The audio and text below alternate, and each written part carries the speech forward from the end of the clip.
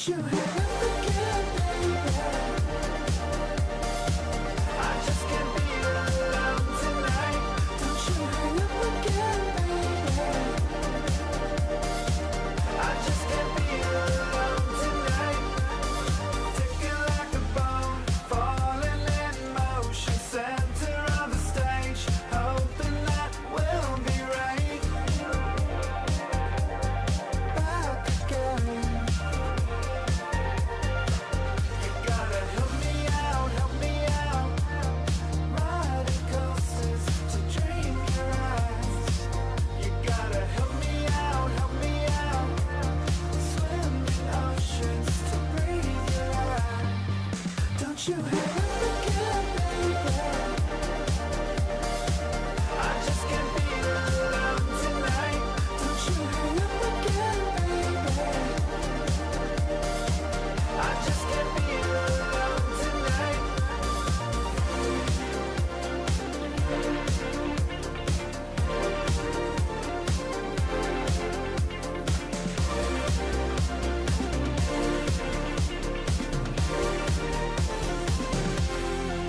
Don't you hang up again, baby. I just can't be alone tonight. Don't you hang up again, baby. I just can't be alone tonight. Don't you hang up again, baby. I just can't be alone tonight. Don't you hang up again, baby. I just can't be alone tonight.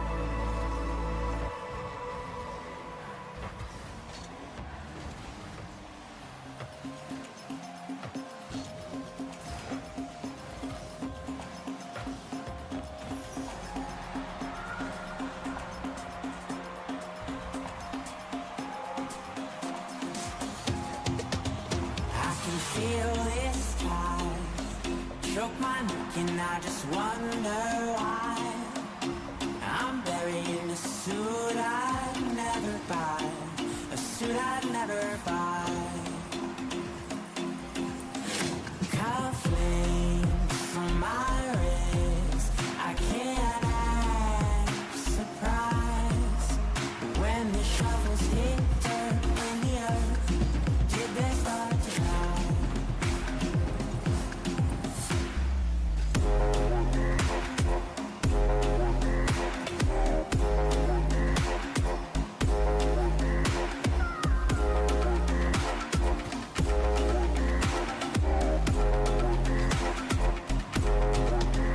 Since I was 17, I've been looking for a place to make me be complete. I've been looking all alone out there for anything to make me feel right.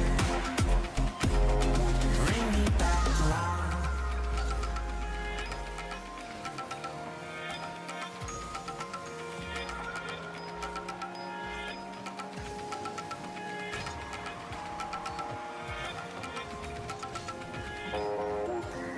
Cufflinks from my wrist, I can't act surprised when the shovels hit dirt in the earth. Did they start to cry?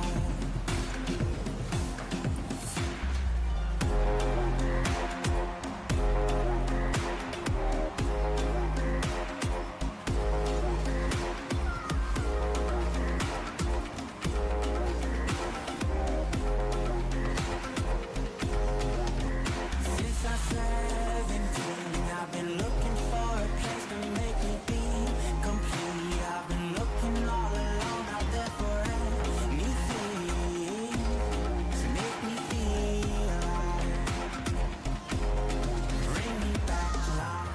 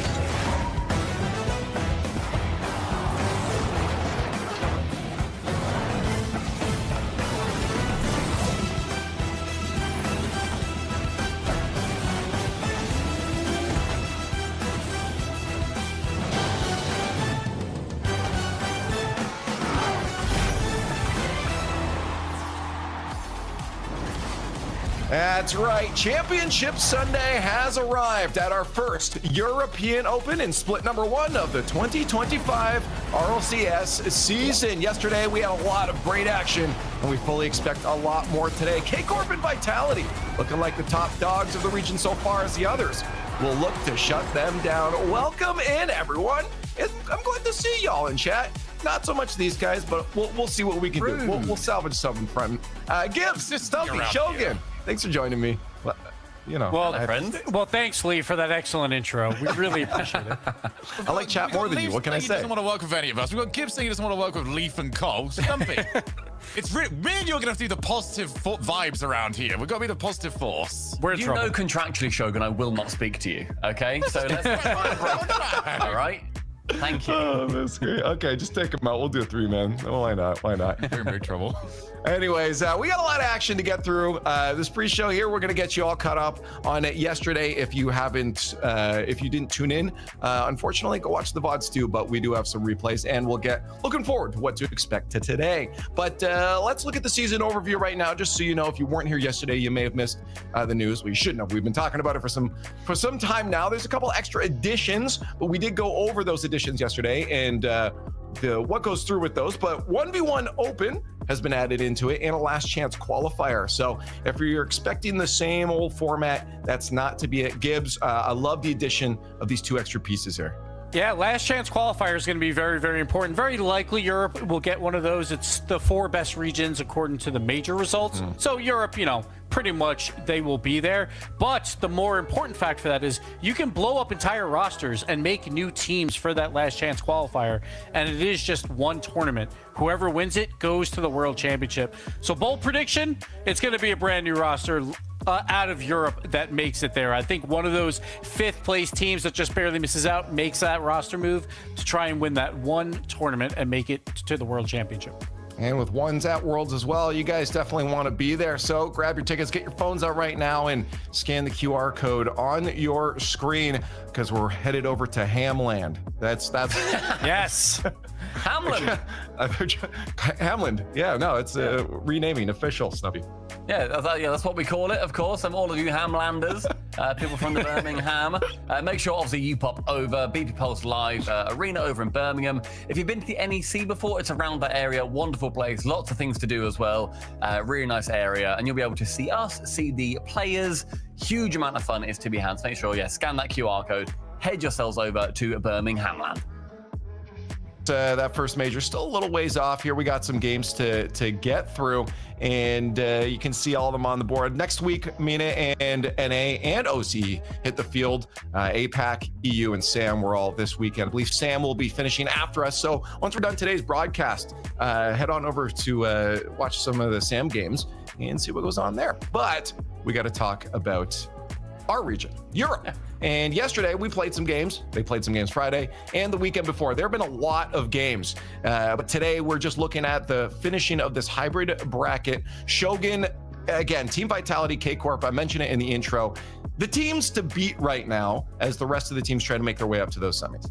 So they've got here via the upper bracket. They have won 3 of their matches, the most important matches in a row. So they have already qualified for the top 4, but they have now lost that right of having the double elim sort of thing going for them. It's now single elim where they're at for 100% Dignitas, NIP, and for Gentlemates. It's all about joining them in that single elim semi-finals onwards. So best of 7 the whole way.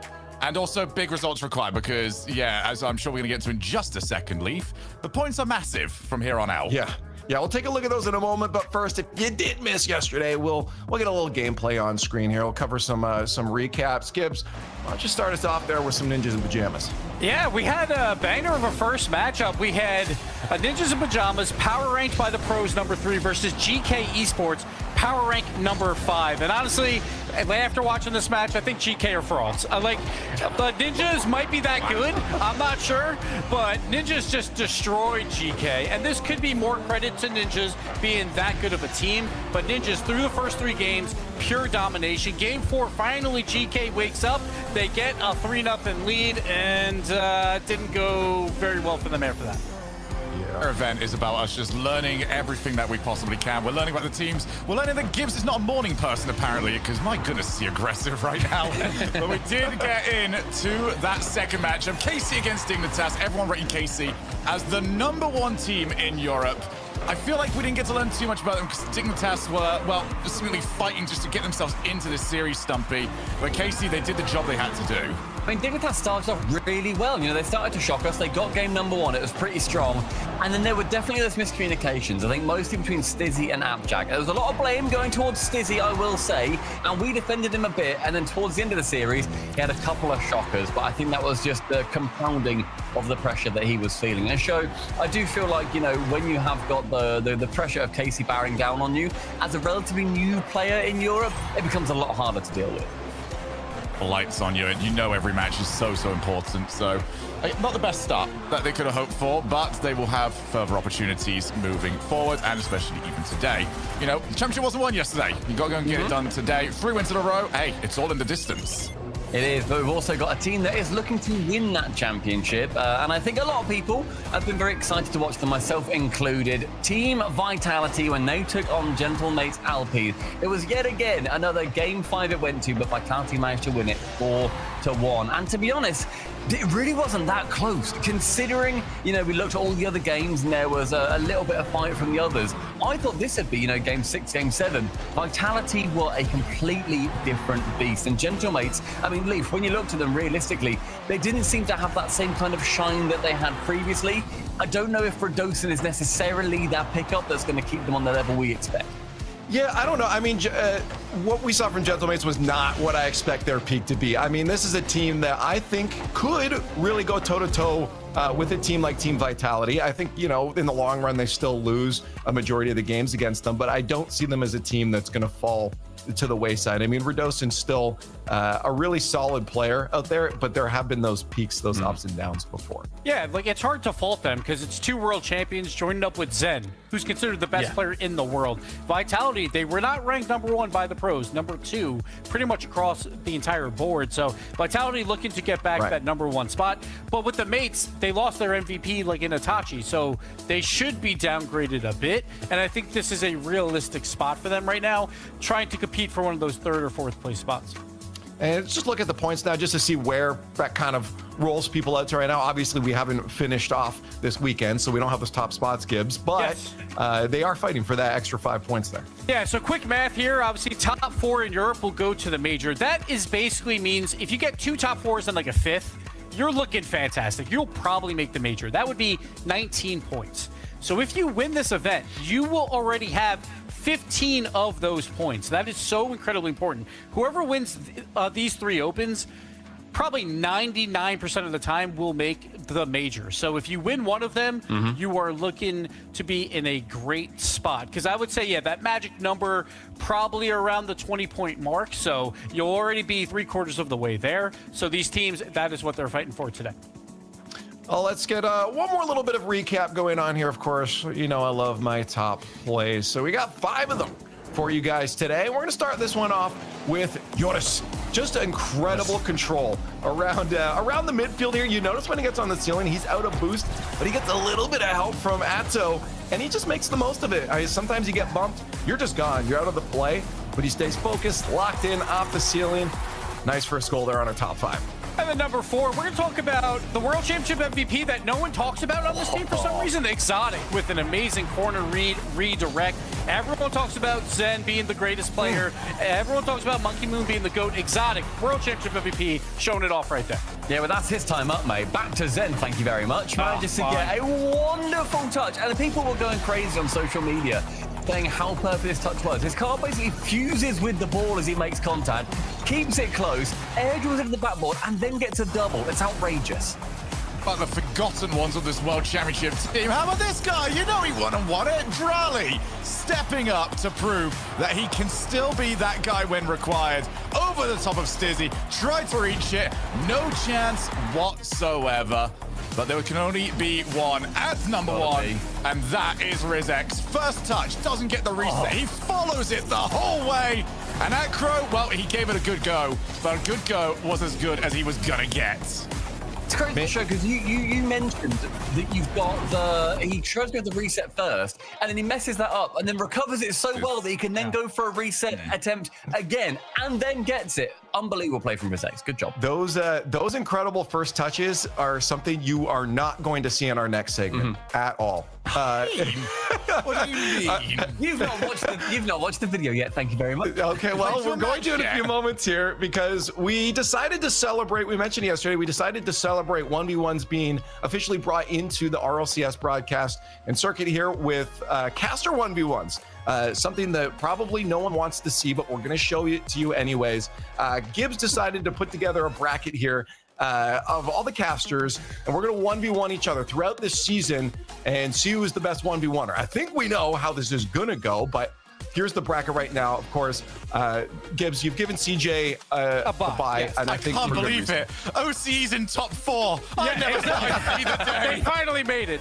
And it's not because of his skill. It's more because he's going to have a massive ping disadvantage when we get to those later rounds. Because obviously we're all playing from home, so we'll see how he does later on. But Cole and Stumpy, sorry Stumpy, but I might have given you a little bit of a tough matchup maybe here. Yeah, so Cole's actually been playing quite a lot of 1v1 at the moment to like try and get a little bit better. And then we saw the bracket and they were like, right, okay, just how am I going to try and compete with this? But what I can compete in right now is the vote down below. Everybody, please just give me a winning chance. All right, now's your time to pander, guys, to the chat, because we're going to watch this 1v1 in just a few moments, but we need to know who you think is going to win this one. Hashtag COL for Cole or Stu for Stumpy. Mr. Stu, give us your pander. Please, just please give me something. Also, I've seen Cole type in chat hashtag COL, which is such a sad thing to do. Look, so get some hashtag STUs in there. Look, I'm the champions people. I'm floundering. I'm scared. I can't. Right, do 1v1. what is your 1v1 competitive history? Because I feel like there's a match that I feel like I casted of you. Who did you play and what was the result? I played Kaylee, an incredible streamer, great friend of mine, and on a Johnny Boy show match, and I played her twice and I lost both times. I think in about 5 years, I've played about 10 1v1s, I want to say. So, Okay. yeah, not great I'm voting for me. Cole. Yeah, no, I think most of you got a couple people there. Only 63% in favor of Cole. Well, Shogi has cut this down for us into a consumable format here, so why don't we find out the results? We're both quite proud of our 1v1s, so let's see how this goes. You've been training in the off-season, haven't you, mate? I have. You know me. Nice. Go on, that's in that. I'm not that bad. Oh, no, Oh, mate, you- no. Some would say overcommitted. Tripped him up, tripped him up, tripped him up, tripped him up. Ref, VAR. So a goal every 16 seconds. You're actually doing better than I thought you'd be doing. Wait. Oh, he's done me. Ooh. I've done him. Yes! Go on. You got it. You got it. You got it. Oh. Flip reset, though. Oh, no. Oh, my God. Oh, my God, I flopped it. I flippy flopped and I'm scared. Already good timed it. Go on, try and deal with that. What's he doing with it? Wonderful. We love to see it. Speed flip kick off. Oh, there we go. Doink. Oh, it didn't quite land for Oh, you're such a coward. me. I couldn't doink it. It didn't quite land for me. I said. Oh, I'll pop it in for you, I reckon. Oi, me, you're man, a that's me. coward. Why am I a coward? I'm in. Cowardice is not demoing. Oh, mate, that's boring goal. Khaled. That's prime Khaled. Did you see Oh, the the spawn? hook shot. Did you hook it? Well, I just sort of hit it in, but look, that is a clever spawn. That's an intelligent spawn point. Thanks. Nice shot. Oh. Thanks, man. Get bipped. Oh, you've bipped me. I bipped him! Gold. So I normally want to look at them and see kind of what's going That's on. fair. Mate, your kickoff is. I should have used the octane. Your kickoff is. It's just stronger. Yeah, I'll fake you out. Take this boost. Now I know that you're low. That's the thing. I'm still at the stage of air roll where I sort of miss Go on. a lot. Oh, that's a good fake. Demo? Nice demo. Every time I score, you take me out. It feels a bit rude. I'm the James Vardy in Oh, this stop with the situation. kickoff goals. Mate, Johnny Boy right now is sitting on the desk salivating at my kickoffs. Yeah, you've been good studying the chalked versus first touch match, haven't you? I have. Avoiding Johnny's, of course. Well, Johnny Boy was keen to tell me how it wasn't his fault, even though he turned in field from the kickoff, which is, yeah, he was like, oh, well, actually, the pros, what they've been doing now is you do that because, I mean, I fell asleep at that point, but you, that's fair. you can imagine he said some stuff. As with any Johnny Don't score, conversation. don't score, don't score. What's the plan here? All right, I'll give you a little bit of free roam here. Go on, you use that free will. Cool. Air dribble. Oh, good Oh, dog. there we go. So, I mean, like, 9 times out of 10, I'll concede That because was I've done lovely. that. Oh, crumbs. He's on. Right, He's psycho. scared. He's scared. I went for the psycho.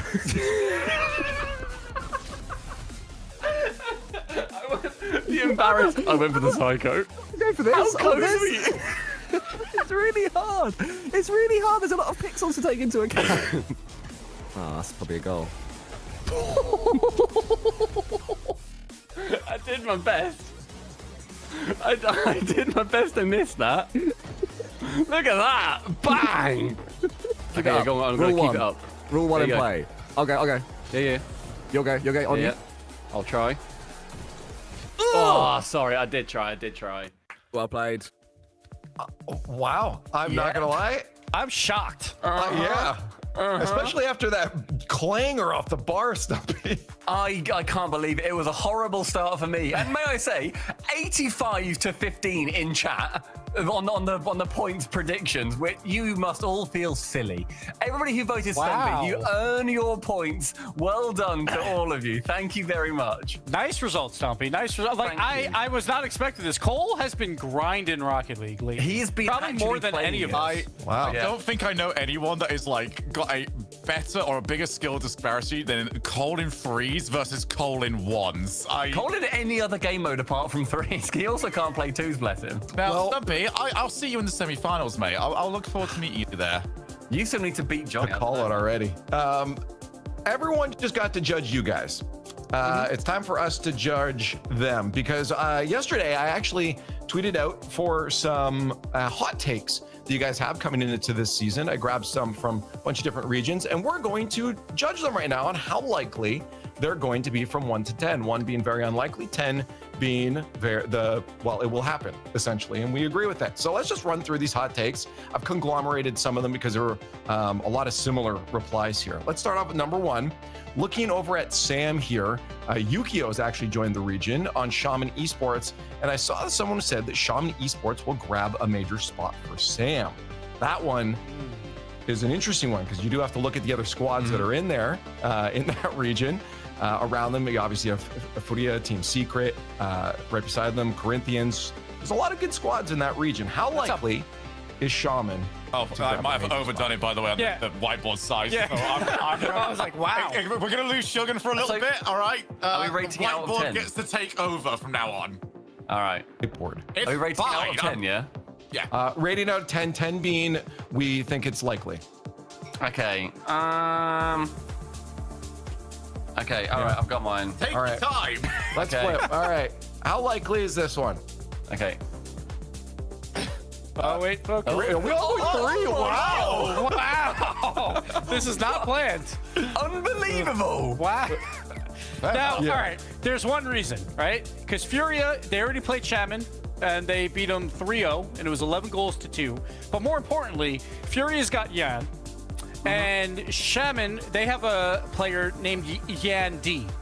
So clearly, Yan is better than Yan D. He's not even Yan B. So I'm He's going Yan X, with Furia and Team Yeah, but the other Secret. one's Yan X. Yeah. Okay. Sorry. All right. Next Sorry, bad one. joke. Let's keep it in the region here. Furia will finally win a major here. Okay, well, I'm off on my merry adventure again. There's a lot of good teams, so this is hard. Okay, all right. I've got mine. I don't know. ruining the It's like, where does my version, to heart be honest. go, and where does reality go? You know? Shogun, you could have just used your phone. That's what I'm doing. Wouldn't be as good. All right. He shouts from through You corridors guys are ready? Let's away. My flip them. cats are staring at me and got cool 3, going on. 2, Okay. 1, flipper. Yeah, I don't know why I even got rid of it. I put 3. Oh my God, we almost all went 2 as well. But yeah, I mean, I thought it was disrespectful, but I think you guys are more correct than me. I don't want to be the harsh one. There's obviously a chance. I'm not saying there's a 20% chance, but I'm saying there's a chance, but they have to then also beat Falcons. They have to then go out and beat Carmine Corp. They have to beat Vitality for it. I put 2 or 3 teams minimum above them, like to win it. So I think 2 is probably about fair, something around there. Okay, let's move on to the next one here. Complexity will do better in North America than they did in SAM last season, possibly achieving first seed for one of the majors and getting top 4 worldwide. All right, let's not get carried away. All right, let's go based on I'm the using my first fingers, part of by the the way. statement. I'm not doing this mountain of a task every time. Yeah. So where did Complexity place in SAM last season 2? Was 1 spot out of the World Championship. last okay. time. So that would be like 5th in NA. Okay. So. So we're just going off of doing better in NA. Yeah. Yeah, I would say if you're better than 5th in NA, would be the take. Because otherwise, yeah, they're saying otherwise that they're going to be getting like 2nd and 1st, which in North America, I don't know if that's going to be happening. Okay, all right, I got it. All right. Yeah, see if we can mind meld again. All right, you ready? Let's do it. Another correct one. 3, 2, 1, go. Oh, so wow. close. 6, 7. All right, so Leaf, you're confident. Yeah. Yeah, well, I mean, I just, well, or is it lack of confidence in it? Well, yeah, but that's fair. There's I think that's like more half of of where their I'm top coming from here. 32 is retired players, so you know I don't really know what's going on Yeah, there anymore. I think that's more of where that one was coming from. Is we'll see. They're playing next weekend, but maybe they can. I'm live up intrigued to to it, see but- how they do. Like, you know, going back over there. Complexity also with that, with the decal situation Yeah. again, or with their logo, going back to like the old retro logo. I always like that style. So they've So we had a number 4 red. I don't know if I want to skip number 4 here. I'll throw production for a loop here and skip to number 5, if it's possible to do that. Just because we're gonna have to move on here in a sec. But I like this one. The Ultimates, FK, Chronic, and LJ will do better than NRG this season. BMO, Daniel, and is this going to be I their actually final placements? I saw, just in general, will they do better throughout the season? I saw this multiple times, actually. This wasn't just one person. This was a lot of people saying this, which is obviously interesting. Yeah, I've got mine. So there's one rule, like as we are writing these down, or like when you make roster moves, it's usually a good thing. But I think everyone agrees that NRG should not have made a roster move. Correct, So that kind of throws it for a loop here. Okay, all right, I'm good. Go. Nah, I'm sorry. There's no chance. Pretty low. There's- 2 3s. there is No chance. There is No chance is a big call. really, I'd put it like 0 or 1. The NRG are quite literally, and have been, and will be this season, quite handily the best team in North America. Even last season, when you had a little bit of a floundering Gen G at times, I don't see this current team as a better team ultimately than that Gen G Now- team with First Killer. I don't see him getting the number 1 in North America over, you know, his old phase days, and even then it was kind of like a little bit wishy-washy. But the offseason event, the Ultimates already beat NRG once. I think they beat them twice out of the like all the opens that we play. Like I think the Ultimates beat NRG twice. That's why I'm giving them a 4. I think it'll be closer than people think, but I do think NRG will be number 1 seed. NRG's like an easily top 3 team in the world, like if not like number 1 or 2. So I don't have Ultimates at that level. And gosh knows I really like those boys. I can't yet see it, but we'll see. Okay, if we got time for one more, then we can crush through the rest of the end here. I don't know if production wants to. Okay, we'll do the last one here. Here we go. If they played again on LAN, Chalked Cast would get the revenge with a 4-0 sweep over First Touch. Yeah. 4-0 sweep. No problem. No problem. Yeah, I think Johnny's watching this one too. There So we go. let's see. Let's give him 10. Yeah, That's it's a 10. right there. It's One. I'm A 1. What? All right, I'm just gonna You throw missed a people under digit. the bus at this point because let's talk about Johnny Boy first. Does not know how to do kickoffs at all. He talks a big game, has no clue. Did we watch Rizzo? It looks like he hasn't played Rocket League in 5 years. We did watch Rizzo. And he We did watch retired Rizzo. 3 years ago, but it looks like he hasn't played in 5 years. So, like Rizzo, maybe if you grind the sticks a bit more and become one of those retired players in NA that makes top 32, maybe. But right now, it's not looking good. It's not I looking like it. I Okay. just think they were tilted by the fact that First Touch had to throw water on the floor to make it a best of 3 to even eke a win. That's all it was. Bates got carried by Dazzer, and you heard it here first. A little bit of heat on the way out here, but we got to move on. We got to get to some actual gameplay here, some good gameplay, and talk about what we're going to see for Championship Sunday. Our bracket, of course, is going to be finalized by the end of it. We'll be crowning a champion. Just to remind you guys, the teams that are playing here, this is it. K Corp and Team Vitality waiting in semifinals, while the other 4 are looking for the privilege of trying to take them down. Of course, a reminder of what they're fighting for here. It's $15,000 on the weekend, but again, Gibbs was talking about it before, those points are going to be massive. Getting first place, 15 points, is absolutely huge. So this is what all the teams are going to be gunning for. And in case you want to know what order we're playing it in, here's the schedule. But again, it's going to be pretty straightforward, especially as we narrow down to the end of that bracket. We have 100% Dignitas coming up after our first match here. But that first match is Ninjas in Pajamas versus Gentlemates Alpine. Let's start breaking this one down. Shogun, Ninjas in Pajamas, and Gentlemates, both 2 of those teams I think that are just behind, our K Corp and Team Vitality. Yeah, I think both of them have sort of seen right now that they're not quite on that level, but now we're just trying to gauge roughly where they compare to each other. And this is a huge game as well, because they are going to eliminate one another. They are going to get themselves in a good spot with that top 4 to reset themselves up for that major position. But for Gentlemates, I mean, we saw them all last season. They started off, they won the first event of that season, and then, you know, they kind of went quiet until the big events came back up, and then suddenly we'd see them go and win everything yet again and become like the front runners of Europe. But for NIP, Stumpy, it is all about getting that offense going. They need to maintain a flow in this series. I think that's what they've kind of had so far from pretty much every series we've had. The only team that have been able to stop them so far is Vitality, and then they ended up dictating the entire play. It was a different vibe in that series. Otherwise, you're right, they are electric. They become that conveyor belt that is constantly attacking, and it becomes a lot harder to even attempt to deal with. Gentlemates, I back them to deal with it, you know, better than other teams that they have played previously in the bracket, but they also went 4-0 against GK. That is quite a statement. The only 4-0 yesterday out of any of our series. I'll be intrigued with this one. They are very much, both teams have the ability to either obviously reach a very high peak or kind of crash and hit the floor a little bit. I back the newer team in NIP to stay together a little bit more because they might be a little bit more vibes focused at the moment, and that's unironically a very big thing. And the pros are completely split on this. Preseason power rankings, they had Ninjas in Pajamas at 3.33. They had the Mates at 3.38. So literally just Very 1 close. point difference between like one of the teams. So very, very close. This is supposed to be a 50-50 match. We expect Champions Field, but Nas as well. Happy birthday to him. Happy He turns birthday. 18 Happy birthday. today. He gets the birthday buff to go through this bracket. I expect Ninjas to show that high-powered offense yet again. They're the #1 offense throughout this tournament. I expect them to continue that with Itachi and Nas upfield, doing their playmaking abilities that they are so good at doing.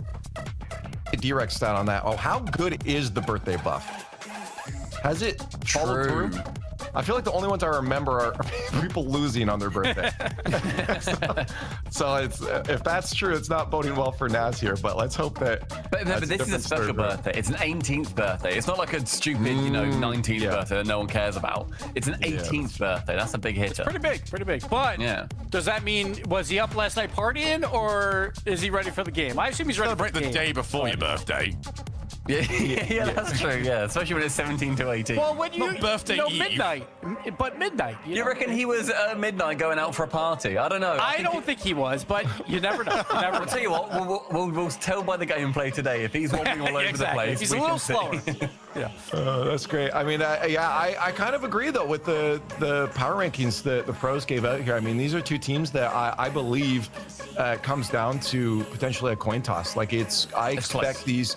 We will do a coin toss. I expect it to be extremely close. I mean, I don't know if we want to get predictions now because I was going to ask, which way do you think this is going to land? But for Ninjas in Pajamas over Gentlemates, actually, I think I want to ask for Gentlemates Shogun. Gentlemates obviously have a lot to bring behind their name. Rudosin coming out of the squad that exploded onto the scene last year has gone through changes now, and I still feel has that aura around the name. Do they keep that throughout the rest of the season, or do those sentiments for this brand start to shift? Well, okay, so let's start from the beginning on this one, shall we? Yeah, sorry, that was a long question. There was a lot going on there. I think for the most part, I mean, Rudosin is going to be Rudosin every other time. I think for me, this all comes down to what version of Juicy are we getting? We know Seiko, I think he's going to be popping off here, but Juicy can run hot and cold a lot of the time, and when he's going hot, this team tends to have their best results possible. For me, we're looking towards Juicy in this series and seeing what he's up to. Okay, well, let's get the predictions on the board then, Shogun. Since you're already talking, who did you end up going with? I did end up going for Gentlemates. I feel like this is the one. It's not to spite you, by the way, Stuffy. I know you had to go towards me, but I think for Gentlemates, I just see a little bit more to them at the moment. And I think if things start to get a little bit rocky, NIP might just crumble. I've also got something else to bring up very quickly. It's also Rudosin's birthday today. Wait, is it really? Yeah, so it's Nas and Rudosin's birthday today. So somebody is going to be losing on their birthday. no. Rudosin has also Birthday got a buffer or big birthday one. curse? He's just turned 21. So it's a 21st birthday and an 18th birthday. Very European, North American of us. So also happy birthday to Rudosin. But I've got to stick with the boys. NIP, personally, for me, across the board. But yeah, birthday each side. Yeah, this is a immovable force meets an unstoppable rock. It's something like that. Gibbs, Ninjas in Pajamas. Why'd you end up going with them over Gentlemate? I think they're the only true challengers in this region to compete against the top two teams, K-Corp and Vitality. But I think Ninja's offense can do that to anyone. I think the mates don't have that offensive firepower, so I'm going Ninjas. Yeah, I think for me, the biggest thing going Ninja in Pajamas is I really like the journey of Nas, and I've always loved Itachi as well. And I want to see Nas continue his stock rising up to the top. And again, now knowing it's both their birthdays, I don't want either of them to lose. Infinite overtime. Why not? We'll see. We got to get into the match. Our first day of game of Championship Sunday is about to get underway. It's a battle of the outfits. We got Pajamas versus Green Suits. One of these teams is fighting for the privilege to play against K-Corp after, but they got to stay locked in right now because this best of 7 matters to them. Today may be Nas and Radosin's birthdays, but for one of these teams, their run to the Birmingham Major is truly about to be born. Best of 7, Stumpy. Winner makes top 4. Ninja in Pajamas versus Gentlemates. Very intrigued as well to see how this is going to go, because I reckon this is going to be setting the tempo for the rest of the season. If then we see Gentlemates take down NIP pretty handily, they're now going to worry then when they come to face them. Will that then have the further repercussions and also, get back the other way? We've obviously been able to watch the NIP boys a little bit more after being on their team stream on our channel, but ultimately, Gentlemates didn't show up yesterday when I think we all expected a little bit of a bigger fight versus Vitality.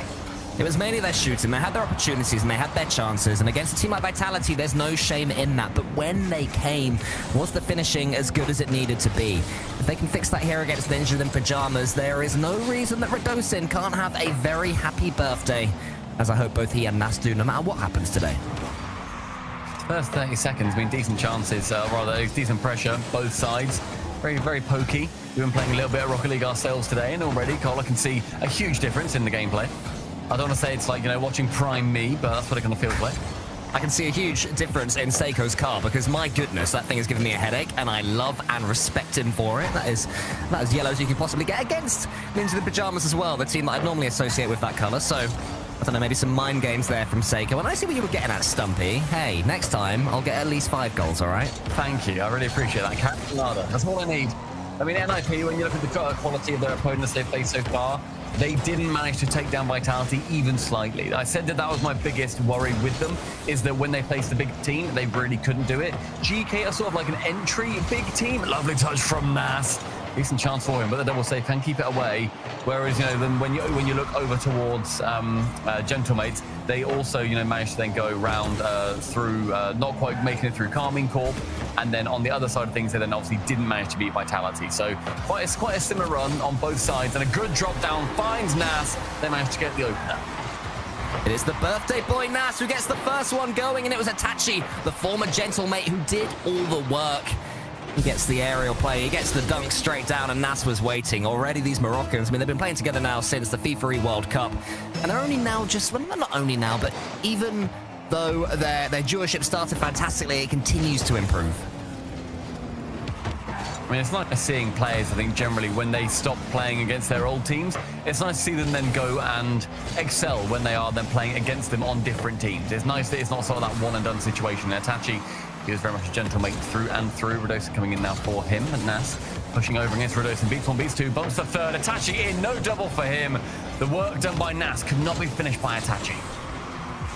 It's got a lovely goal earlier from the ceiling, as there's a double commit there between Seiko and Juicy. Been playing together quite a while now. You shouldn't expect to see that too often between these two. Coming, of course, in all French with their new French teammate Radosin. But Itachi's able to slow it down.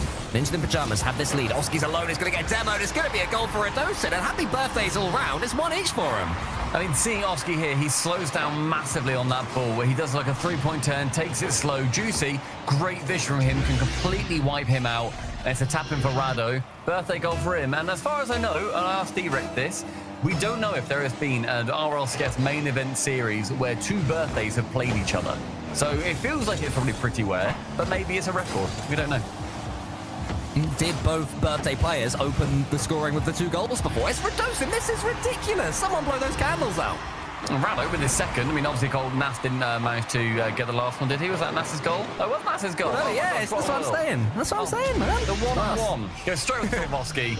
Never getting touch on it. And yeah, 2 for Rado.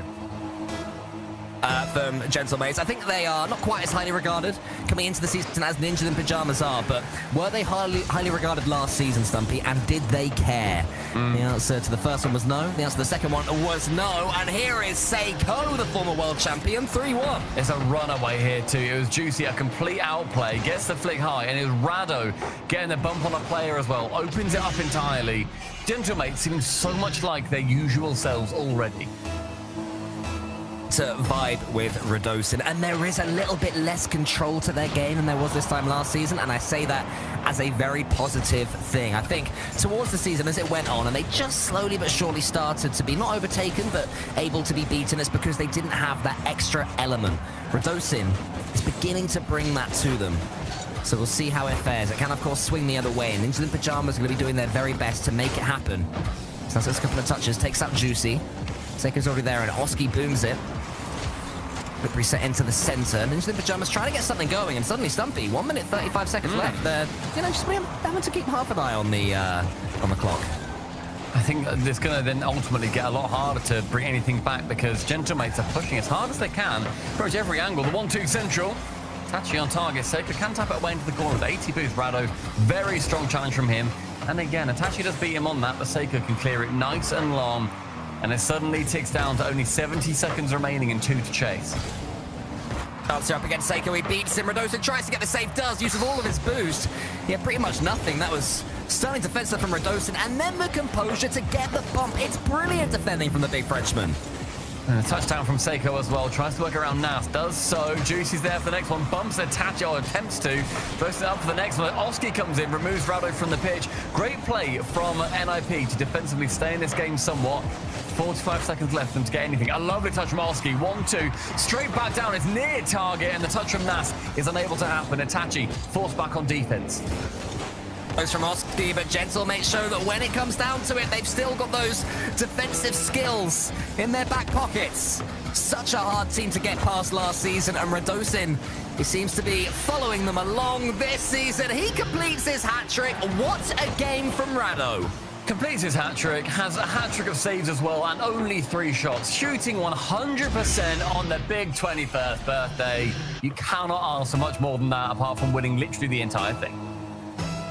That'd be nice, I'm sure. There's a long way to go for that. There's still Carmine Corp waiting for the winner of this matchup in the semi-finals, so beating them would be even nicer. But 4-1 in game number 1 after going behind as well. It's pretty much been a perfect reDosin game. You know, he's come out from under the rock at the right time, done his reDosin stuff, and then defended well on top of that. I mean, ultimately, he's been picked up for a reason. He was typically the memed player on Vitality, somewhat harshly sometimes, but usually it's just because he plays quite erratically, and it's hard to play around for both sides, I think. If you can get used to that, which is what Vitality did, he becomes an absolutely elite player. If you struggle with it, which is what was happening yesterday versus Vitality, then yes, it's going to be a problem for both teams, and obviously you don't want that if he's your teammate. But this is what happens when he manages to play in cohesion with his team. Looking strong and Gentlemates. Is history repeating? No one expected them to win that first major. I can't remember how much they were talked about qualifying for the first major. So, you know, you look at the conversation, you look at the discourse, everyone's saying that NIP will be that 3rd team in Europe. Based on that first game, Gentlemates have got every chance of repeating their trick. Fingers crossed. You see something more come out from NIP, though, on their half. Nas's birthday hasn't quite come off to as much of a bang as reDosin's has. So it'll be nice to see what NIP are going to be able to push forward for the rest of this series. Ultimately, Cole, we have seen that NIP can put forward a lot more than that. They had a single save in that game coming from Oski, and then they let 4 goals in otherwise. On all of their goals, they were pretty much completely outplayed. With the bump, with the double tap, whatever it ended up being, they were second fiddle to whatever Gentlemates put to them. Now it'll be the same in game number 2. Rocket League shifts its narrative between these matches within the microcosm of one series. And now we're going to see what NIP have been changing. Snaski, their coach, will be in the background, I'm sure. Just tinkering 1 or 2 things after that one, after a bit of a, not a collapse, just being outplayed after scoring the first one. I think Oski is looking most likely for NIP. If they are to win this one, he has to step up even further. I mean, Oski stepped up massively in their wins previously. Him and Nas, I think we were generally talking, were wonderful players across the board. Nas probably a little bit more so. So I think Nas needs to show maybe a little bit more of the bite that he had in previous series. That's a long shot for him. Seiko is going to be back in time. It's a good idea to go for it though. Just make sure they're itching to get back. If they do push a little bit too far forward, mates. The clean touch. Nas is waiting underneath it and will be able to hit this one all by himself as well. I wonder if you go for a flip reset. Instead, there's a couple of touches into the Gentlemate's corner. And Ninja in the Pajamas have started game 2 a little bit better. They seem more in control of the situation, like they're trying to make their statements one after another. However, a pause has been claimed, so there'll be a little bit of a period where players can talk things through. And I think that in the opening minute or so, Ninja in the Pajamas will be happy with how that second game is looking. Yeah, we just hearing that Nas has just got a little bit of lag going on right now, so trying to sort that out. And once we do, obviously he's going to be back in the game. We'll be all good to go. But yeah, I think NIP, we need Nas to step up, to the point where he was previously. We said when we came into the show yesterday that in the top 6 of the offensive stats, all 3 NIP players were there. If you looked at this game so far, or at least this series so far, Cole, you would see, I think, quite a stark difference. They were pushed back on defense a lot. And that is all credit to Gentlemates. Gentlemates seem to be looking like a well-oiled machine already. We talked about redosin a lot in that first game, but take nothing away from the teammates as well. It was a classic performance there from Seiko. I think Juicy was a little bit quiet, but as Shogun said on the pre-show, Juicy is a player who can drift in and out of series. When he suddenly turns it on, then my goodness, he is capable of scoring some stunning goals. He was the MVP in the major that they won. And he still never won an online qualifier, so that it becomes an increasingly odd thing, I think, the better Gentlemates do. Yeah, I mean, I like to think that even this season, he goes through, wins both majors, wins the World Championship, and still, that elusive little regional event, one of the opens, we just can't quite crack through just Europe to win that. Let's give him Esports World Cup as well. Let's go crazy. Juicy gets everything, the perfect season. But in the future, Rocket League historians will say, but was he the GOAT? He never won an online regional. Was he I don't really? Don't know if it counts. He's got that stain on his record, just a slew of second places. But yeah, it's an interesting story, and he is a great player when he's playing well. And he's someone that when he joined with Moist, I remember he was probably one of their weaker players. Yeah. Juicy. He never really jumped out that much until, so he was certainly inconsistent at the very least. And then with Gentlemates, since coming in, he's been getting, I wouldn't say better and better, but just a much more consistent presence. He reached a new level, almost immediately. Yeah. Bear in mind, Shogun's moment yesterday, when we look back at the previous season, was when Gentlemates ended up beating Vitality straight away. The former world champions, the reigning world champions at that point, they just came in there like, yeah, we'll just beat you, in the Game 7 overtime. We can just do that. So it'd be nice to see, if they're going to have as much of a magical season as they can. Otherwise, our new season's leftovers in NIP, I'm going to be able to see something more from them, at least starting in game number 2. Showman has now begun. We are upon us. And as we saw before the pause, it's the Ninja in the Pajamas that are starting this second game the better still. They seem to have more of the play. Seiko still in that just brilliantly grotesque vehicle. I love it, truly. Yeah, I love a very loud car as well. I'm a big fan of it. Instead of all these cars trying to look cool, I like a weird car, but Juicy's going to be going up for an air dribble. That goes over 1 and 2. Final man attach, you can tap it out towards Oski. Full boost, booms it instead of keeping it close to him. And that's going to give control straight back over the 200 boosted players. Oski nearly tipping it in from his behind. Can't quite squeak in goal number 1. Almost a cheeky little doink there, I think. If not a doink, it was sort of a situation where you let the ball hit you, but that's a good clearance from Juicy. Gentlemates just need to clear this ball for now. They have to get something down on the blue side. That one won't be going in. It's going just wide, hitting the post. It's, done that. That was Nas's gift on redosin's birthday to redosin. Assuming that redosin is going to score an own goal the other way. So he's like, look, I'll give you one now. I will assume we'll get it back later. Yeah. It's an homage. It's an homage to redosin. And for that, good job, Nas. But that is actually a complete shocker. I think this struggles to realise that there's not that much pressure on him. But ultimately, in that moment, you'll be thinking, oh dear, I need to get that touchness immediately. Completely misreads. Nas sends his own team behind. To make amends for his teammate right now. He tries to go through. Doesn't even get the flick, though. Seiko towards Nas. Oski's there. It's still looking like there's not much in the tank from Ninja in Pajamas. And I'll tell you what as well, Stumpy, all the momentum that Nip were building, Gentlemates have just taken it right from them. Oof. And now they can go back to their favorite playstyle historically, and that is score a goal, defend. Control the 50s game as well. Oscar goes up for one, gets it round the side of Juicy, but Redosin's got, you know, enough wherewithal to make sure that he's the next man to it. Itachi can't get the flick off before Seiko makes contact. Nat's then troubled by Seiko as well. Still, Gentlemates completely controlling the narrative of this game. Gentlemates going for these fakes as well. Really, the team I associate with them too much, but there was an early call there. Redosin, I wonder if he called his teammate off or if he was told to go for it. Either way, just a nice little attempt, showing some creativity despite having the lead. Didn't lead to a goal, but these things all get in your opponent's heads. Seiko collides with Nat. Juicy comes away with it to the ceiling. I wonder if this is the moment he comes alive. He goes to the floor as a pass to Redosin. And saves his own teammate. It's unfortunate, but you can see it coming.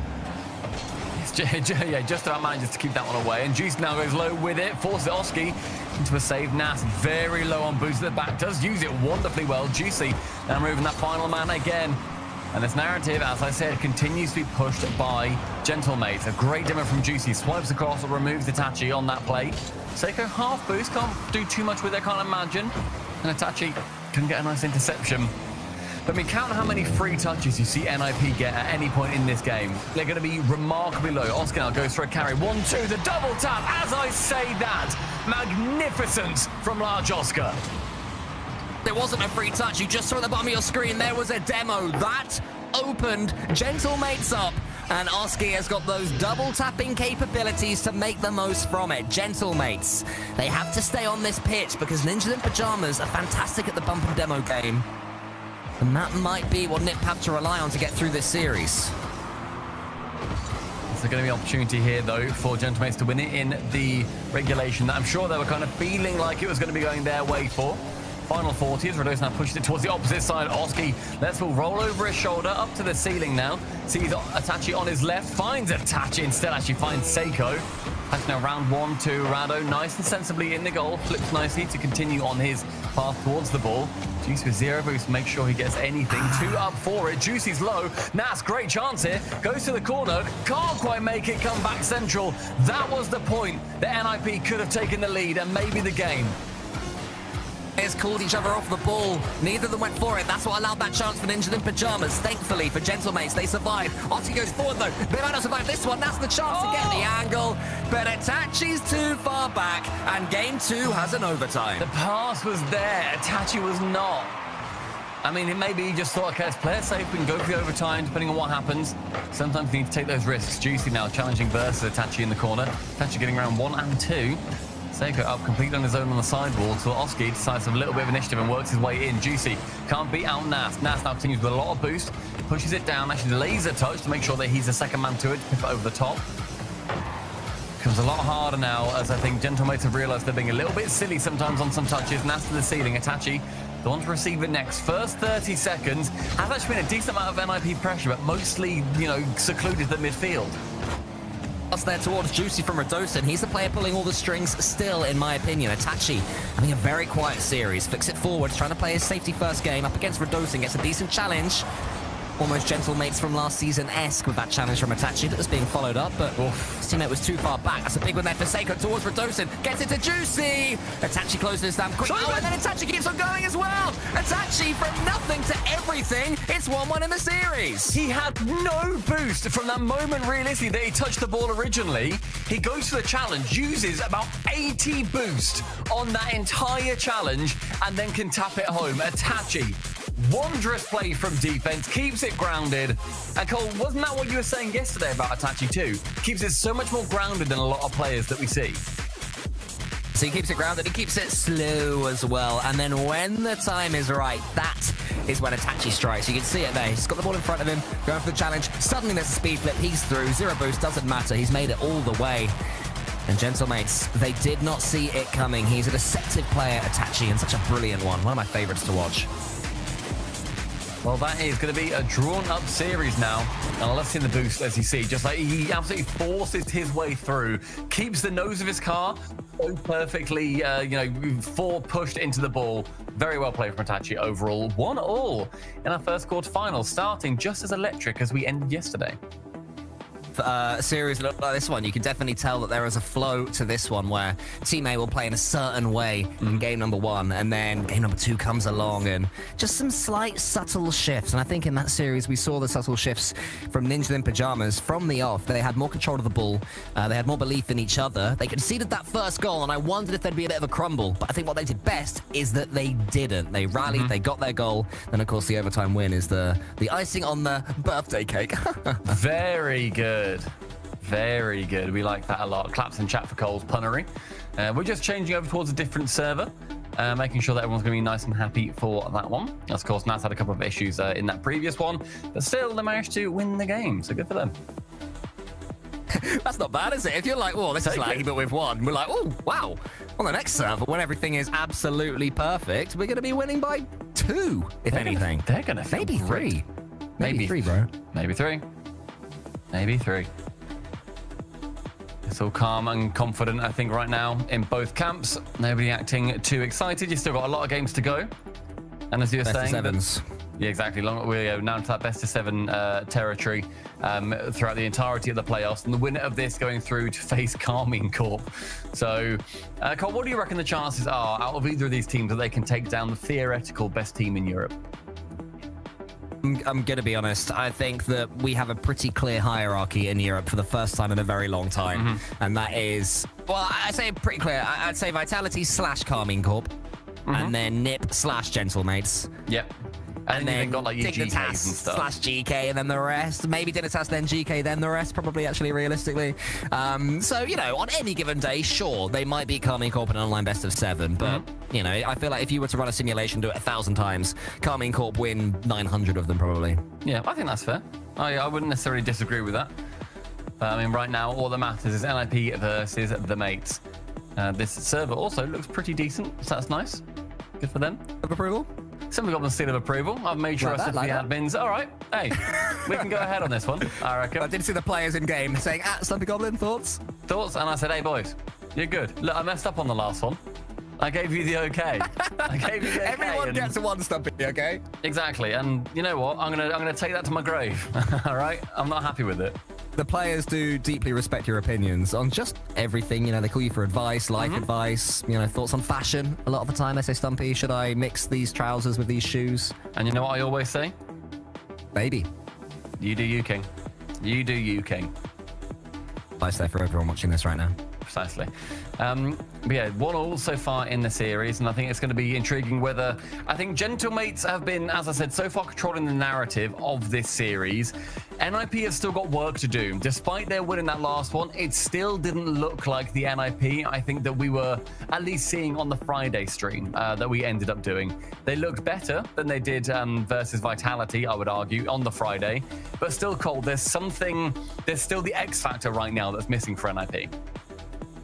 Something that I wasn't really expecting going into this weekend. I wasn't thinking they'd blast everybody away and win games, Series 4-0. But I did think that even in games they'd lose, it would be a bit more crazy, a 5-2, a 4-3, that sort of scoreline. There's a lot of very close games that Ninja in Pajamas are having. I just wonder if there's something in their minds that's blocking them out somewhat. If they are thinking, oh, you know, what if we lose? If that thought is in the back of their minds, as opposed to really trying to take the battle to their opponents. That's my main question about Ninja in Pajamas. But, you know, if they're taking games, you can't really question it at this early stage of the season. If you think how much season there is left, it is a lot. It's a lot of season. An RLCS season, you know, you look back to qualifier number 1, you don't think, man, we lost qualifier number 1. You know, so it's something that Ninja in Pajamas, I think, have more in the locker. But do you think Gentlemates have more in the locker based on what you've seen? I think it's hard to answer, firstly, because we were very, you know, caught up looking at the NIP streams on the Friday. But also, they didn't show up against Vitality yesterday. Radosin didn't gel with the team nearly as much. I think they have looked brilliant today, better than they did yesterday, absolutely. But when it comes down to the actual, you know, ceiling of this team, I never know where to put a team that's, you know, just switched out one player. Because you can kind of look towards Vitality and say the exact same thing. You know, you can look and then say, okay, well, it's Exotic, it's Monkey Moon. All they've done is switch out Drali for Zen. But I think you can kind of see that as an immediate, oh, okay, well, Zen has been very close with these boys in the past. I can see that working. I don't know what the vibes are also like in that camp, where then you have reDosin moving over to a team like Gentlemates. And just to confirm for people, we are just having a quick player PC reboot. So we're going to make sure that everything is all good. Everyone's all nice and happy with their computers and everything like that. So yeah, there's going to be probably a couple of minutes before we're back into this game. I'm excited to see which direction these two teams go into next. I do want to see the NIP throwing everything at the wall, which I think is still in their locker. I think it's been in their locker all weekend, or since the end of Friday, to be honest.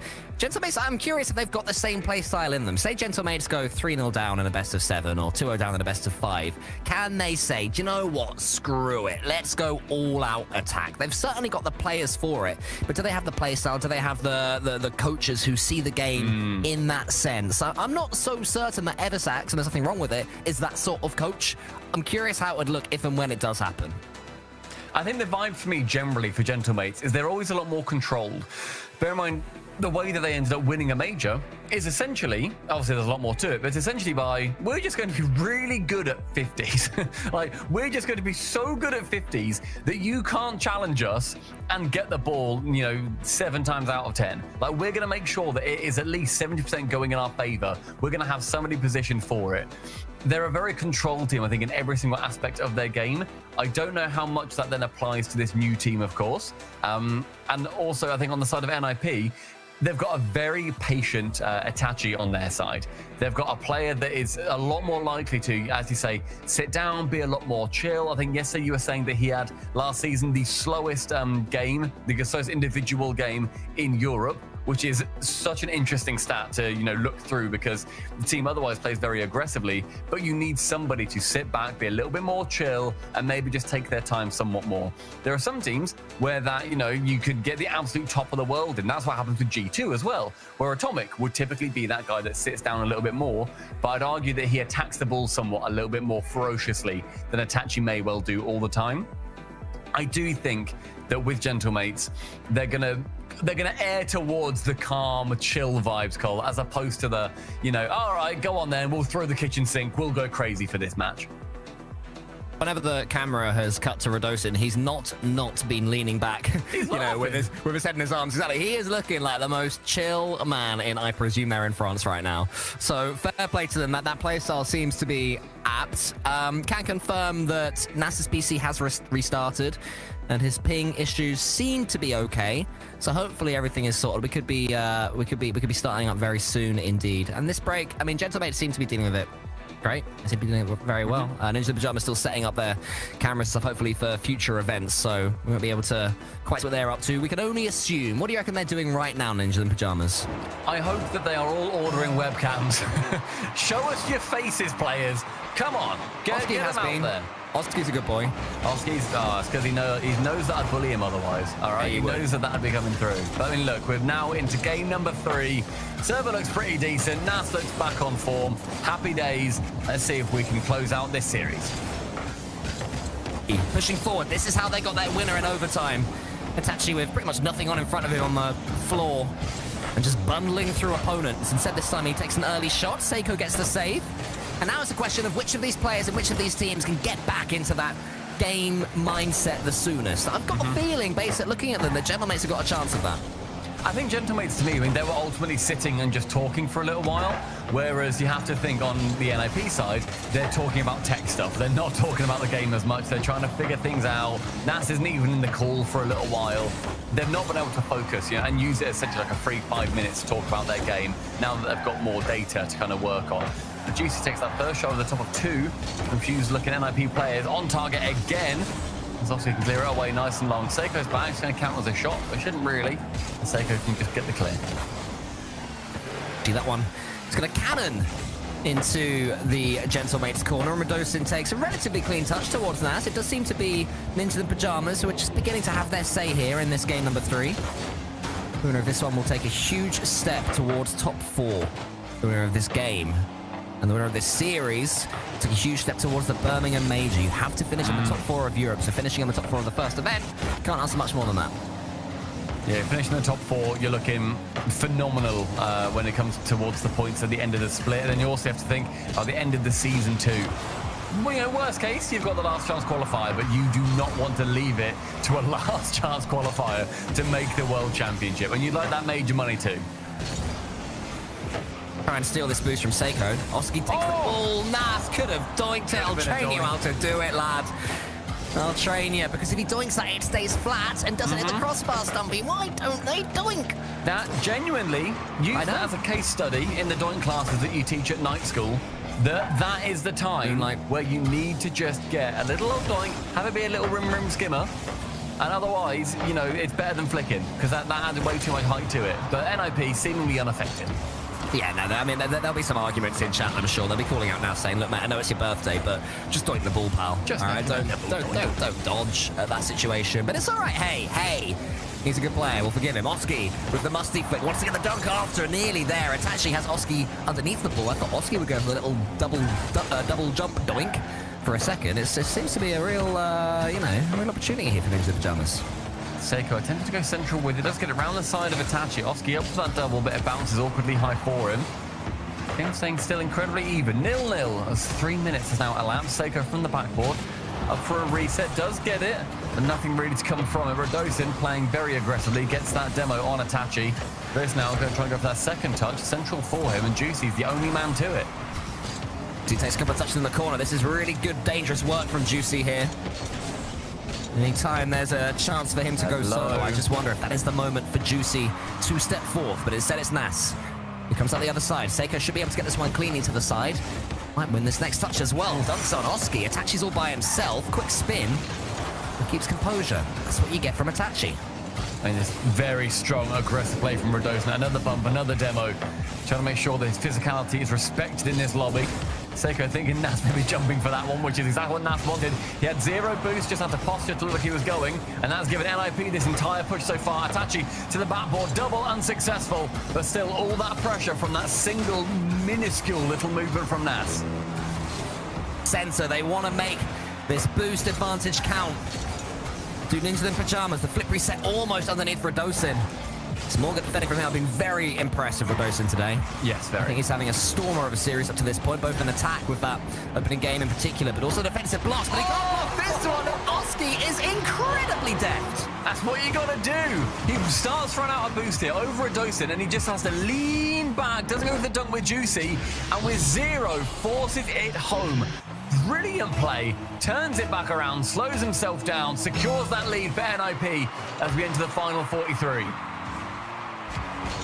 Oh, mates, now they really will have to go all out. Itachi's already up against Seiko. Seiko gets it over the top of Itachi. That's okay. You just don't want it to go underneath you. That's when there's real danger. Juicy, couple of touches past Oski. Radosin gets the bump. Seiko's got a chance made, but the angle is just too much. So Gentleman's going to have to keep this attack going one way or another.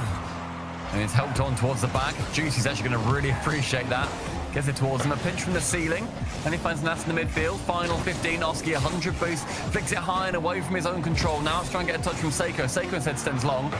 Touch it up with one touch onto the reset, back down central. Radosin trying to find Seiko again, but we're seeing a lot more attack through from NIP. Juicy, central with it. Seiko's there. Double commit onto that defense, but with only one player to it. It's going to be Nas. Juicy can keep it up. Seiko's central. Itachi up one again. Got a reset. Is going to let it drop. NIP. Well managed at the end, well doinked on offense, and well won by the Ninjas. Did enough there. I was impressed by the composure that Gentlemates had in the dying embers, but Ninjas in Pajamas were more than equal to it.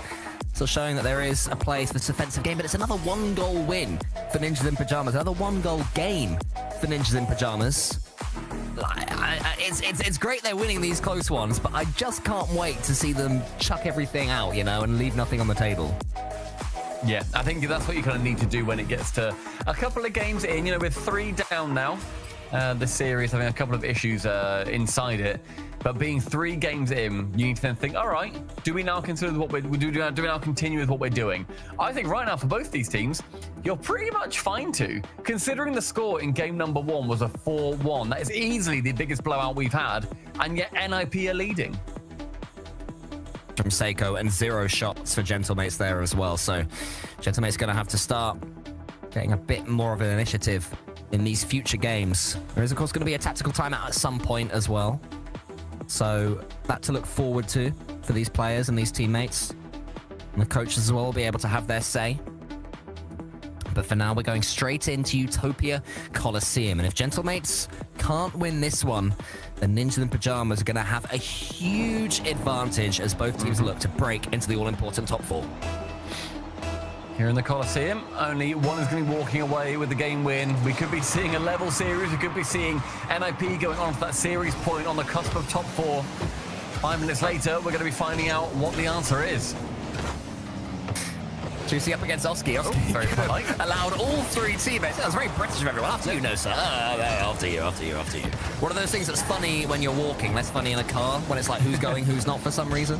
Nas up against Juicy. Itachi's going to turn onto this one. Won't be able to get it. Hope the boost would spawn. That was a couple of seconds out with his inbuilt metronome.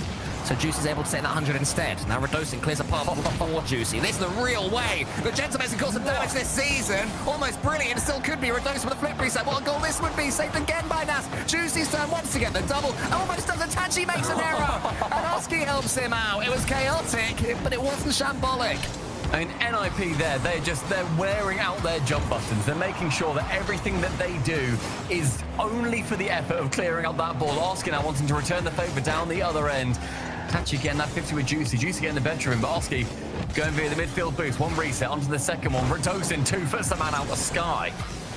Tachi's going to have a chance to take this one for himself. Got half attack to play with. Juicy up against him. Itachi just gets it towards Seiko. And now Seiko can have a turn. It's looking more solo play-centric, this one. So it's going to be who is the first player to unlock the rest of them. Juicy's touch is wayward, so it heads towards Itachi. Ninja and Pajamas really trying to slow it down. Gentlemate's trying to speed it up as a 3. I'd say they're the ones who are mounting more pressure. Seiko puts it onto the back wall for Juicy. Nas has to wrap around and clear that ball, but Gentlemate's looking much more likely. It's great positioning from Nas there, though, making sure that he can be the one. But the 1, 2, 3 goes bottom corner. Nas again a touch away. Juicy shooting top corner. The pressure has been immense on the side of NIP, and they managed to keep every single shot out so far. 6 shots going their way and 0 going towards the orange side. Could have lost that 50-50 to Nas. The ball was going to trickle over him into the orange net. Redosin once again stood firm defensively. I'll have to do some more defending here. Juicy, one touch, follows it up. Up against Oski, who's had a quiet series, I would say, but some big goals within it, if that makes sense. As Nas and Juicy combine. Moments, I suppose. So I'd agree with you. I agree. Because he obviously had that goal in the last game that was wonderful. Won NIP the game itself. Gave him the lead. Apart from that, yeah, I've not seen as much from him as we have done in previous matches. Seiko sent the ball a little bit too far away of Juicy, but Redosin's going to be positioned somewhat further out to take advantage of it. Nas with a huge clear. Defensively, Nas has also gone straight to the backboard. So far, nothing for Gentlemates really working out from that position.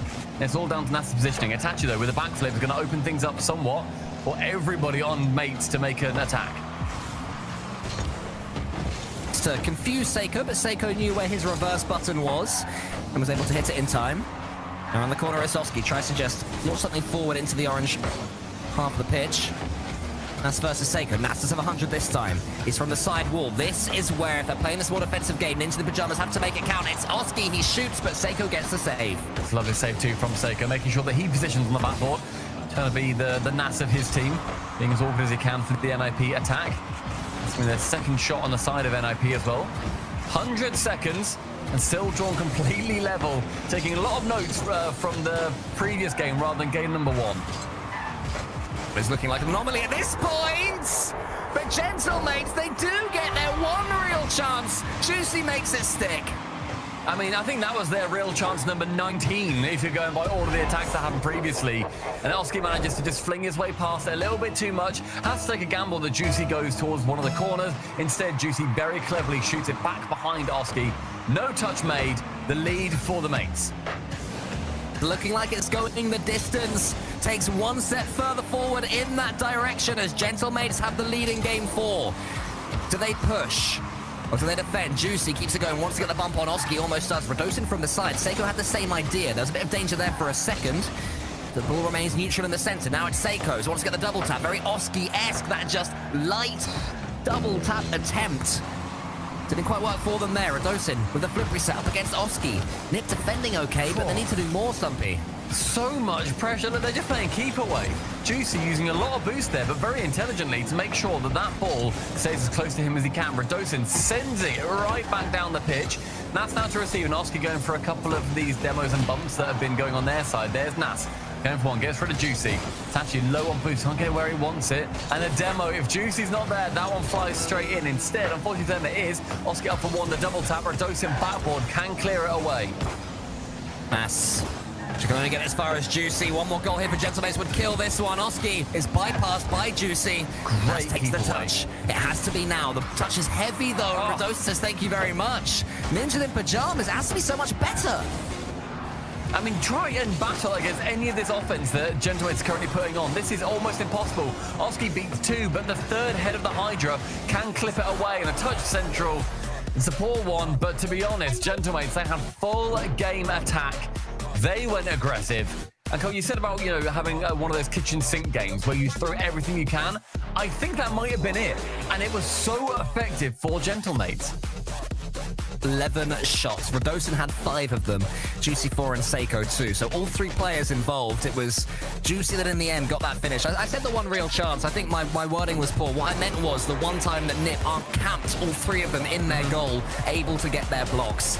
And Juicy, he made full advantage of that opportunity, just as we saw they were not doing yesterday against Team Vitality. That, to me, is the final piece of the puzzle for the Gentlemates that are looking like they are equally dangerous this season as last season. And to be honest, I didn't truly back it. When I heard it was reDosin stepping in, I was like, I just don't know if it works, really. But it works. It might not be excellent, it might not be S+ tier right now, but Gentlemates, it works. I mean, ultimately, they're battling for one of the top 4 spots. Obviously, ideally for them, they're going to be going in one of the higher spots when it comes down to the majors so they can get the preferential seeding. But, I mean, they've won a major off the back of going through into a major at 4th seed. That doesn't happen very often. Yes, it makes it harder, but it is very possible, and all of these players know it. NIP, they need to make sure that they don't let all of that control fall the way of Gentlemates again. Because, I mean, realistically, the series, it's 2-2. They've both competed to the exact same level. It just seems to be a little bit more of a swing. When Gentlemates win a game, it feels a bit more convincing at the moment. Edge themselves towards series points. Gentlemates on Ninjas in pajamas. In current form, Gentlemates looking just a teensy bit better, and already they're forcing Itachi into a goal line save. Nas has nothing, he's just nudged out the way, so reDosin, he can go to the sky. Seiko's beneath him. This is what Gentlemates have been doing this whole time, following each other up, as we'd expect from these guys. Though Juicy did not expect that double tap from Seiko. He wanted it, didn't he? I'll stay down then. Yeah, he went in for it. It's when your teammate gets an awkward one in rank, and you're like, all right, fine, I need to head back, otherwise we just lose here, I suppose. Not the read. Like, I told you I could read that ball, even if it's not helpful. Now this right-hand side, from this perspective, is going to be pushed by Nas. Tachi battling versus Seiko. Does manage to get to the ball first, but uses a lot of boost and get through to that second one. Oski on target. Actually, reDosin has to flick, then get it back down low below him. Tachi up high, and Seiko straight to the backboard again. The backboard has not been the place for too many of these goals so far. Obviously, that one Oski goal was the real big standout. But otherwise, it's been very well covered from both teams. Juicy there, he was already up when Juicy had his little slowdown, but now it's Seiko's turn. Oh, he's prodded it behind the goal. Itachi is doing all he can for Ninjas in pajamas, who are really struggling with the attacking prowess right now of Gentlemates. Putting forward one bullet after another. Eventually one's going to land. This time it's reDosin's turn. Seiko in the center. Can reDosin find him? Does he need to? Yes, he can. It must be 1-0. It is. Gentlemates with another lead. A complete reDosin outplay on this right-hand side too. He knows Tachi has to go for that boost. He forces both of them to jump from the amount of time that he takes with it, and then as soon as they leave the ground, that's then when he strikes. Seiko is there for the follow. A dominant play from Rado and Seiko to give Gentlemates the lead. Win there, so Juicy can take 100 boost and he can have at least a bite of the ball. Seiko follows up. Chance for reDosin to make it 2. Ninjas in pajamas. This is not the version of Nip that we were expecting. Whether or not they're winning, they're barely laying a glove, Stumpy. I mean, in this game, yeah, I think in the series, it becomes a little bit harder to like sort of say that they're not competing at the same level. But I mean, in the last 2 games, it has been, yeah, it's been disparate. It has been 2 different teams currently fighting. what they can do about it. They've certainly got the firepower. All they need is the spark. Itachi tries to make it happen, follows it up against Juicy. He was the player who won that overtime, and he wants to follow this one up as well. Seiko beat him to the ball. Nas takes his time, still seeing how much he has. Perfect first touch into the air dribble. Radosin prods it past Oski. And I'd say that they need the big pole right now to get something going. And maybe it's a pass in the middle. Nas is there as the crossbar. Itachi up against Seiko. Juicy gets the save. Nas's turn now into the ceiling, but Juicy swats it away. And another nip opportunity goes begging. But it's their turn. Look at the amount of offense they've got. It continues. All three diving over towards that ball again. This is what they've been subjected to. They will now want to return the favor. Seiko pushes it past. A combined total of about 15 boost on Gentlemates for a little while there. Now Juicy can force their way out. Barski's up for the pre-jump. Can they make this work into something? The 1-2, the bomb is unsuccessful on Seiko. It's a big dive in from Itachi, but the trust is there as Nas can slow it down. No go for one. Tends to get the floor pinch, unable to. Bumps Juicy out the way of that net. And he gets pinched right back the other side. I sense the tempo changing. That's me just wide of target. Rado ends up missing that one. It's a bit of a pinball. The defense somewhat scrappy for Gentlemates. They've been pushed back into it, but it does hold on. The 1-2-3, the pincer attack, and Oski can clear away. Moments there for Gentlemates, but they survive for now. Oski tries to chase that. He's wide this time. Itachi races against Juicy. Juicy doesn't let him in. Nash should be able to win this one against Seiko, but no. Seiko's read was too pure and too good. Oski from his own back wall gets the flip reset, keeps it going, wants to dunk on Juicy and does. Is anybody following up for him? Not this time. Minute 15 now. Radosin wants to try and get this one central. Maybe called off it. Maybe Juicy just reads it. It's a little bit awkward for him. NIP are going to be, I think, a bit frustrated that they couldn't score any of those chances that they had as soon as they get that combined pressure. But we've seen otherwise, NIP, they've been able to hold out against that pressure as well until that one final striking moment. And I think it's those infield passes that have been bigger. Yeah, those have been the moments. Seiko now up for one. It's a 1v1 versus Oski. A reset becomes unpredictable, gets it over the top. The brilliance from the former world champion reigns over Oski. Time slows down when Seiko gets the chance like that.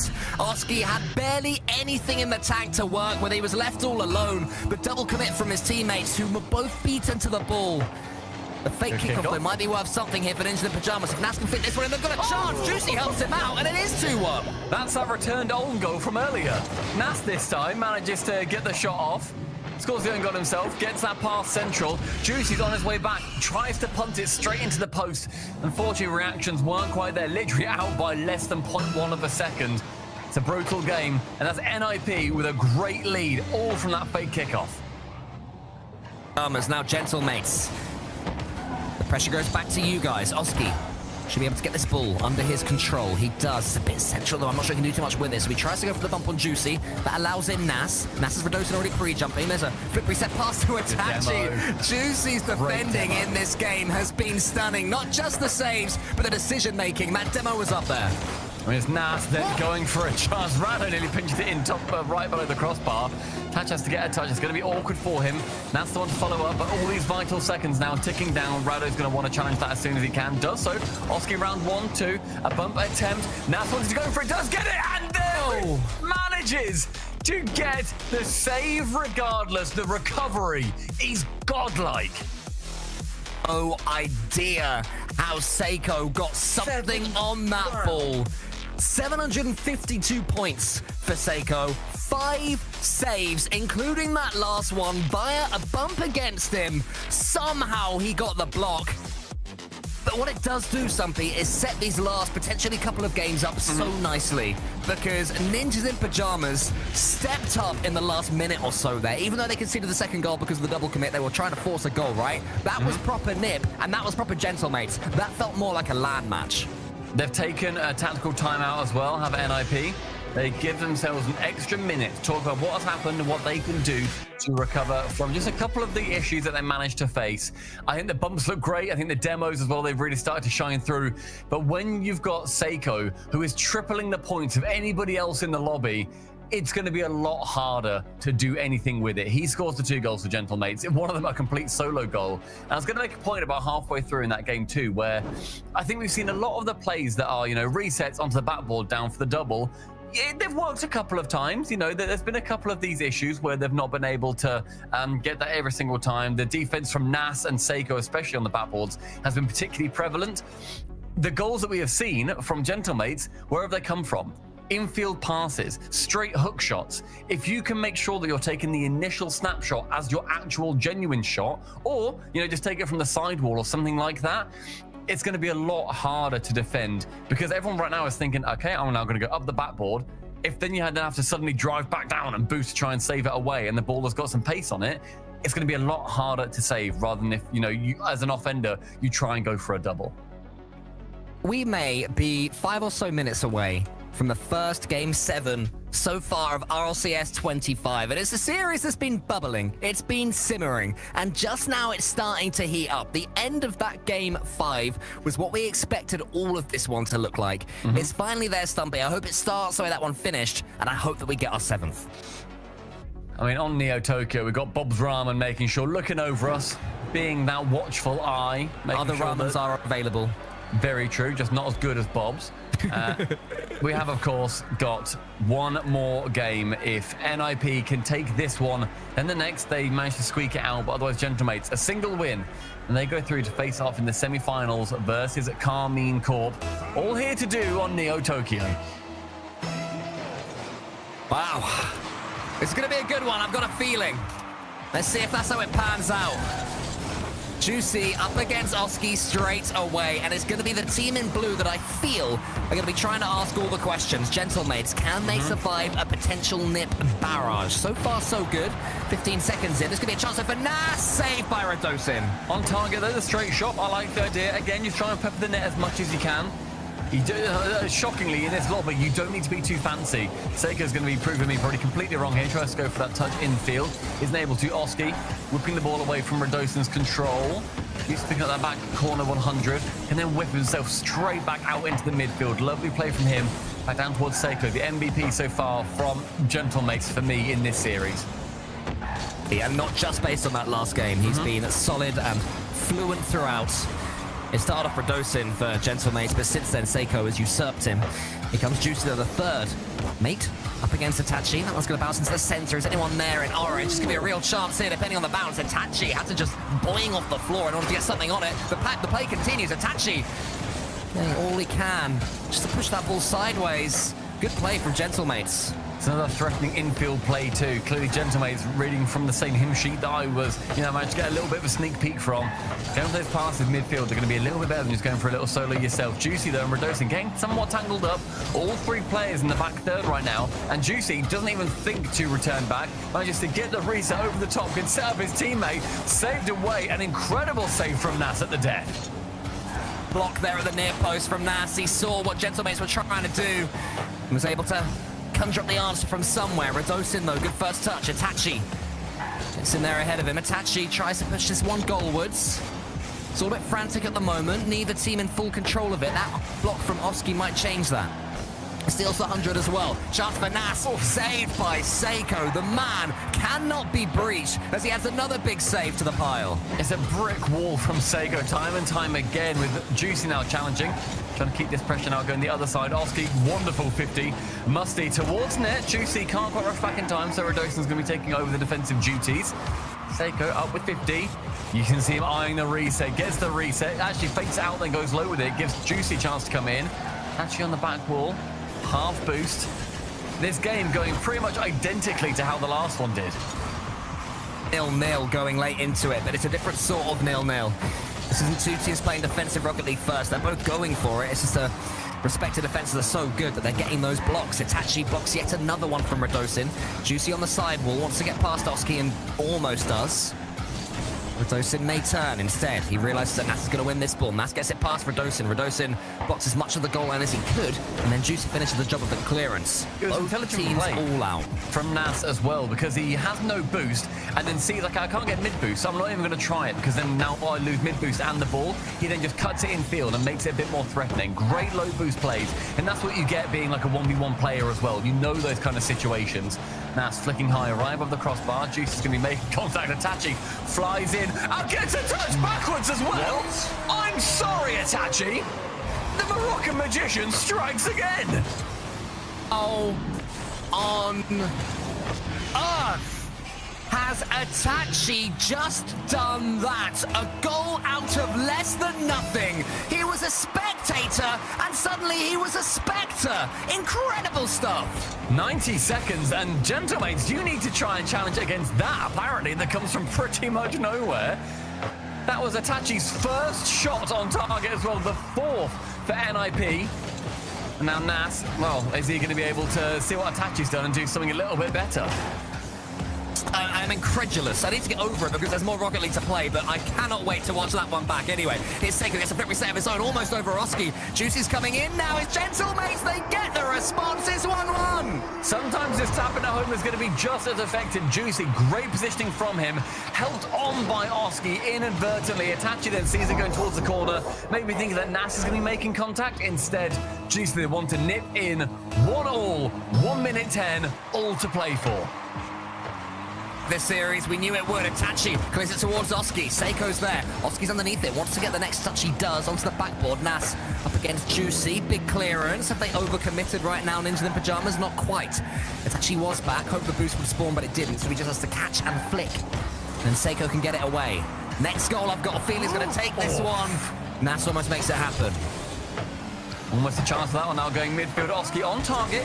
Pretty routine save for Seiko and the lads. On target again, opposite corner.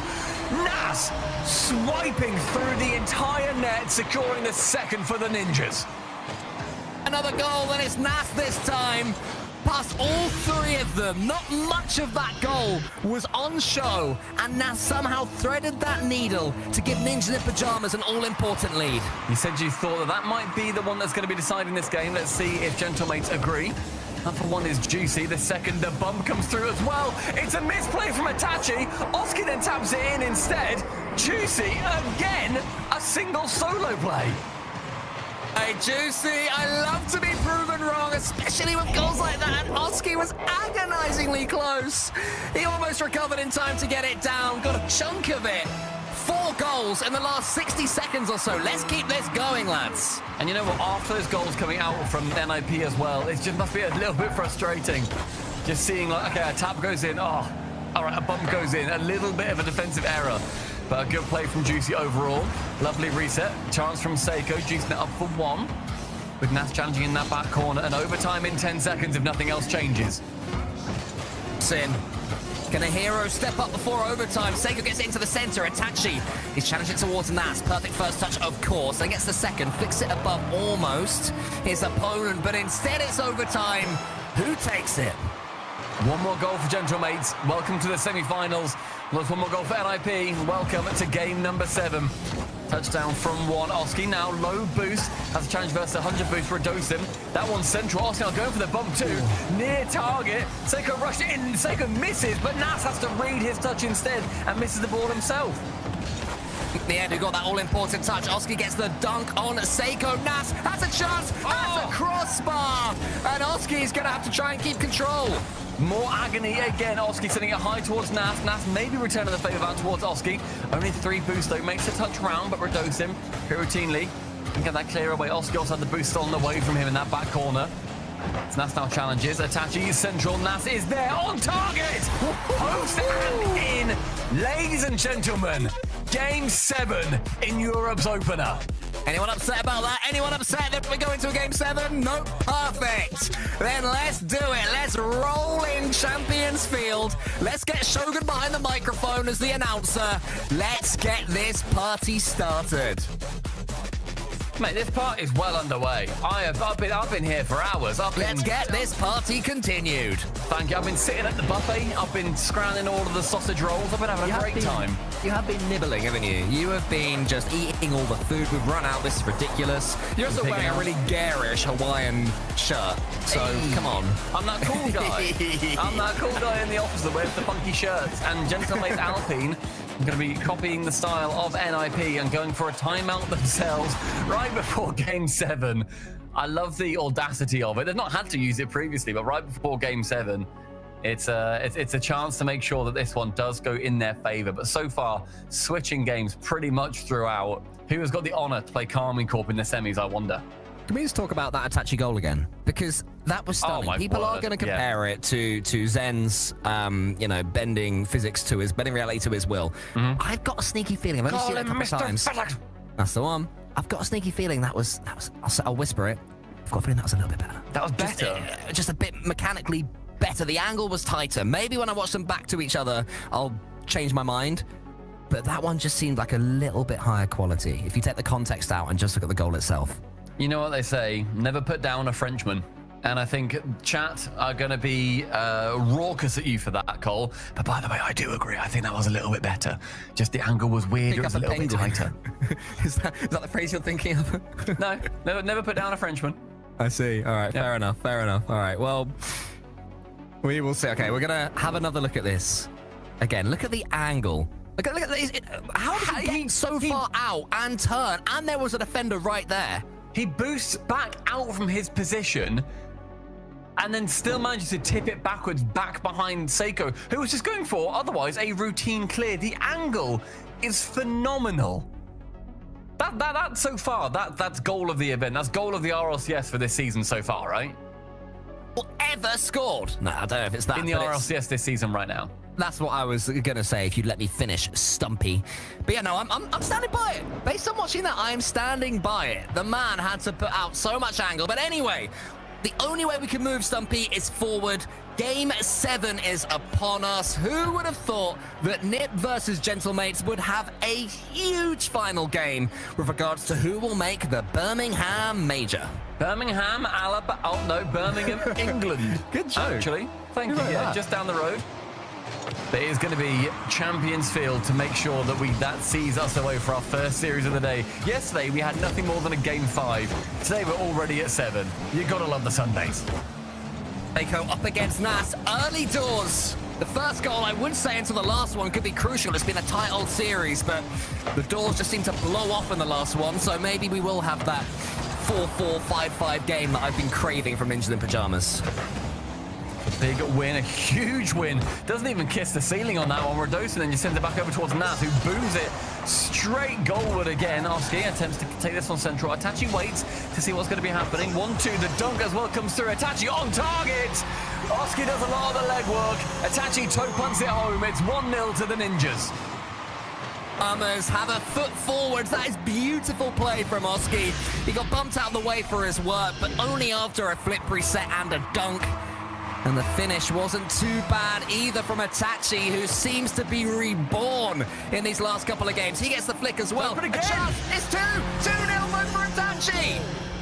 Immediately off the kickoff as well. Another clever kickoff. I love that one. They've done that like 3 times and scored 2 of them. It was Nas ends up driving into the ball instead of Itachi. Itachi completely forgoes the ball. It then gets one out towards Itachi, takes the touch, the immediate tap and smash, and they've done it again. Nas has now got control of the ball. They are running the tempo of this game. Times say Gentlemates, shame on me. We are still very much in the shame on you NiP phase. As another shot comes in from Itachi. The man's got a hat-trick on his mind, but he won't care too much because his Moroccan brother pushes it straight in. This already being the highest scoring game for NIP joint-wise. Last time they had 3 after that overtime. They've got 3 in a minute on Champions Field. It is uphill work for Gentlemates. The good news for Gentlemates, though, is that those 3 goals have indeed come so quickly. There is a magnificent amount of match still to come. 4 minutes, 3 goals, very, very doable. They don't even change their play style. I was going to say, we literally saw NIP win after being 3 goals behind yesterday versus GK. Like we've seen this weekend that 3 goals is not an infallible number of goals. There is chances here for them. But Gentlemates, this hasn't happened in any other game. How would they react to this scenario? They've at least got some control on the ball. They've survived these devastating Ninjas in Pajamas kickoffs. As Juicy forces that one into the center, a goal for Gentlemates. So make things very interesting. I think in the next minute or so, but another one for Itachi very well could be the final nail in the coffin. Oski, he hasn't had to do too much in this game so far, apart from that assist. Itachi and Radosin. Itachi's trying to get as much on Radosin as possible. Nice huge charge down. This could be Itachi's moment. Oh, it's almost own gold. I think it was Seiko. It was. Own goal, 2 goals. Wonderful save from Seiko in the end. Otherwise, somebody else gets it. You have to make the contact. Great play overall. Oscar now setting it back towards Itachi. They are playing like their legs are on fire. A touch, past Seiko, gonna get it past him again, nearly. And then Redosin charges forward. It must be 3-1 as a race. Redosin gets his goal. We're not even halfway through. Gentlemates are far from down and out. Looking like maybe NIP had a little bit too much excitement. They were pushing too far up, and Redosin and Seiko managed to identify that in its entirety. They've cut the lead down to just 2, and that may well be just a little bit of a damper on NIP that they need to win this series, or it could be the start of the resurgence for the mates in 7. Have to continue to play this game exactly the way they were playing it at the start. And another shot! Huge redirect from Seiko, it hits the crossbar! And somehow, Nas doesn't score an own goal! An unreal shot from Seiko. Receiving one. That one down again. Juicy on target! Goodness! The return for Gentlemate has well and truly begun. Legs are on fire, Stumpy. I don't even know if that's bad or good, but apparently everyone's equal. 1 goal now, the difference. And suddenly this is a normal game of Rocket League. Gentlemates just have to chill. They've got 2 minutes and 17 seconds, 1 goal. That's just average. That's just normal. Juicy might have a chance to get it straight away from the kickoff. I mean, so far now, again, the highest scoring game in the series, joined at 5 goals. Game 1 and Game 6 in that realm with them. Seiko now going for one little challenge. Gets it out. Redosin wants to challenge with that one. But Oski has a bit more boost. Can now try and squeak that corner boost too. Instead, Juicy nips in front of him. Juicy to the ceiling. Gets another one. And then Nas working his way through. Gentlemates, they have absolutely put the fear of God in NIP. But Nas works around all of them. And they reveal themselves to the 4th goal. The King has no fear of God. He follows it up. He gets his hat trick as well. And suddenly, Ninja in Pajamas look that little bit more comfortable once again. It's a straight shootout, this one. You rarely see that in a Game 7. How many more are we gonna be able to witness? Oski tries to get the dunk on Seiko. Nas to the corner. This could be beautiful, but he couldn't quite get the next touch. It turns to a decent passage of play, though, for Ninja in Pajamas, till Seiko clears long. Oski wanted to pass that back down too, but attaching it up for 1, 2, the second, and the third. Oski back central. He takes the straight shot onto Redosin, right on the goal line, and Redosin then clears. Redosin has been great in this Game 5. He's just not quite been able to get the ball in positions that he needs them to be in, apart from that goal that they managed to secure. Still that too, 1 central Itachi. A little bit too many beans on that for Nas. Does rocket straight past him and bumped off the ball by Redosin. We get 1 minute remaining and Gentlemates on the cusp. They need to chase 2 goals. Is time for Gentlemate to leave it all on the field. Redosin tries to get it around the corner with some pace. Unable to. Juicy trusts his catch. Couple of touches into the edgeable bump. Takes out one of them. Seiko v Nat is going wide. Redosin up against Itachi. It bounces. What another Ninja in Pajamas player. Somehow the ball remains out. The perfect positioning from that final defender as well. Manages to get just something on it to clear away from the goal. But mates continue their push. Redosin behind him. Juicy waiting in the center. Itachi has to get this through. He does! Only as far as Juicy. This game's ridiculous, Stumpy. Squeezing it in that near corner as well. Goes by the path of least resistance. Itachi, it's a touch out straight towards an unbelievably aggressively positioned player. 30 seconds, 1 goal, mates to do it all. And flows to the top 4, do not forget. As Redosin gets another shot on target, it's a weak one, but it will just begin to spread this defense from Ninja in Pajamas. Juicy has to take out his attacker. Oski, though, has a clear touch. Nas up ahead of him. 1 more from Ninja in Pajamas will kill it. Seiko has an opportunity against Oski. All he can do is play it neutral. Shut down in that midfield, the final 5 seconds. Redosin, final chance. Itachi can manage to clear it away. The 1-2 and the third lands on the floor. NIP secure their place in the top 4, and in what fashion they managed to do it as well. Shattered, Stumpy. That was the first series of the day. Ninjas in Pajamas take it. A hat trick for Itachi in the final 1, and disappointment for Gentlemates. They'll be back in the second open. But Ninja in Pajamas guaranteeing top 4, guaranteeing top 4 points, and a real good shot at making the Birmingham Major. That is one of the best series we have seen in an opening weekend of the RLCS. Gentlemates, they had so much control out of that series. It was phenomenal, and yet NIP did manage to wrestle it back. Cole, I don't know how NIP are going to fare against Carmine Corp, but after that, I don't care. We've already seen magnificence. Only getting better from here, guys. We're going to go to a quick break. After that, more Rocket League. Don't even know who. I'm shattered. I'll see you guys in a few 100%. minutes. Take 100% that one. Let's go, baby. Woo!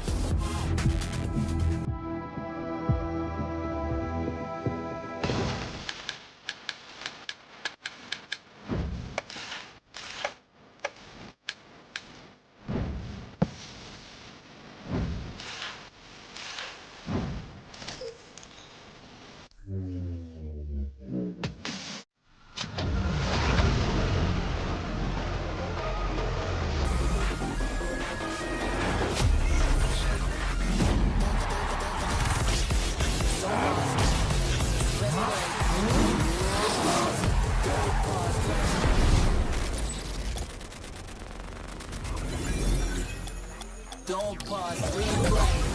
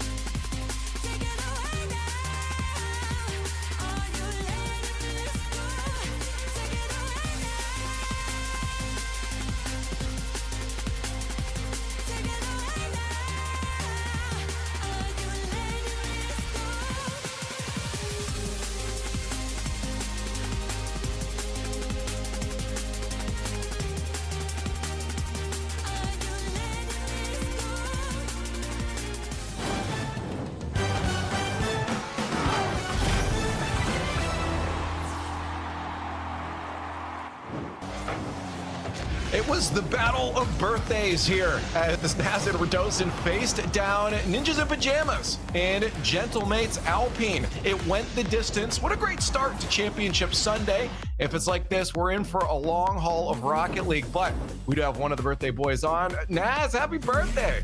Thank you, thank you. This is a good little birthday gift, I guess, to get a win. You're probably heart racing a little more than you wanted, though.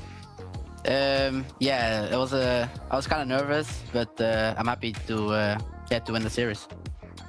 Yeah, I want to talk about that coming into this because you've just had a lot of great experience, I think, over the past year. But you said you're still getting nervous about these matches. You know, how do you calm that down? Do you look to your teammates to make sure you can stay locked in? How do you bring yourself back into it to focus?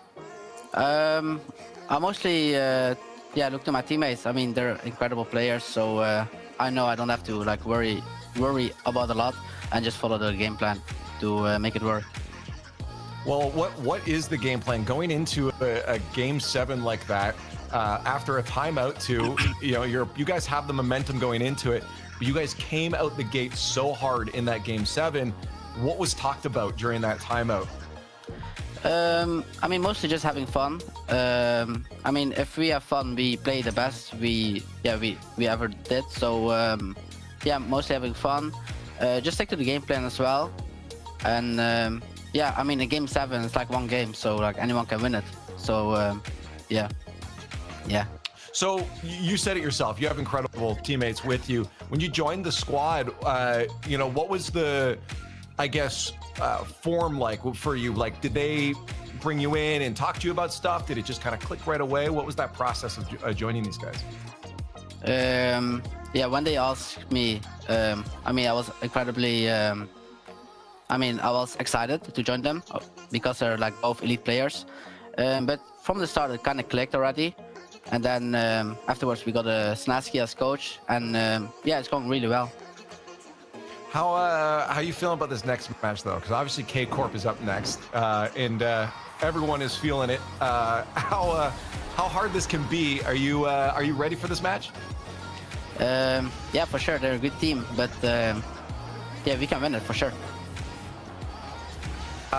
On the other side, you win against K Corp. Who's coming through the other side of the bracket there to face you guys in the grand finals? I'm assuming you're going to say Vitality. Yeah, Vitality. Yeah, easily. Okay. Yeah.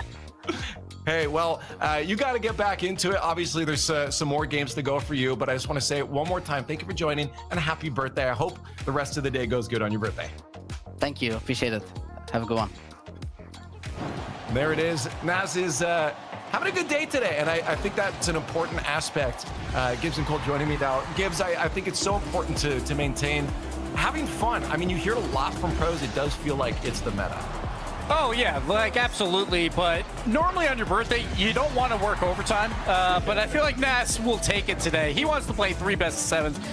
He'll probably want it to be a little bit easier than this match. I felt like the offensive Ninjas took a while to get going. It took to maybe game 4 or even later. Like Neo Tokyo was when they finally put in more than 2 goals in a game, and they did it in back-to-back games. So their offense wakes up Cole at the perfect time when they're down 3-2 in the match. But when they play K-Corp, they're gonna have to begin firing as soon as they start. I still feel like it is not the true form of Nib. I think that when we come to the end of this season and we know what all teams have become, if we're to go back and watch this open back, we'll be like, oh, Nib played a lot different in the first one. Do you know what I mean? I think there's a lot more explosivity that they can show, but they are still getting wins playing the way that they currently are, and they find themselves later on against Carmine Corp, so that'll be fun. Yeah, that's it. And Cole, he just said that they believe they can take it out. And I guess you have to believe that, right? Like, why are you playing if you don't believe you're the best here? But K-Corp's not going to be easy for them. Easy for anybody, but yeah, there's no reason that they cannot beat them. I mean, Team Vitality and Carmine Corp, they are the top 2 teams. Speaking of the top 2, I'm curious what you guys think, by the way. Zen or Itachi? Which backboard Neo Tokyo goal do you have it being better? Because something I was discussing that. Ooh, I'm gonna go Zens because there was better casters cast in that game. Sorry. Oh. I wouldn't put myself in the casting firing line, mate. You do you. I respect it. Let's run. Sorry, I had now. I had and look forward to the next matches because, again, as I said, we have a lot to get under here. Our first one down, Ninjas in Pajamas, Gentlemates, Alpine were the first up there. We saw it go the distance 100%. And Dignitas are going to be our next matchup, and I'm curious if you guys think this one's going to go to the distance as well. Are we going to get another 7 Gibbs in this series? Oh, I feel like it's possible. It really depends on what Team Dignitas does. So far, they are my biggest question mark out of all the teams in Europe. They lost to the 2 very best teams in this tournament, Vitality and K-Corp. They beat everyone else that they were planning on beating, but it did take to game 5s. But what I saw yesterday at Dignitas was ugly. They had chances versus K-Corp. There's a few positives, like games, I think it was 3 and 4, very close games. Then they just make these dumb mistakes, and they just cost them 2 games against K-Corp. They could have won that series if they cleaned that up. The problem is those dumb mistakes were really dumb, Cole, at times with Dignitas yesterday. So I hope they got that all out of their system now. You have the underdogs, though, 100%. They're playing with house money. They want to take down everyone. Well for themselves. They've been performing okay. They got a couple of games back in the upper bracket semi-finals against Carmine Corp. They got themselves a nice 4-1 win yesterday against RRG, and they are overperforming right now. If Dignitas make some of these errors that they were making yesterday, then there's a chance for an upset here. I'm just sort of sniffing an upset. I haven't predicted one, spoilers, whoops, but it's definitely a potential here. That's the thing is, like you said, mistakes. There were a couple silly ones yesterday. I mean, you saw, I don't want to point fingers, but I mean, Stizzy laughed about it too. But, you know, you saw those power slide ones, like what's going on. If he cleans that up today, I mean, like this is going to be a closer series. But yeah, 100% does come into this with good momentum from that Friday and into the Saturday as well. The question is, what do you guys think in chat is going to happen? So keep those hashtags going. Let's see what we did predict here. Let's flip those out and see if we end up being split. Because I didn't actually look at what you guys had on there. Let's see them. See him? Almost. Oh, okay. Three digs. We just said Gibbs 100% had a great run up to this, and there were mistakes from Dignitas. Why have we all gone Dignitas? I think it's because of the name power, right? We just know them better, right? Like apparently Jack and Jory's heck, 100% is these up-and-coming players that the pros actually really like. They did rank them in their top 8, so they were supposed to be around this level. I think we just haven't seen them that much, and I think Acro is going to turn into a household name throughout this tournament and hopefully many more after this. So, like, if 100% is going to win, Acro is going to have to put on a phenomenal performance. I also enjoyed talking to Lisa as well. So I want more interviews from him. So I'm okay with them doing well, Cole. Yeah, I was going to say Acro is a player that's been sort of performing in that sort of B tier for a while now. Just putting one foot in the step up. So hopefully he can continue to do so. Flipped her, and it's 100% for the coin, but not with chat. 81% in their favor. The match is ready, so let's start rolling it along. More best of 7s coming your way. And up next, of course, is this one at hand. We're not playing anything else. We're playing 100% versus Dignitas. Will the momentum carry through for 100%, or will Dignitas fix things up and clear on to the next level? Well, let's get to it then, shall we? One spot left in the top 4. And for Dignitas, they have returned for some of these players back to Europe. Can they return to that top 4? And for certain players, Stumpy, can they get rid of a particular curse that has followed them? Come on, Jorius. Let's get just a little bit away from that top 8 ceiling that we've seen from you so far. Talking about it. Immediately, I will say, the fake kickoff strats coming out from 100%. Like, instantly they go for it, and it's then just turned back the other way. Abjat, Jorius link up, goal number 1. Look at this. Luis thinks, okay, he's got to play it.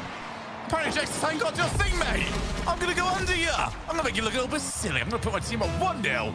The curse means nothing. We're going to the top 4. Quick reminder as well, for those of you just joining us, it is top 4 in Europe from the next 3 tournaments that gets you to the major. It is now a match here for top 4 in this very first event. You are trying to set the tone for your season. you're trying to put yourself in a great position to make it to Birmingham.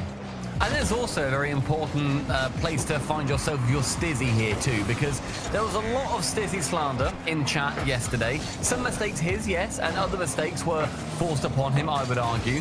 It will be intriguing to see what can happen with him today. Has he had a pep talk from Jack, an incredibly talkative, very well thought out and mature leader? Or will he be a little bit in his own head thinking, oh, okay, this is my big chance. I don't really want to waste it. I hope it's the former, because the player that he is mind-blowingly good. I think for me, like, there's a saying from Jack that I heard once, I can't get it out of my head when it comes to Rocket League, which is when you're playing well, you feel lucky. It feels like the game settles for you and it does everything you want it to do. When you're not playing well, every bounce is horrible, nothing's working out. It just feels like, again, you're not a lucky player anymore. Can they just get into a vibe where it's not going to feel unlucky for them anymore? It's going to be, hey, we're creating our own opportunities, and it's all just going to start settling. But, I mean, for me and you, the big problem yesterday was the dives. Our first player diving in, it actually caused more problems. If they can get that first, you can do it, but you've got to find success with it. Yeah, for sure. And I think you can also find success with it once or twice and then think, oh, this is working really well. Then you continue to do it. But Abjack, being on the end of the pass from Jorius is going to be making sure that they are very happy to sit very far upfield in the blue half. Maybe that may well be something that they're trying to focus on this time, as opposed to that man diving in. Abjack wanting to go there for one of those pre-jumps that we've seen be very effective here in Europe. And obviously in North America, he would have learned to do stuff like that from G2, now NRG. Acro taking one touch round, gets it past Jack, but Stizzy's going to be the final man. Talk about tempo a lot here on the RLCS stream. So far, very much singing to the song sheet that Dignitas have put forward. Yeah, I do like that as this esports progression. You can kind of feel for what a game looks like. And this right now looks like a Dignitas game, but they've had two big opportunities that have not gone in. They've still got 1-goal lead. That might be about to change, because Stizzy's being horrific. That one's wide from Acro. All they had to do was put it on target. That would have been one each. I mean, both teams had a great chance there to score against a relatively open net. Stizzy then dives in front of Jorius. I don't hate it at all, because he's now forced this situation to happen. Wonderful save from Acro. Keeps Abjack at just that single goal on the side of Dignitas. Back again, gets one touch with the reset. Lewis P doesn't get anything too convincingly from that. And despite seeing a little bit of pressure come through from 100%, it's not been as convincing as we've seen from them so far. A pinch central now sets up Acro to pass it across. That's backboard. Luis drops it down, and somehow that one was red. That was incredibly good play. Naturally expect that one just to go backboard and trying to rig the read from there. Off the wall. Next one up. Abjack. Reset. Can't get it too much further forwards. Ian somewhat tried to prioritize getting the just recovery rather than outplay. But sometimes you gotta do that. You gotta just say, I'm 1 goal up. We can just sort of take this for the time being. I've got control of the ball, and the timer is our friend. Acro though, with the ball. What a flick! And Joris is gonna have to try and chase it. Acro steals the 100 at the same time. Somehow played away from Joris. Technically on target, Lewis P getting back very much in time for it. Sends it long as well. Joris, the final man back. Acro up high, on for the double! Straight across net, an equalizer from Acro. Look at the moment Acro realizes Joris is not backwards. If you put it on target, he can save it. If you put it backboard, he is nowhere. Acro makes it 1 each. And Jory is there, caught this trounce down on the goal line. Stizzy shooting the opposite corner, saved away by Acro. The man of the hour, another save, but no one's there to help him out, and Stizzy gets the second. Acro's got his palms up, just saying, hey, guys, I'm kind of keeping us in this. All right, Riz, you got demo. Fair enough to him. I'm still angry. But you'd still be angry. Yeah, you're like, I can't, I've saved 2 shots here, so surely you've got the third. Great play across the board there from Dignitas to make sure that they are just continuing to attack, seeing that a demo comes through. They're going to be in a good position. Acro goes flying past that one. Stizzy air dribbles it high, makes it a lot more threatening. Joris drops it down. Lewis P from the backboard. Get it round 1, and then not quite the second, as Resi is going to be challenging versus another Dignitas player. Final 30 seconds. You know what? Despite what I was saying about Dignitas controlling a lot of this, it is now coming down to a couple of great plays.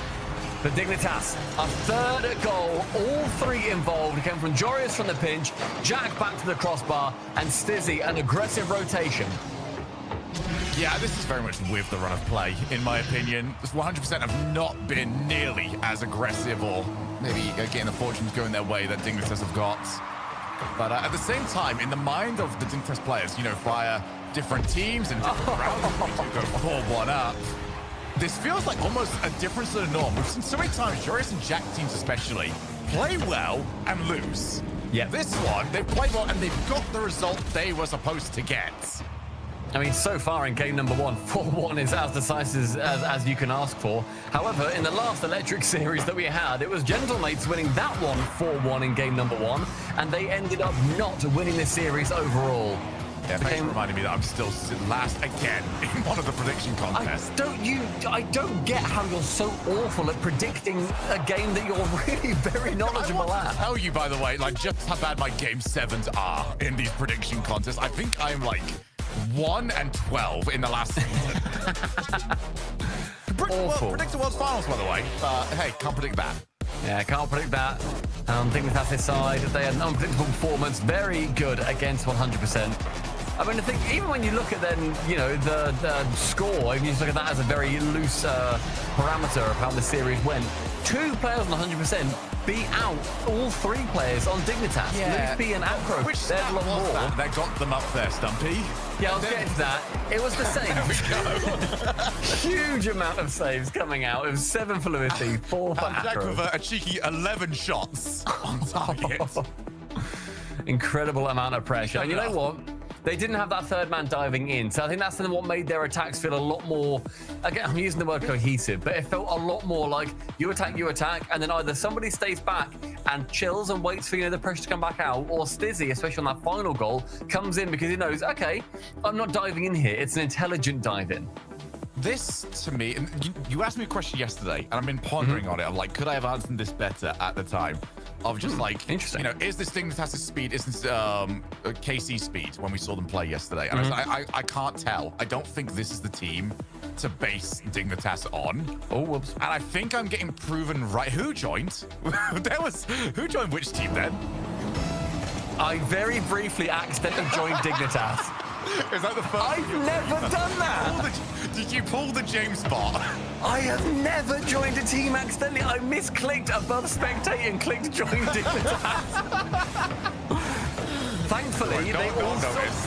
Yeah, all 6 players also were already in their correct spot, so I joined as the Everyone was awkward like player floor. dead on. There's no issue. Stumpy was on the diagonal. So if anything, Stumpy would only have like somehow I think still lost the kickoff.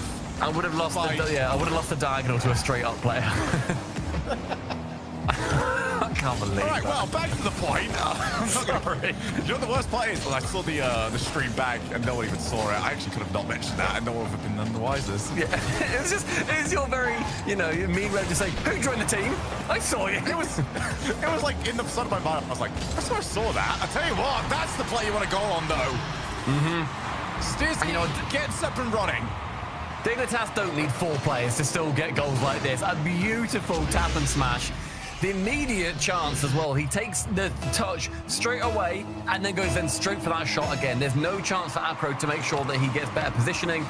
Wonderful from Dignitas across the board. Stizzy as well. Oh, I love that play. He goes to fake going for the boost and then the ball to take it up the wall. And look at then where he ends up going. Rotates via boost and then immediately buttons on straight to the player. Jorius can shoot.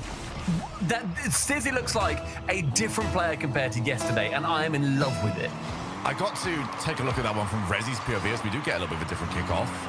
And like Rezi's POV is, he's obviously playing this backboard. Yes. The moment Stizzy changes and immediately aims for Rezi's car, oh, it just changes all of the options available to Rezi. He's already caught. Because at that point also, a very good game. Rezi's entirely looking at the ball. He's thinking, okay, well, I know where Stizzy's going. The play overall from that is great. And then the 1-2, the top corner's not able to be found. But, you know, I love that. The 2 coming through, whereas Jori's going central. Clearly, Stizzy's called the shot for it. So Jack says, okay, I can still be useful here. And then get that second touch. But again, I feel like I've gone all over the place with this one. But what I was trying to make earlier on, before you joined the team and completely threw me off, by the way. Sorry. Against a team of roughly the same pace, Dignitas looks so much more comfortable. There's not the diving anymore. You know, and it's more cohesive. Stizzy looks like he's part of the rotation. So Dignitas are, again, a lot better here against a team like 100%, but also at least the question of just how fast are KC playing? Yes, like, where exactly. it did that to them yesterday. I mean, yeah, it completely wiped them out of any semblance of rotation. They panicked whenever they had the ball. This is then what it looks like when a team can then switch around and control it. Resi, though, wanting to switch the narrative back over to 100%. Team in blue coming through as our big underdogs. Yeah, Abjack just wanted to try and find a way out. He could have done a lot better with just trying to find a 50, I think. He wanted the outplay. He wanted to go off the backboard. And instead just handed it straight over to 100%, who were ready for him. His teammates can't really do too much. They're already very stood still. Luis takes the ball down. 32 boost. What can he do with it? He's going to just back away for the time being. Ooh, can 100% now take advantage of this? They have been the second fastest of these two teams, and I think it is by a little bit of a distance. Resi trying to just chase up. I think he was the star man of this team over on Friday. Can he be that player on Sunday? I think you can also be the second fastest team in the lobby and still be either the better team or the winning team. I think right now the issue for 100% is that they are, unfortunately, neither of those other two things. Reset for Jorius, by the way, the 1-2 and the third, Lewis P. Final man to it now, and then leaves Resi going to bump Jack. Good luck for it, and somehow the 1v1 demon keeps the score sheet still with the lead of Dig. Jack doesn't need luck. Jack just knows it's a skill issue if you can't play the 2v1. He's got to it, and he's done phenomenally. An unplayably good chance there from Jack too. Didn't just put it into a corner, sends it straight up above the goal. That one straight off the crossbar, rockets away, and we're seeing bumps now start to apparate and come through in favor of 100%. Jack's going to call it. He's again on 0 boost. Dizzy's also very low. Jorius is very low. See if we can spot the overall pattern here for Dignitas. Go off the wall. Oh, Stizzy got bumped into it. Well, I'll say thank you very much for that one. Jorius is getting bumped away. 100% have definitely switched the way that they're playing this, though. They want these demos. They want these bumps. Can they find success? Because when you make that switch, Stumpy, it works very well until the opponents say, oh, this is what they're doing. Yep. Oh, they got it. There we go. It's still working. It's still working to the absolute nth degree as well. Acro faking out Jack and then getting it central. Lewis P pre-jumps that entire play and gets the equalizing goal. I mean, Acro's got 0 right to be creating anything from that position. To outplay one person is outdoing yourself. To get a goal-scoring chance for your team is ludicrous. Jack now was beat up Resi on that chance, though. So from the backboard, Jorius only sent it as far as Acro, stays it up with no boost at all. So then they're very lightly towards Jack, intelligent play. Up to attempt the reset potentially instead. 100% send one player, get the ball away from Jack, and then clear it away. They do that wonderfully, gets it towards Acro. 1-2 touches, shot on! Jorius, crossbar down, and Jack to control it away. Jack didn't control it. Jack just sort of had that fall on him. Well, Jack completely went for the skill issue earlier on. That one was a little bit more lucky. We've seen that one own goal. Now we see the shot. 2 each. 20 seconds to play. 100% have taken this game by the scruff of the neck, but they've got to find something for it. They can't let this slip away. I would say they've been the better of these two teams in the latter half, but can Dignitas wrestle this into a 2-0 series lead as we head to overtime? On Forbidden Temple, one is going to walk out feeling a lot more blessed than the other team, and Jorius is going to be up for this individual challenge first. Resi. Jorius now again wanting to work his way back in. Lewis P and apparently Jack taking each other out. Not too sure where, but I hope it's nice. Stizzy, back corner. Now pushes back towards Jorius. Onto the ceiling. It's awkward as he's not really got enough boost to make anything too far from that. Jack up now, only 30 from himself. Wants somebody to take this ball over, and Stizzy is going to be heeding the call. Central for him. Acro with a little miss. Resi has to come in and save him. Yeah, I think he just realized that Stizzy was going to aim for the demo, did not want to get taken out. Infield pass, Stizzy. He's done well, but who dares move forward? Here comes Abjack. Stizzy gonna probably play us up the wall. Resi trying to read him, but Stizzy still managed to matrix around. Got the reset, just a little bit too slow on actually utilizing it. And that is now going to be 100% moving forward into the offense. See what they can create as. That's awkward. Tries to clear. That's a tough touch from Applejack though, because it doesn't give any clearing opportunity. It doesn't actually get the ball any further away than they wanted. He just wastes boost. I mean, finally, he's now gone back onto the backboard thanks to Applejack. The double as well on target. He has to read the miss from Acro, and that book has been checked out. How often do we see a player go for this and see somebody on the backboard and just go, okay, they've probably got it, I'm going to back away. Apparently, Jack plays the miss and plays to win the overtime. What a hit!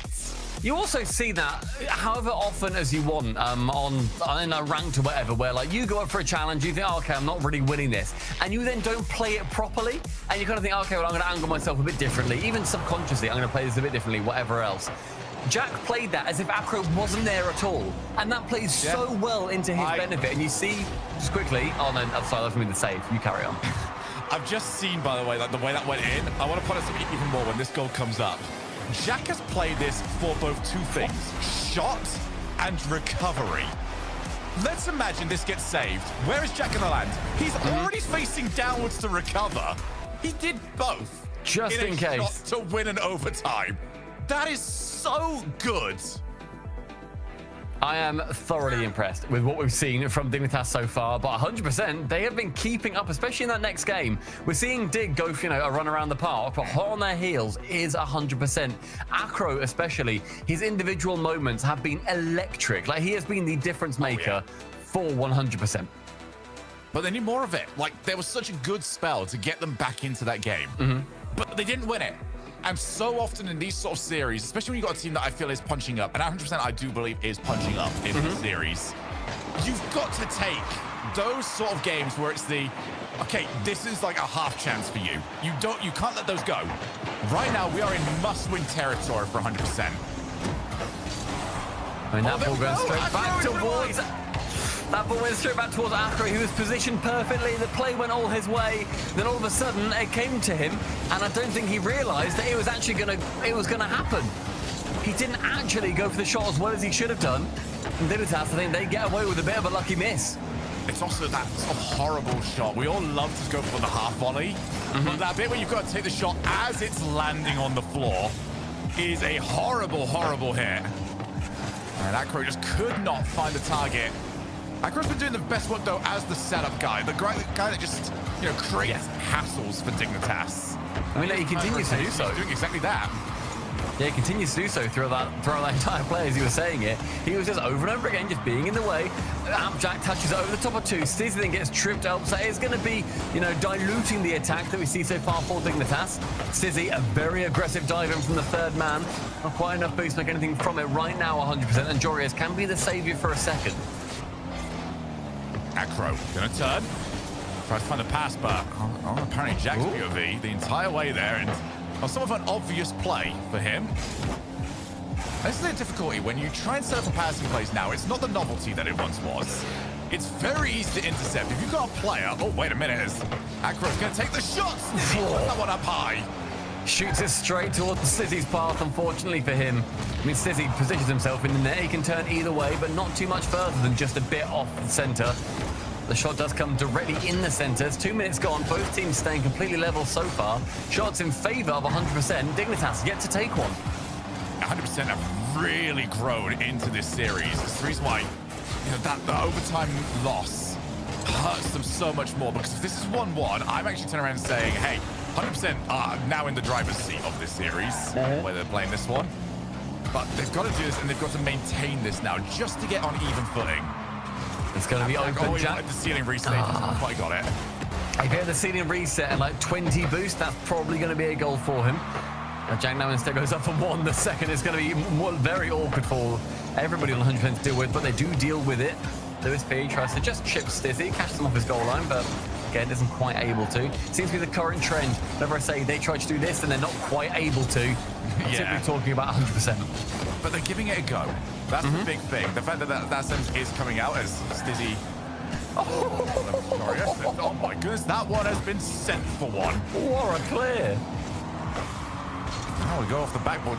Oh my god. Jack is like 2 seconds ahead of the play at the moment.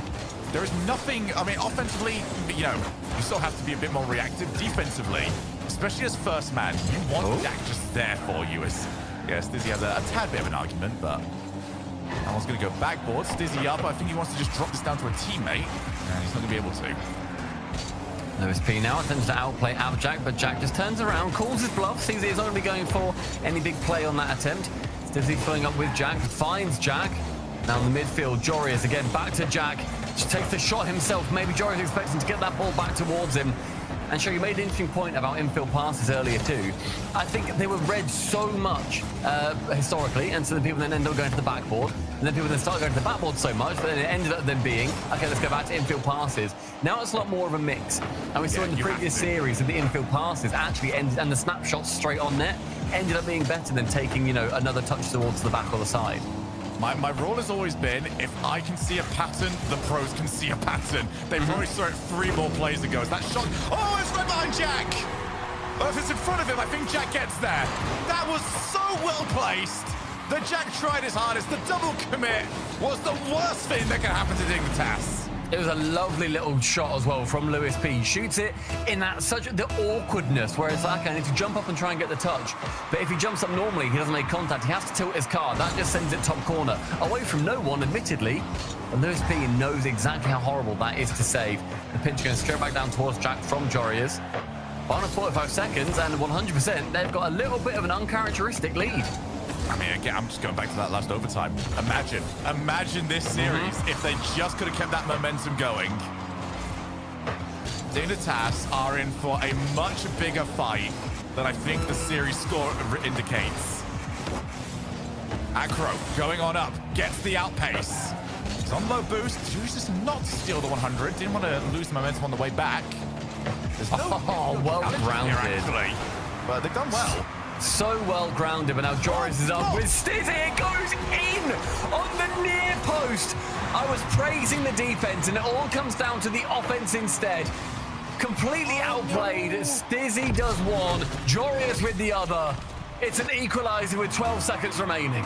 I was on Rezi's POV, and he just completely misreads the ceiling. Fake kickoff. As we do see maybe one opportunity. Oh. Luis, backboard double! What a hit! Lewis P, welcome to Champ Sunday, my lad. For those that have followed him, we knew he was capable. It's just never translated to the RLCS, to Champ Sunday. Has Lewis P got something for his team in this series? They just got to get the ball down to the ground. Jorius trying to keep it up. He can't do so. And 100% make it 2-1. And as you said, Sheriff, that overtime goes the other way. We're suddenly looking a little bit scarier for Dignitas. It's a big moment now in this series, even more so now that we've got this win from 100%. But what a hit. From that, to take what was a horrible way to go 1-1 in this game, Lewis P rockets it off the backboard into the net. I mean, this is a guy that, you know, for those that have followed ones, especially, you know, maybe even Thomas that don't necessarily make top 8 in the ones, Thomas, but you know the name, you know he's there, you know he's about that level. Just when look at this, is he able to make that next level up? This is just so sweet. It was also all from that fake kickoff. Like, the fake kickoffs have been so prevalent in this entire weekend. In the off-season, that must have been a secret agreement among pros to be like, all right, lads, let's just try some fake kickoffs. Let's make that the real new meta, because it's been a thing that's kind of been either on the edge for a long time or kind of just creeping in, and only for some reason the top teams are really doing it. It was cringe now for a while, wasn't it, apparently? It was cringe to try, apparently. A cringe to try a new kickoff, but hey, you know, a Vitality, a KC, well, any team basically coached by Farah comes through and gets a couple of free goals from the kickoff. And suddenly, it's a very good idea, isn't it? And we've seen Nip do it. Like previously, they absolutely demolished Gentlemates in game number 7 based off their kickoffs. And we've just seen Lewis P and the entirety of 100% go for that play again, and it works. There's the underrated part. I mean, I know Johnny's been banging on about it for ages, but he was right. Does he like the kickoff, does he? Occasionally. He's fun. But you've just got so many ways you can play around this, especially when you're losing. you know, you've had something go wrong for you. You don't want to dwell on it. What do you say? What's the next bit in the comp? This is the kickoff. Everyone is now back on target. They know what they've got to do. Yeah, it's the great equalizer that is the kickoff, and anything you can do to just get a little bit more is going to be huge. Jorius takes a snapshot towards Acro and Stizzy. Sorry, Jack isn't quite able to get that bump away from him. Stizzy with a reset, doesn't get anywhere with it. Now it falls back down towards Jack, who finds Jorius nearly central. One, and then the second. The third, there's going to be a pinch with Acro. And 100% are very much under pressure here. Need to get some alleviating pressure soon. Yeah, this is a big moment for Dignitas. I know they haven't quite got the goal, but 100% have looked like the better squad for a little bit of time now. They've just got to re-establish the actual pecking order of this series. And the last thing that we want to see from Dignitas is them trying too hard to match the pace. That's what really put them in rough positions yesterday. Yeah. It's got to be natural. It's got to be up to them. Can they do it? Appjack, backboard. Oh, he's unchallenged. Oh, that crew gets it just in time. But there's the follow. There's the issue. Stizzy follows up 1-0. Stizzy, the man yesterday, causing a few headaches for his own team. This time, he has been pure gold. Secures goal number 1. It's a minute and a half in. And Dignitas might have just stemmed that flow that 100% started to twist the tap off. Rez is going to go to the wall. He's 100 boost, but that first hit took it away from the wall, so makes the outbreak much more difficult. Yeah, if you can give Dignitas credit for anything, their ability to read plays is so good, which actually makes yesterday even more frustrating to me. Why were they chasing? They know what's happening, clearly. Oh, no way. I was going to say, that's always been such a strong suit of Jack individually as well. His read of the game is sublime. It is number... chasing these. Yeah, he's normally so incredible with reading the game. But yeah, when then you see him trying to play, I think, like reactively and just try to chase everything a step behind, that's then when he individually does struggle. Some players are fine playing reactively. I think with Jack, he needs to be a lot more in control of what is happening across the pitch. And his team needs to be that one that's the number one in lobby. Luis P with 0 boost, doesn't really care, goes for the flick. All right, Jack, 8 boosts. So he needs his team to maybe keep this offense going, just to allow some time to get back into rotation. Rezi, oh, that's weighted so beautifully for Acro, who puts it in top corner. That is perfect play. Rezi sends it with the deftest touch to pixel perfect placement. For Acro can just redirect it straight on towards net. I back, honestly, show even you to score it from that pass. Honestly, I think the crossbar would know better at that point to keep that short pass out. It's that perfect weight where it's, you know, it's deft, but it's not so light that you're going to lose power on the redirect shots. They couldn't have done better. Yeah, extremely well played. That was a goal before the shot even happened. And we were ready to celebrate. I'm sure people at 100% HQ were also ready to celebrate. Yeah. Whereas now wanting to continue this play on the final 2 minutes, they've come straight back alive again, starting to really have this resurgence in late game. Minute 44. Everyone 100% is having their moments. Acro definitely would say has been the standout player on this team across different games. So he's been obviously the last player to really step up. But he's been left a little bit quieter in this one. Off the one up high now. Rezi's got it all in as the third man. It's such a commitment to make, but he's made the right choice. I mean, this is what we say, the difference of dive-ins. Like, Rezi is within, 2 car lengths of both of his teammates, but he knows that is the right decision to go for.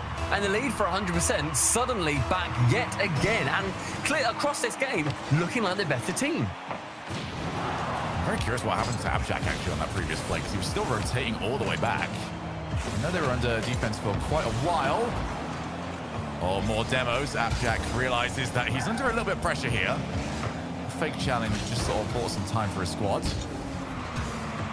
Stizzy. Lovely touches. Take a challenge. That pops out. Oh, no. Jorius really was good. He's anyway. A bump on the goalkeeper will do the rest. Oh, you feel for Acro here. It comes down. He sets up Jorius for it.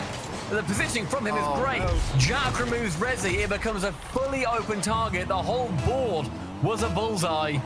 Jorius is able to sink it dead center. 2-2, a minute left. Oh, the bravery from Dignitas overall. Abjack is on 0 boost as he goes for that that bump, by the way. If that doesn't work, good luck, third man. Yeah. Well, third man is Jory is taking that shot. Like, yeah.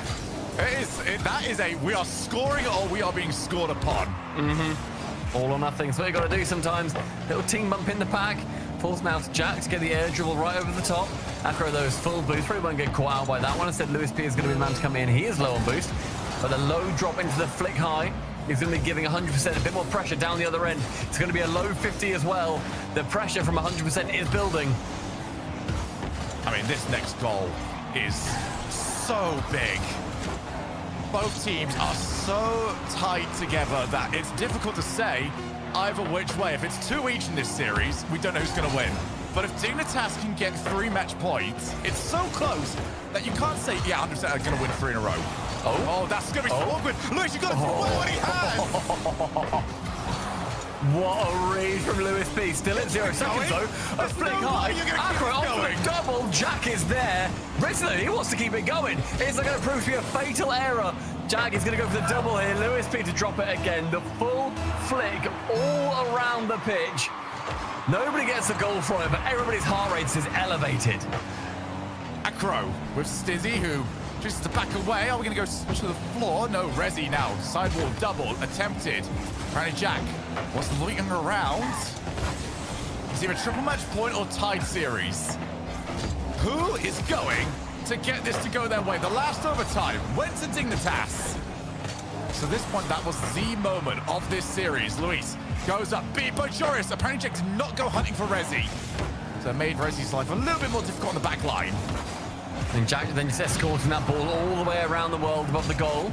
Straight back into the center. It is 100% under sheer pressure here. They dealt with it well before. Jack central. Stizzy passes. Jack just on target. And Lewis P again defensively keeping his team in it.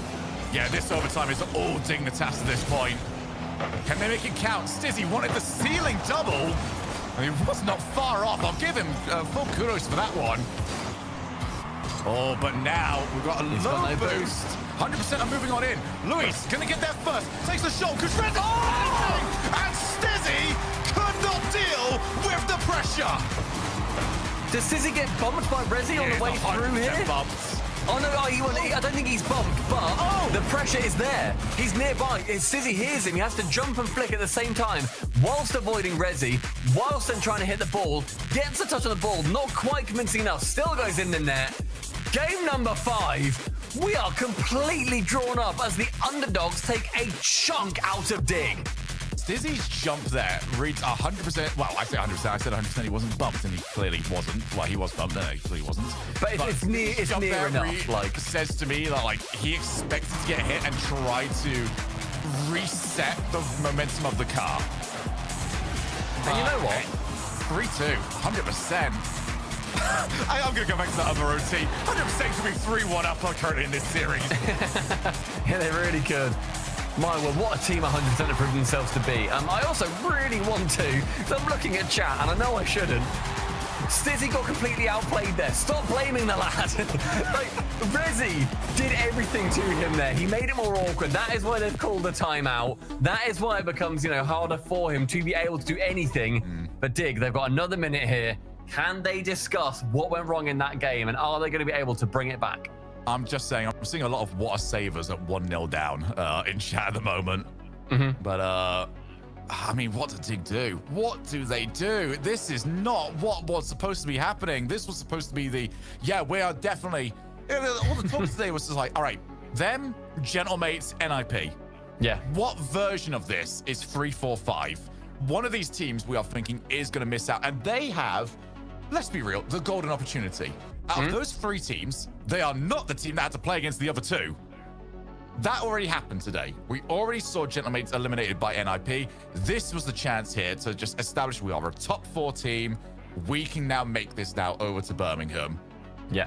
And suddenly, oh boy, are they in trouble to a 100% game opponents. I mean, suddenly it's so much harder for, especially for Stizzy, I think, to get back into this, because he'll be worrying about himself. He'll be blaming himself a little bit there too. Jack is going to have to put a lot of words, as is Violent Panda, towards him and to make sure the team stays on very level heading. Jack has played with very, I'm going to say, headstrong teammates, and teammates that usually won't be on his same want to always talk everything through. I have no idea how Stizzy communicates here. Jack knows how Jorius plays and how he communicates, as does Panda. Stizzy is the question mark. He has been excellent in this series so far. I've been very impressed with him. I just don't know if at those moments, excluding, you know, finally at the end of that game, has he got absolutely everything he needs right now to be competing? Well, let's, even on that point, when it comes to mentals, and again, we can only speculate at this point. I never want to say I don't know, what Stizzy. somebody's thinking. Jorius. I mean, it's a narrative. It's a narrative I kind of wish we could stop talking about, but the only way we can stop talking about it is to make it to top 4. Top 8. And he's got to be thinking to himself, what is it going to take? Every time I'm here, it just seems to go all so very wrong. No matter the format as well. Like working his way out of Swiss, getting into a singular limb. Okay, well I get top 8, brilliant. Working out of 2 from a double Swiss into 2 groups into a hybrid elimination format, and he still might just get top 8. He's doing his darndest to make sure that doesn't happen, but I wonder if he focuses on these just like we do. I mean, yeah, there obviously comes a point where I feel like you can't ignore it, but that's the reason why I want to preface this with, I can't speak for him. Maybe he just, you know, we could turn around and He might not care. It happened, and he just goes, oh, wait, really? I never knew that. Trust me, I've had weirder conversations with pros. That sort of like stat sort of run. We'll see. I mean, this, I don't want to say it's almost already season defining, but it could be for this Dignitas team. They are a team and players that tend to follow habit, and they needed that. They really needed that. I want to praise Stizzy's passing. Look how light that is. Gets it to Jorius. Doesn't get the first touch, but can secure the second. It's the first goal for Dig, and I feel like this game already feels a lot more thinky. It feels a lot more in everybody's heads rather than just let's chuck everything out on the pitch and go bananas.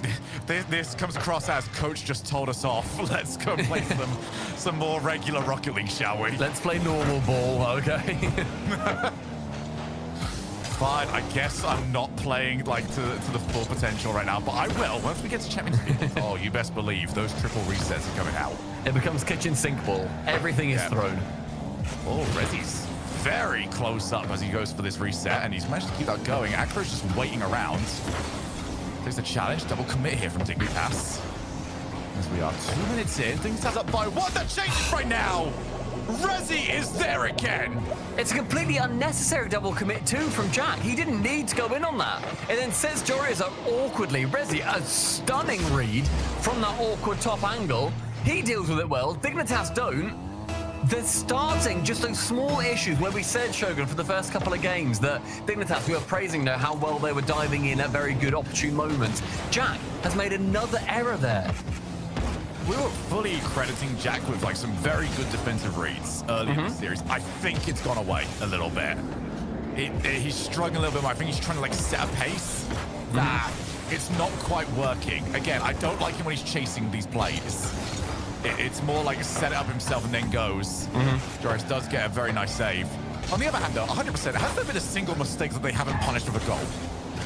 Honestly, 100% have been clinical. Oh, They've done it again. They've done it again. Stizzy is caught just a little bit too far forwards. Acro gets a touch in center. He then carries it on himself. But it was that turn towards Acro as opposed to back towards the goal that lets him down. Because he turns towards Acro, removes then any of his momentum back towards his own net, and then changes his mind. That 0.3 seconds that he turns gives Acro an opportunity for the goal, and the rest is done by him. A lovely fake from Jorius. The 1-2. Stizzy's now there for the third. It's going to be low and slow, and Rezi is going to be able to get the block. 100% are doing everything they've got to do at the moment. It's the same thing I felt when we saw Dignitas play KC yesterday. And I think 100% are kind of doing the same thing where this series feels like it's decided by Dignitas. 100% are doing what they need to. They're playing their game. They are capitalizing on mistakes. KC felt like they were doing the same. Are Dignitas able to up their level, or are they going to crumble in this situation? I think they can. Yeah, I definitely think they can up their level. But will they? Yeah, that's fair. Yeah, I'll tell you what, I prefer that wording of the question, because they can up their level to the point that they've been in the first couple of games, to whatever point they need to realistically get to. Whether it's going to be a position that they find themselves in, you know, in 2 games time, 1 game time, whatever it is it then going to be too late if they can even get there? Oh, That's a lovely shot. Jorius has called their bluff. All of them. He's called their bluff completely. He takes it on the sidewall, then takes it low. Everything's okay. I'm just going to slow it down somewhat. And then sees Acro caught going for the back boost. Takes the immediate shot. I think Rezi thought that Acro was also back. An equalizer, a minute left. Hey, you need it. Doesn't matter how it happens. If anything, I think Dignitas will be very thankful that they've just scored a goal that didn't take sending everything. The quick reminder that your opponents aren't infallible. Stizzy now on the wall, fakes up. Lovely touch. Gets demoed. He had 2 players to go again, so very well played from him. Now Rezi, ceiling, reset, takes the challenge. 2 players committed. Abjack and Stizzy still trying to follow. 45 seconds. Nobody's going to be there for Dignitas. Another game where we are tied up heading into the last few moments. It's a good chance here for Rezi trying to get a low block. Lewis B is going to be in there to follow. A bump off as well. Acro now takes the shot, but it's low. Jorius can take it away. With 100 boost, Abjack now goes hunting and searching for Rezi. Acro has to dive back in to save his team. Yeah, great communication. Rezi was in all sorts of trouble. You need someone to cut rotation. Oh, huge scan. Rezi gets rid of all of the danger. Now he's looking to try and counterattack. Good challenge there on Abjack. Stizzy off the demo. Acro's by himself. Got a good opportunity here. Bounces out so awkwardly. Acro just followed that so smoothly the whole way. It's a chance again. There's another opportunity. Jack actually keeps this one up and high. Acro's going to be punting that one straight to the ground. No thank you, he says in the blue half. Overtime again. Who is taking double match point? It's Acro! What? And there's going to be no follow. Rezi looks to just try and buy some time to get his team back in position. Acro's still looking for bumps and demos. Here comes Luis, trying to fake out the movement. Now on the breakaway. Who can take advantage? Great break of rotation on Luis. Just got rid of the play. Steve's now faking out another touch towards Jack. Okay, fake's going to be the big mantra so far. Abjack straight into the ceiling. I felt that one coming in my bones. First 30 seconds. Stizzy stealing again. Will he fake it? He does. Goes to the bump instead. Acro's there. Abjack is not. Off the ceiling now. Rezi dares someone to challenge him. He's won it. That's so awkward for Dignitas. Stizzy does so well. He's got a second touch. He's got a third. It bounces out to Jorius. Abjack shot. Tried to just catch Acro, who was very low boost, diving forward to his far side. It's all about nerves. Who breaks first? This Jorius going up. Wanted to go up for one. We had 100 boost. He had space and time. It does get bumped away from the play. Abjack fully back now to face off versus Rezi. Oh, the double tap is good, but Jack is even better. Jack committed to facing the double tap so early. Turned his back. Knew exactly what he was up against. And managed to keep that one out of his goal. Now to the opposite side of the field. Great ambition. Yeah, great ambition. Maybe not going to quite get what he was after. Stizzy, backboard, double. And again, Red, both teams' defenses are infallible and incredible. Jorius now back corner with Acro challenging with 0 boost. It's going to be a bit of a trek back for him now. Jorius can be shadow this one back, leaves it towards Jack to go for instead. No boost for him as Brezzy challenges him in the corner. Stizzy from the backboard sends it awkwardly high. Now Jorius finds himself on his own, finds himself in the scrapyard, and a bullet from Acro puts 100% on series point. Oh, you can't put those off the ceiling. It makes it too easy. And you saw already, just like the moment that hits the ceiling, the turn. Rezi knew this is the chance. Get rid of the keeper. And it's another mistake. And it's for Dignitas, not the player you want to see it on. You need this team clicking. And for a player that's maybe had a little bit too much of a spotlight on him, it's just another moment. Another chance. So many opportunities, I think, for Dignitas. I mean, for both teams, really, to get some goal. And it comes to just an awkward little ceiling touch. It's a shame to see it end that way.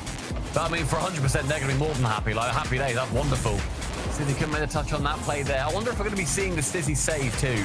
where it was 99.9% of the way in, and he manages to get it away. Here it is. 1 and the second, with Jack then saving the next shot that comes through. The Stizzy sets up the final play. It's frustrating. It really is, because we see the same, and you're like, but it came. you see the potential. You understand. All right, stuff like that is exactly why he is here. It's just, there are seconds and moments where it all just comes crumbling down. And for this weekend, there's been too many. And it needs ironing out. Like, they are still in this right now. They are still in the tournament, but they've got to win 2 in a row. I'll remind everyone as well, we're going into game 6. Obviously, Dignitas have to win this. 100% still have their timeout. It was not used up to this point. So, hey, we could still be in it for long haul as we go to Neo Tokyo. This is also going to be, if 100% are able to get a top 4, it will be the first top 4 result for Acro and Lewis P.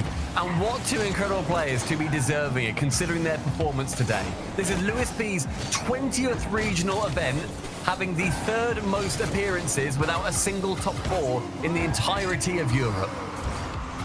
Long time coming here for the boys. Yeah, I was saying it feels like it's been a long time coming earlier on. I didn't realize it was that long time coming. Well, you got to get over the line now. This is the difficult bit. This is where... Oh my goodness, what a demo! Stizzy wipes him out! I didn't even think he could get a demo while like side flipping like that. Stizzy has the strangest angle as he attacks him. I'll manage to secure just with the corner. Instead of getting the bump, he does get that demo. And Jack manages to run it straight down the pitch. Goal number 1 in favor of Dig. I know, I think Dignitas, heavy metal Rocket League at this point. If you're going to make the mistakes, we might as well keep the brilliance going along with it. That one ricochets off the crossbar. That's the best way to describe them. Dignitas will score a 7 out of 10 and concede a 2. Yeah, unfortunately for them, that has kind of been the vibe of this series. They've also conceded a couple of like 7, 8, 9s out of 10. Yeah, you can't really blame them for those ones. Yeah, they've been absolute screamers. And Abjad going down the opposite end of the pitch. 0 boost, still taking the shot, forcing Rezi to use a little bit of boost himself. Backboard, Stizzy looking for the dunk. Well played there from Luis, but when you let that drop down, you do allow the follow-up player to try and pick at their opportunity. What a pinch! Rezi! And they're still kept out, and you know what? I'm actually kind of upset that it was. Heart in my throat. I'm sure every single person in chat just moved to the edge of their seat subconsciously. Rezi with a near belter on Neo Tokes. I'm absolutely shocked that ball did not pop the way that he tried to pinch that. That felt personal. I don't quite understand what those two have got between each other. The fact that it was saved. Like, who is in position to save that? Why are you thinking, yeah, you know what? You might actually pinch that, rock it into my top part of my goal. And this 2 minutes has been both teams sending mortars down range. And Abjad, he takes any ammunition out of the mortar and he takes a knife to 100%. That one was up close and personal. And just the recovery. The fact that he played that initially for the challenge, that was and I just need to beat the first guy. And then he realized, oh wait, I can not only catch this, I can go the whole way. What an unbelievable play and a much needed Dignitas 2-0 lead. Finally something that maybe can relax them. I think they won the 3rd though. I would not be comfortable too. Yeah, I wouldn't at all either. Especially considering just the aggression that 100% put on when they're a cornered animal. I don't back it. I mean, we can poll this one a little bit. We got the chats open. Dignitas fans out there, are you comfortable with 2 goals up? Let us know. If the official Dignitas account is in here too, we'll take your word as gospel. Yep. Thank you. If you're feeling comfortable, put if it's really not uncomfortable, more H's at the end of that. Maybe cap letters as well. So people are saying, I'm not comfortable with like 5 goals here. And honestly, yeah, that's fair enough. You're not comfortable until the final buzzer ends up ringing. Oh, 2 goals, 2 minutes left. Acro again trying for the pinch. I feel like we just follow patterns in this. Like one team starts to demo, the other team just goes, yeah, I can do that as well. One team tries for a pinch, the other team tries to go for pinches. There's one. This one, again, is that corner. 100% have just got plays ready to go from this position. Oh, the dunk again from Rezi. This time him setting up Acro, a reverse of last time round. gets it through, sneaks it home. And again, the safety net begins to crumble. The net starts to snap. And Rizzy on the kickoff leaves Jorias, who deals with it magnificently. Rizzy's managed to recycle the play, though. Pass to Akron! Again! Well, guess what, everybody? You were right. 2 goals wasn't safe. It wasn't even close. First time chat has been right in a very long time. And it is coming game 6 of Dig vs 100%. That's Rezi and Acro linking up again for another goal. 2 goals, 2 assists. Stizzy now wanting to try and take this one solo. Does take it low. What magnificent play! Dignitas are creating magic out of mischief. He knows he's got to go. He knows he can get demoed if he doesn't jump. What can you create after the fact? That's the kind. Wow, wow. That to me, that's the kind of goal that you need to think of in the moment. You can't think of that straight away. He knows that then someone's coming in to demo him. Acro onto hits! Acro from that angle, you monstrous little man! We can't finish complimenting one player before another one pops up. Stizzy, what you did was good. I really want to give you the compliment for that, but Acro is out here scoring world-class goals. 3 each. Give it. I'm sorry, I'm actually biased right now. Dignitas, give us Champions Field. We deserve it. Go on, a little bit of Champions Field. Give me the 14th game in a row in 2 series, lads. Straight down, attempted from Stizzy. Finds Acro instead on the backboard. 70 seconds beginning its fatal ticking. Rezi up, gets a reset to the backboard, uses it straight away. The touchdown is going to be there. It's going to be threatening. And Abjag attempts to just soften that blow as much as he can. I'll say for Dig, at this point, actually, defensive reads have got easier. If the question is, do you think that the opposition can? The answer is yes. So play around that. If you think they can backboard double tap, yeah, okay, protect that angle. Rezi, gonna leave it. Backward. Who's the next one up? Acro's managed to get there. Here comes Rezi. Good first touch. Looks to try and follow it up. He's gone for Abjag. And Jack's barely avoids. Acro, he's not got the boost. It's a 1-2 sucker punch. Rezi lands the first. Abjag comes in with a second. Jorias uppercuts Acro. Dignitas secure almost again. 35 seconds left. But we've seen what 100% can retaliate with, Shogun. Dignitas fans will not be happy with 2. They will not be happy with 1. I mean this with all of the love and joy in my heart. The absolute state of this game. Luis, we're back for I'm losing my mind, Stumpy. What is this game 6? I don't know what to read at this point. Rezi with 1 goes over the top. Finds Abjad. Lewis P, though, has more ambition in that little finger than a lot of players in their entire bodies. Jorias wanting to go high with this. Instead, actually take the low towards Lewis P. Sizzy and Abjad, they both commit to it.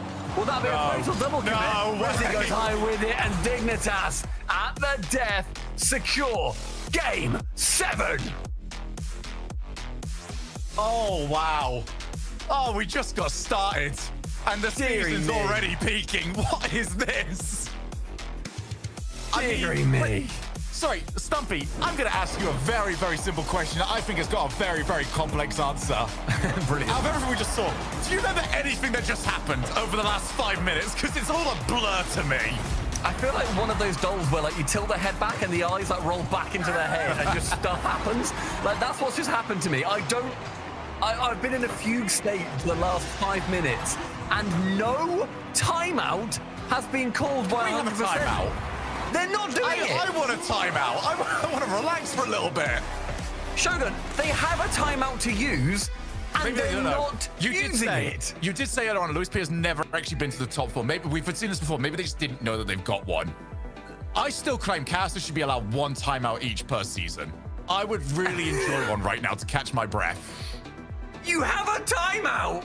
Why aren't you using it? If they win, just go. This is 1,000 IQ. I love the way they know in their heads. They're thinking, we know how to win. We don't need another minute to say that's not free. Just don't concede next time. We'll just win 3-0. Well, let's get to it. Get yourself into the top 4. By the way, you win this, you got to do it twice more.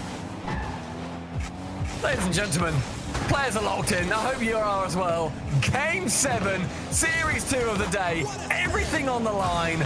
Let's get it going. I mean, this is all about magic or madness.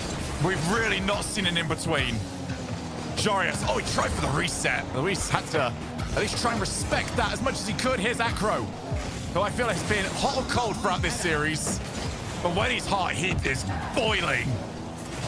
Luis now takes over, fakes out the first challenge. Appjack. Question for him is, how well can he follow the flow of this game? Can he make good reads on what the offense is? Dizzy's gone for a heck of a pre-jump, and he's actually got it to work. Lovely block as well. I mean, takes them back down towards Jorius. Jack, it's not your ball. Go away for a second. I'm sorry, but it's not your ball, brother. Lewis P. 2v1. He's dived in. Acro. Oh, he's bailed out. Jorius gets there with no boost left. And from absolutely nowhere, from the blind spot, he steals it away from Acro, who's going for a very safe double. Acro now up. The pre-jump as well from a player on his team. Lewis P has to then shy away from the ball. The pressure from 100% has been abominable in Game 7. Oh, huge demo. Luis just delays. He's got teammates turning up, but Abject with a huge block. There's so much on the line for these teams. Let's put Birmingham to the side. I know, it's huge, but we're talking Abject. Can he get his return to Europe to the top 4? Jorius, can he break the curse? Can some of these players, for the first time in 20-plus attempts, make an RLCS semi-final? All of that on the line in 5 minutes. Resi, backboard, reset, triple attempted, couldn't get there. The storyline's converging. This is a scriptwriter's dream, and yet it's just unfolding before our eyes just by the sheer magic of our esport. 2 minutes through, Jory is now finding Jack. The shot is going to be on target, but does get blocked out at the bud of it. Nothing really came from it too far. Brezin out for one. The second is going to be cut out by Jorius, who's stealing at the back. Now Jorius, he actually flips and stumbles, makes it awkward for himself to continue on, and now the pressure switches straight back towards 100%. This is the first time I've seen Jorius above 50 boost this entire game. Half the game gone. Acro. No, Resi, you wouldn't dare, would you? He went for that last game, and he still was up in the air to almost get the shot on target. Great demo from Stizzy. He's going to be shutting out any options that Acro had. Then Jorius gets rid of Acro from the entire conversation. Who's going to be up first, isn't it? It's going to be Jorius. No second touch, so Acro is going to be pre-jumping him. The double is possible. It's on target, and Jorius gets a nose to it. And Jorius had to be so disciplined because he was close to the ball as it bounced off the backboard and realized he couldn't get to it. He has to play the shot. Jorius, he's beat the first player. Acro, this time around, will not get caught out. Bit of space. He's going to drop down so nicely. Luis, huge challenge. Acro just palms the ball onwards. Luis with a massive read on where that challenge was going. And we go from a 7-goal extravaganza, Stumpy, to 1 goal, not scored yet. We've got 1 minute and 30 left. Jorius up to receive the ball from the backboard from Acro. Apparently Jack is still there. It's going to keep being a nuisance. Dizzy pre-jumps for it, tries to be the awkward man to get the read. Jorius, I can't get it away from Lewis P. It's a long ball. Time again for 100%. They've had this a few chances. They've not been able to work out too convincingly. Abjack up, trying to go for the bump on Lewis P. Instead, Acro's going to work his way in. 70 vital seconds for both teams. I'm sorry, your hands have got to be shaking enough to try and register on the Richter scale. Who is it going to be? Magic or madness? Which one will you choose? Oh, well, it's a bit of a miss. Acro, now's the try to chase back. Luis up against the challenge. No one able to follow up. I mean, Lewis then gets the challenge, and he also then goes in and continues to play the ball all the way down the pitch. Abjack now, a little bit of space, but instead Lewis P then bumps him away from it. A boost on in the back corner. Acro on the right-hand side takes Jorius onto the ball. One reset, onto the second. Lewis P touching it up. Now it's just Sizzy at the back. Can he prove himself? He does so in that situation, and that is the mettle that he can show. Lewis P back central. Acro's there. It's on target. Acro gives 100% the lead. My goodness. 100%! They recycle the play over and over and over again! And is that the one that gets them to top 4? With it all on the line, Dignitas need to send everything. Kitchen sink plays are going to be coming through now. Apparently Jack's going to shy away from that ball, allows the Jorius, but it's a lazy shot. Abjack with Jorius looking for Acro, who still shrugs off the challenge. 14 seconds left. And Dignitas have got to go coast to coast. Resi's high with it. His opportunity starting to arise. Sizzy with the catch. This ball is now airborne. Floor, and it is done. Lewis B has control as well. Can get the 50. It goes low. It goes high of 100%. The underdogs take down the battling wolves of Europe. Ah! Oh my God.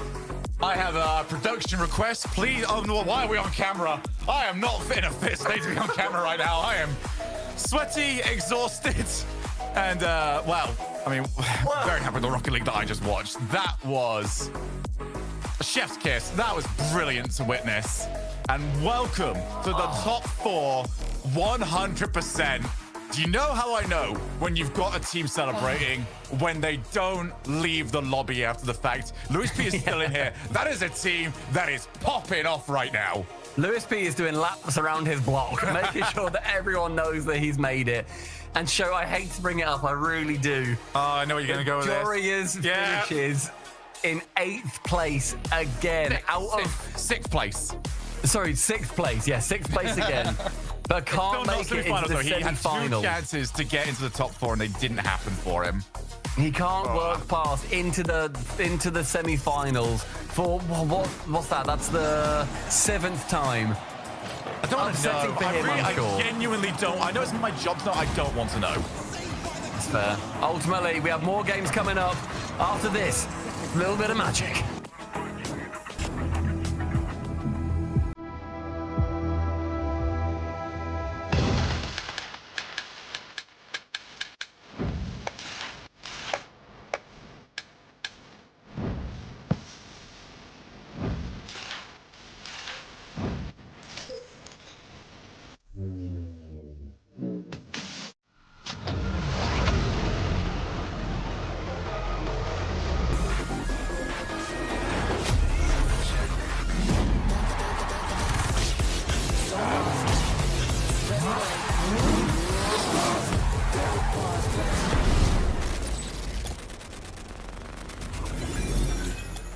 Don't pause, replay.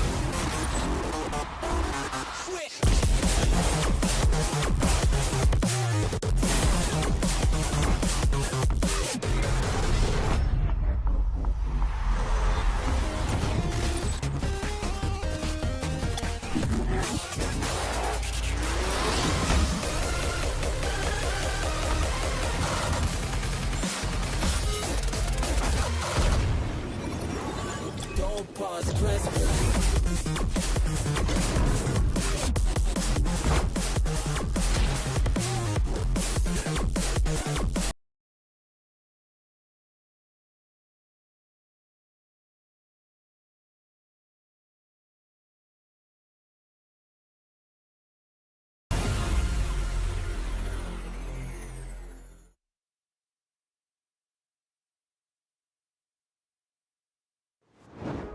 Comes from nowhere, makes you wonder if you've lost control, leaves you breathless, changes what you think is possible.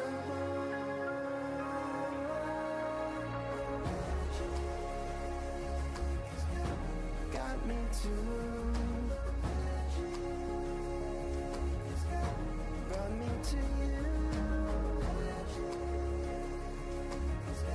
It's got you too. Your magic's true. Your magic's true.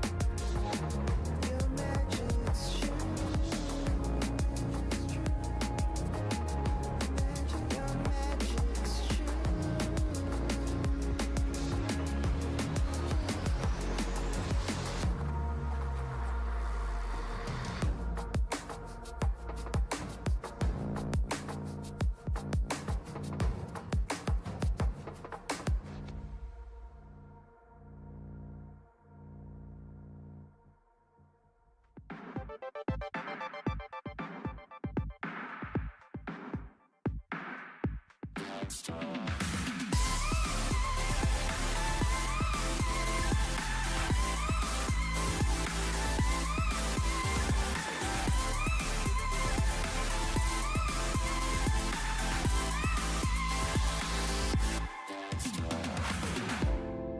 said you're cool and that it's alright, but you're hiding something that don't feel right. You know life is better when we just talk. When we just talk, let's talk. Baby, I'm not Potter, I got language. I ain't got no time to sit here angry. You know life is better when we just talk. When we just talk,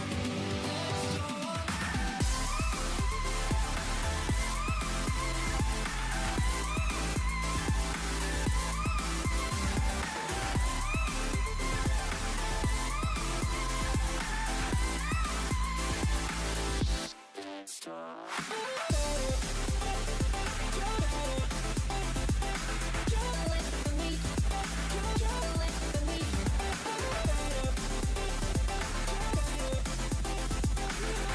When we just talk, let's talk.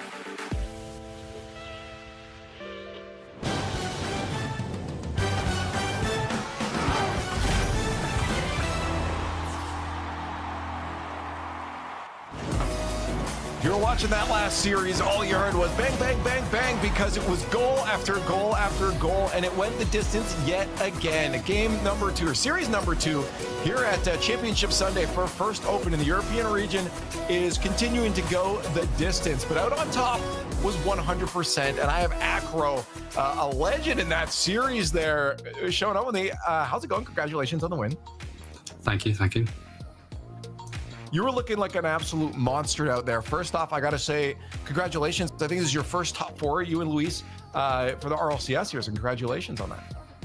Yeah, thanks. It was definitely an intense series. A bit of, I'm still shaking from it now, to be honest. Yeah, I was going to say, I can't tell your demeanor right now, if you're just calm, cool, and collected, or still trying to process it all. No, I was trying to stay cool the whole series, but it was like when we scored the goal and 30 seconds left at the end, it all just kind of came rushing to me, and I was just, I'm still shaking now from it. It's still, yeah, I'm terrified. Well, it's because you have to hold it in, right? Because you can't celebrate that early, because it can still end at any point. Yeah, you know, the last 20 seconds or so, that is like the most important part of the game when you got a 1-goal lead. So they're just trying to keep the ball away from them, but it's, yeah, it was probably the most nerve-wracking part of any game I've played. Well, I'm curious now, because of this first top 4. Are you reaching out, telling friends, family, hey, watch top 4 to support the rest of the way through, or? Well, I reached out to anyone. They kind of asked me for the link to watch it, and well, I was on Friday. The game's on Friday. I was having some internet issues, so they were asking for the link while they were outside of the house, letting me have the internet. So that was quite nice.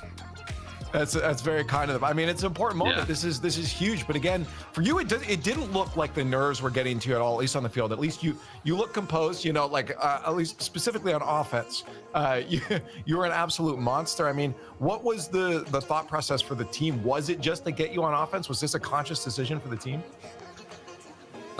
Yeah, because the first game was like, it went quite poor. We were on defense a lot of the game. I think they probably had like 8 times the amount of shots we did.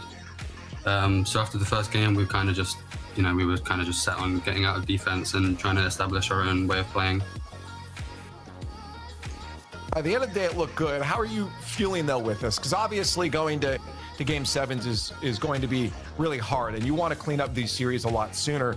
Did you learn a lot from this, you and your squad? Do you have anything to bring into the next series, or at least some ideas of what to work on next? I think probably just consistency. I think during that series, there was a lot of up and downs with the goals we were conceding. Like it didn't feel like we were conceding many goals off of them outplaying us an incredible amount. It kind of just felt like we were just doing a lot of mistakes and, having our third man pushed too far up. And so I think it's just about finding the balance between being a bit too eager to get the ball in the back of the net kind of thing. before I let you go, breathe and take it in here, at the end there, no timeouts from anybody. What was going on there? Well, we went 2-0 down, but we felt like the second game should have been ours. So we kind of just thought, we could stick it out and, we could win the third game at a minimum. Hey, if you don't feel you need it, don't take it. Yeah, exactly. So during the rest of the series, we just kind of had the momentum the whole way through. And then the game 6 was the same thing again. We kind of just thought that game should have been ours. So we thought we'll just keep the momentum going to the game 7. Hopefully you can keep the momentum going through to your next matchup with Team Vitality, because not to remind you, make you more nervous, but yeah, it's going to be a battle. That is for sure. But anyways, I want to say thank you for joining me here. I'm going to let you go, breathe, take it in. Congratulations on top 4, and maybe we'll talk to you after your next matchup. All right, thanks for having me. Acro, absolute monster on the field here. The squad, looking good. They felt confident. Shogi, they said that, hey, that should have been ours. Skipping timeouts, and they do walk away with the dub. It was hard to say without actually saying 100%. There was a moment in that game too where they figured out how to play on a Championship Sunday. And guess what? It's the exact same way that you play making it to Championship Sunday. So many teams struggle with that sort of change-up, Stumpy. 100% once they got there and they realized, wait, we're actually the better team. We're not suddenly scared of the stage.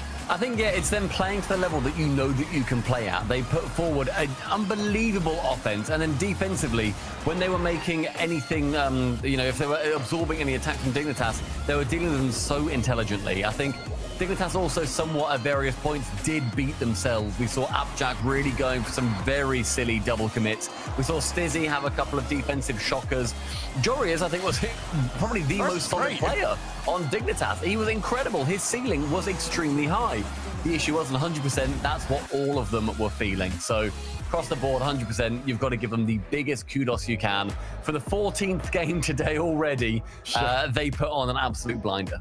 I mean, you look at the day before, 4-1s, 4-0s across the board. You come into today, of course, we got to make up for those games and start going the distance. Now, the question is, the next series here, Shogun, you think that's going to stay true? I mean, it could start to get lopsided now. This is the time to prove it. We've had all of the theory crafting at this point, but what we've seen throughout the last 2 seasons, the theory crafting is one thing. The results tend to be completely different. So far in this tournament, we feel like actually, for once, we've got this right coming in. Everyone kind of has a good feel as to where these teams are. But then we've got to play the games, and NIP can upset that incredibly early on. Yeah, well, let's take a look at the schedule so you know what games are coming up. It's going to get easy. You guys shouldn't get confused anymore going forward. Simple part of this. 100% is going to get a little bit of a break right now while they face off against Team Vitality later on. But the next matchup we are going to lock into is K-Corp. The blue wall has been sitting there and waiting. Well, the Ninjas in Pajamas have gone through a bunch of games to get to this point. They've had a bit of a break now, and they're going to have an obstacle to overcome. Batira, Atto, and Drawley, Stumpy are quite the roster to face off against. They are rated Europe's #1 team. We've not even seen them yet on Champ Sunday. They very quickly dispatched the Dignitas yesterday 4-1, and Atto was the key member of that team in that position. He was offensively phenomenal. He was defensively, I think, the best player that we saw all of yesterday. And I think Carmine Corp, they have really, despite their relatively short time playing together now, they have linked up in a way that we don't often see. I feel like they're also not just in a honeymoon period. They are in a time that they are going to be able to actually keep up this level of brilliance. There's Nas, birthday boy, on your screen right now. Yeah, he's it's going good for him so far, Shogun. He's had a good day, and he seemed positive as well, like he was having fun. I mean, Nas has just been that guy throughout the offseason. He really is. If you give him that ball and say, all right, go and have fun, he's going to be like, yeah, let's go. Okay, I'm going to probably score in this amount of time, by the way. So this is going to be so good, and we do get the matchup that I really wanted to see. I mean, get Drali in there, get Nas in there. I'm always happy. I just want to see those two on the exact same field and see what ends up playing out. But for NIP, I mean, this is the big test. If you win this, you can win the whole event. Let's be real. But where is the cap now on the points? You are playing with house money. You've got to try and grab as many as you can, because this is the opportunity. Next tournament, you might not be here again. about this. You know what I like about KC2? They don't just have player cams. They got like 20 other cams. Like, I mean, they they've have actually so got many cams, which is a going great start. They're making up for the lack of cams from other teams. Yeah, right. By the way, other teams, just 10 quid for a webcam or use your phone. Just chuck a video on, guys. We've got like a 360 rig around all of KC. We will can not- 3D model them from their cameras. We will not let them be. We'll continue on. But anyway, it's time for predictions. You guys keep going in chat here. It's time to throw ours up on the board. I feel like it has to. I mean, Shogi, you've been saying you're waiting for this matchup, but yeah, you're still going to go K-Corp, and you have to. I think, yeah, it's very difficult, especially when, let's be real, narratives have sort of been upheld to the start of the season. And the narrative around KC is they always start seasons incredibly well. Their scouting has been so good. It's actually almost been to a detriment of them previously, where they do so well during the opening of a season that when everyone starts chopping and changing mid-season, they're the team that stays there and somebody else just happens to pop above them whilst making roster moves. So I think we're following the same narrative right now, where they are the team to beat at the start of this one. Can they maintain it for our season?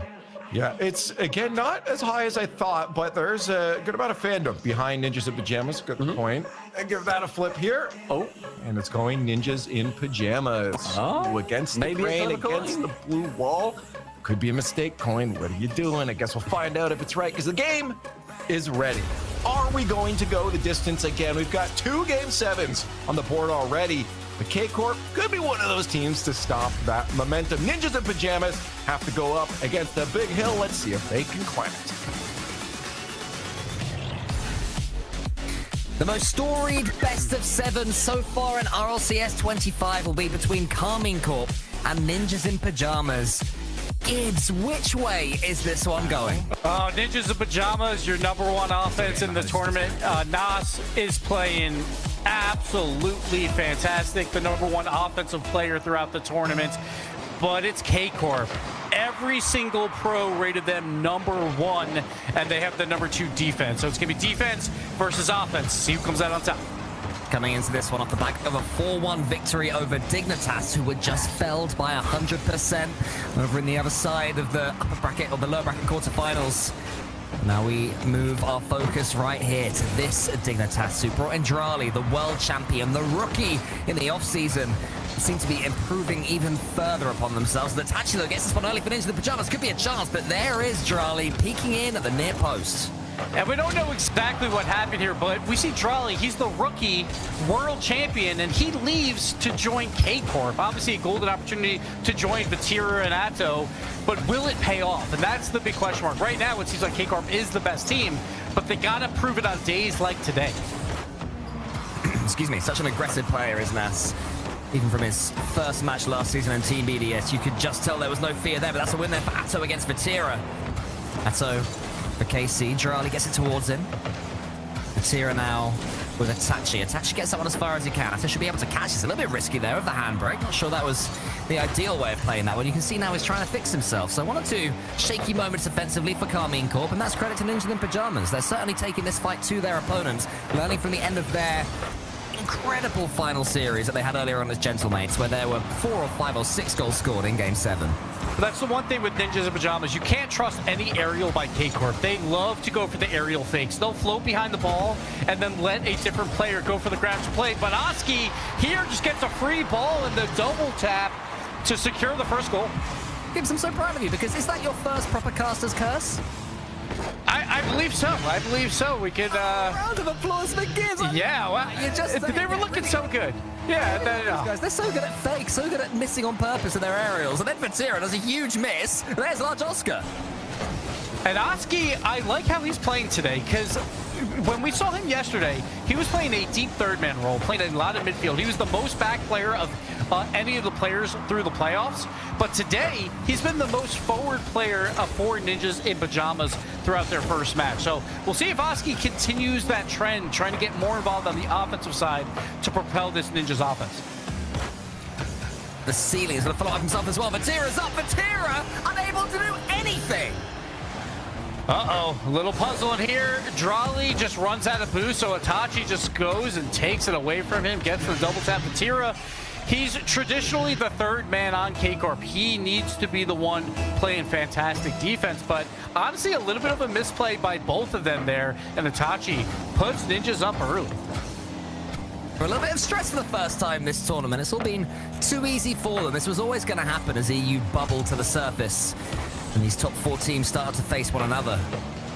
Gentleman's already gone, of course, as have Dignitas, so a real chance for the others to pull away in this battle for the top 4. If Ninjas in Pajamas can win this series, they will be huge favourites to make the major ahead of the other non-KC, non-Vitality teams. And this is the first 3-point gap in placements as well. We've had 1-point gaps for the early rounds, then it's been 2 points in playoffs, but now we got a 3-point gap, and that could be the difference. That one extra point could propel you into a top 4 spot. Coming up so far being made to look a little scrappy by Ninja in Pajamas as Nas is found by Itachi. Oski's there as well. Beautiful transition. If Oski sinks this, it'll be a stunner. But Atto instead gets it to Vatira. End-to-end stuff here between the 2 teams. Nas realized Itachi was missing, sent it to the side. Should be a goal for Vatira. Is a goal for Vatira. Don't count KC out yet. And this is what you should expect out of Vatira. He's going to be the cleanup crew. He's going to be a third man back most of the time. Wait for the play to develop and just clean up goals like that. That's why Vatira right now, he's number 3 in goals per game. Most of them are just cleanup shots. That's all he has to do on this team. And it could be a quick fire double. Drali in the center. Does he go for the pre-jump? No, instead trying to sweep out for Vatira. I thought he'd go for the pogo there.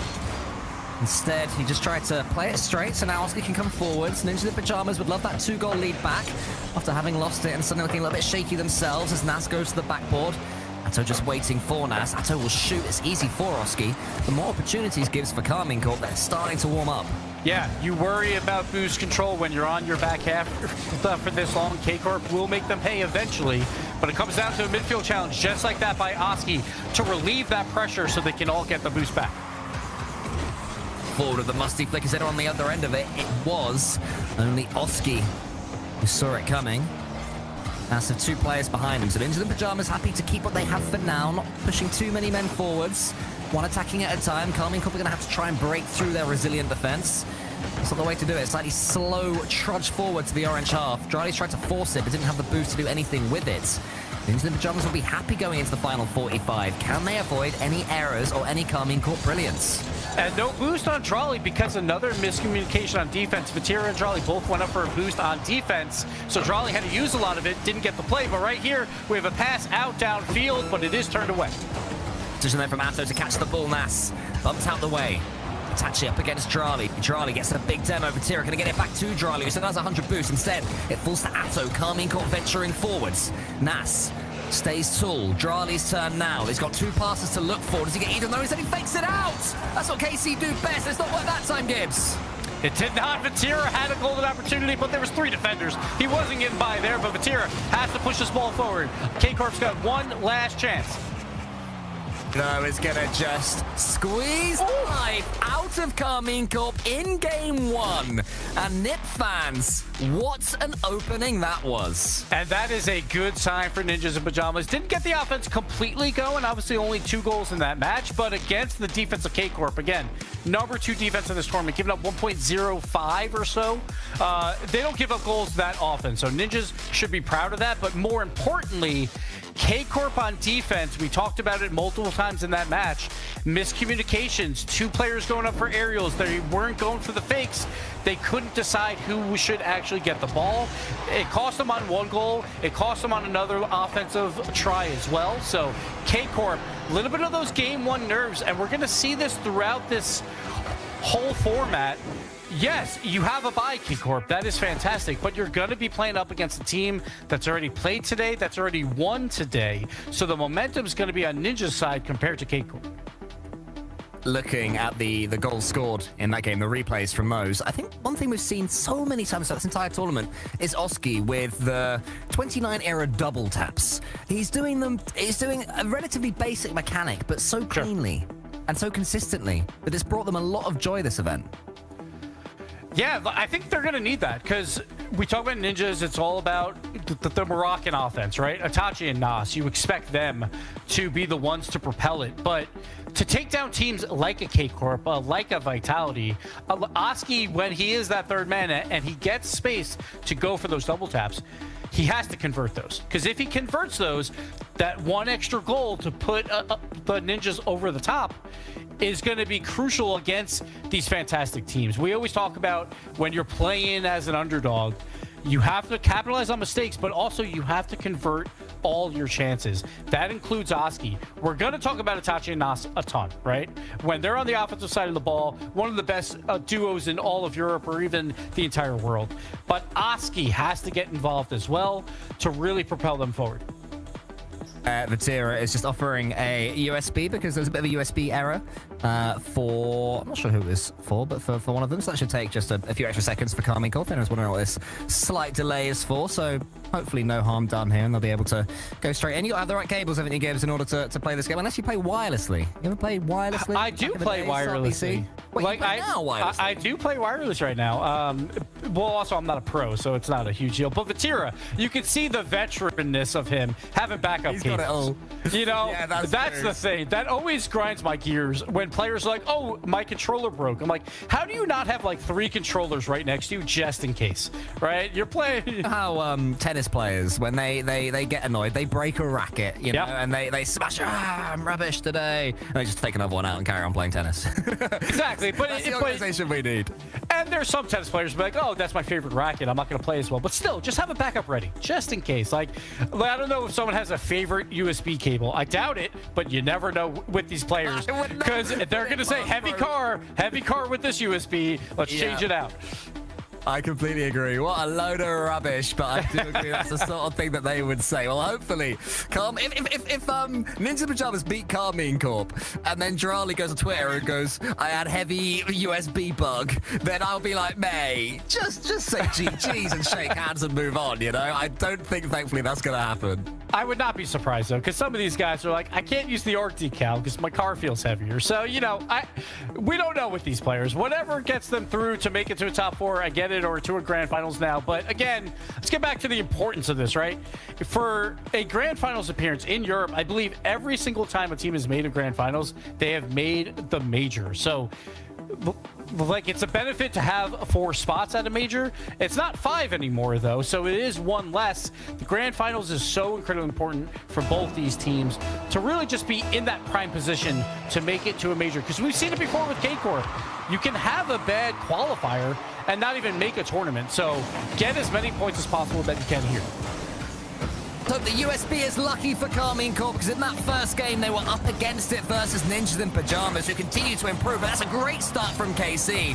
Oski got in the way of Atto's goal-bound strike. It seemed to be an early one for Carmine Corp, but still, Ninjas in Pajamas doing what nobody else has been able to do so far this tournament, and it's defend consistently against KC. They really seem to have the read on when KC throw these fakes in. They're actually working against them. And right now, we've seen a lot of low shots by K-Corp as well, which are easy to defend if you have 2 goal line defenders. You can just throw yourself at the ball. I want to see K-Corp elevate the ball just a bit more when they're on the offensive side. Much harder to guard those shots. There's more angles when you're in the air trying to shoot for bottom left corners, bottom right corners. But when it's on the ground, you can dive at it so much easier, even if you have no boost for Ninjas. So for K-Corp, I want to see more elevation into their game on the offensive side. I'd say Nasa's already up, as is Jirali, Itachi. 3 Moroccans, all of them on the field right now involved in that play, and it was Ninja in Pajamas who were able to get that ball just rolling back to KC territory. Carmine Corp, though, have had a better start to Game 2 than they had pretty much throughout all of Game 1. More control here. There's a chance maybe for Itachi. Charlie had to be aware where that one was bouncing. So Atto just goes towards Vatira. Vatira realized Oski was storming in. So Ninjas in Pajamas have managed to suppress the tidal wave so far. And can they get some momentum of their own? Nas is doing his best, and Ninjas in Pajamas are having plenty of control on this ball. By no means a KC charging them down every time they get hold of it. Yeah, Nas had the ball for free with 100 boosts at midfield. That is something that Ninjas wants. It didn't work out there, but Nas, one of the best 1v1 players in the world. You want him to have those opportunities. Have 100 boosts midfield and space. Didn't work out that time, but I expect them to continue to try and feed Nas midfield. Charlie, as it's actually getting towards Vatira. Great challenge there from Charlie, losing it on purpose because he knew that Vatira was following up. Carmine Corp moving to a more challenge style of gameplay now because they are realizing the passes aren't quite connecting with Ninjas in Pajamas getting these reads. Charlie up against Itachi. This one's going to almost fall for Atto. Good pass there towards Nas. Vatira gets it towards Jirali, at least he hoped. Was a little bit low on boost, but he was in front of the ball and able to make something from it. A mistake there from Nas, and Oski again shows the composure to get the backwards flick. And even when they're making errors, it's working out in Nip's favor. That demo, though, could change all of it. Drali has Vatira to his left. Vatira's going to try and slam this one home, and he does. KC get it from a demo. We talk about gifted goals. Vatira got a little bit of a gift here, but it was mostly because of that demo play. Vatira's just got to clean that up.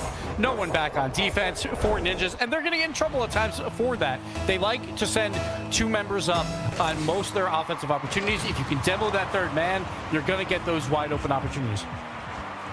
But not panicking after going a game behind, just keeping on going. This is free. The momentum will swing, and it has. We talk about kickoffs. K-Corp is the best team in the world at them. Drali just for free. Itachi, a bad read. Vatira gets a little bit of a bump as well. And that goal is just gifted to K-Corp. Flip reset. It altered the trajectory only slightly, but that was enough to get it past the dive of the defender. Into the pajamas. Still a couple of minutes. They're going to have to chase this one, though.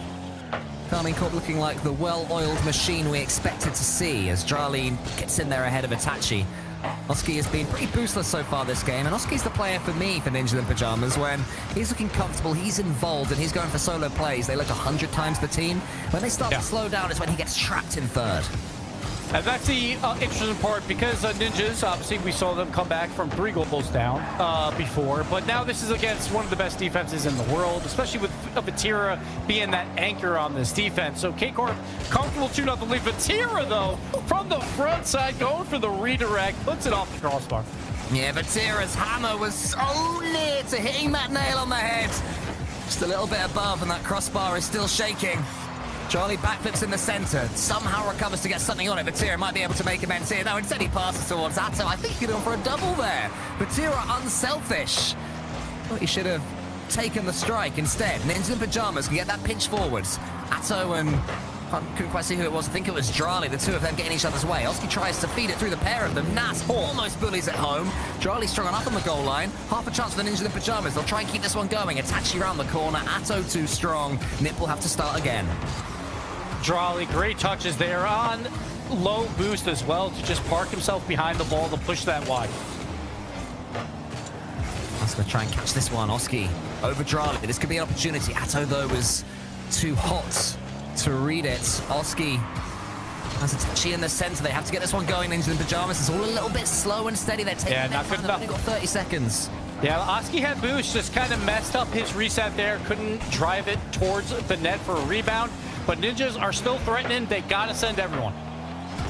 As well, because KC are back and they are packed closely together on their own goal line, and they will have enough to see this one through.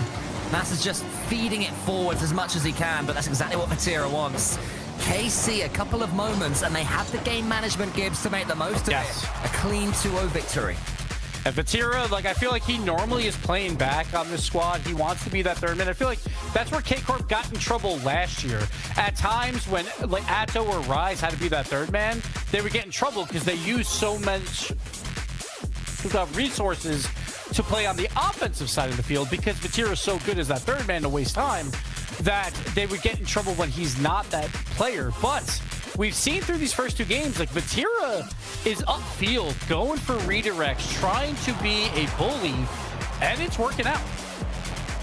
That's the role that I would have thought Drali would have had. It's certainly the one that he moved himself into for Team BDS last year. But Vatira as a first man, I quite like it. He certainly got a shot on him, a powerful one as well. The one that hit the crossbar was huge. And it's nice to see him playing so freely. I feel that for a little while, Gibbs, Vatira was so desperate to win another major, to win a world championships, to, you know, put those Carmine Corp colors on that trophy, that maybe he was starting to play within himself a little bit. There's definitely a sense that he's playing more freely once more now.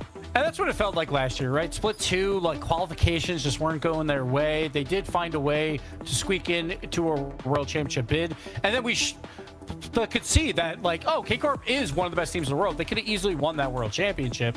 It's just, you got to put it, like, all on the line every single online event. Don't put too much pressure on yourself, but know the importance at the same time. Feels like K-Corp has found that balance right now. But these are 2 of the top 3 teams, I would say, in Europe, and 2 of maybe 5 teams that could win a world championship in my mind. So Ninjas are a very tough ask to take down. We're going to game 3 all tied up. We'll see how it goes. Take a look, it's Carmine Cop with the first touch. Vatira again remains unleashed. Here we see it, more of that third man. Vatira roll, 2 members on defense, limited boost. Drolly, the double bump. He just had to drive like 3 miles an hour. He's like, I'm just gonna scoot you over just a bit so Vatira has the shot. Vatira, again, that cleanup crew, that is his main role. But we see him everywhere on the field right now. Quite enjoy Drali's cosplay of Mr. Plow in that situation. Clearing the snow out of the orange goal line so Vatira can place that ball straight in it. But here we go down the other side. It's Oski over the top of Vatira, attaching to the ceiling. She wants to get this flip reset, trying to finagle his car underneath the ball. Another bump comes in. Oh my goodness, this bump's crazy over here. But KC deal with it better. Nas had a chance there, but it just wasn't enough. There was 2 K-Corp defenders that were kind of getting bumped, but they just had to throw themselves at the ball. They both did, and fortunately, bad rebound, but Ninjas continue the offensive pressure. Towards Itachi, he's got the power. Atto behind Vatira. Something Carmine Corp do as well as anybody in the world. Back each other up on the goal line. It goes past one keeper. You think it's going to be in. Atto can't quite get the catch that he wanted. But they're defending, the awareness from the 3 of them, huge at this stage of the series. And Ninjas just has to be careful with these counterattacks. That's what K-Corp wants. There's another bump, but luckily Nats is back in time. But K-Corp is going to counterattack like one of the best in the world. So when you send 2 on offense for Ninjas, be very careful where that third man is, because the bumps are coming out, the plays are happening. Watch out for the counterattacks. Wondered if he'd go left towards the pass. Instead, it was just the backboard.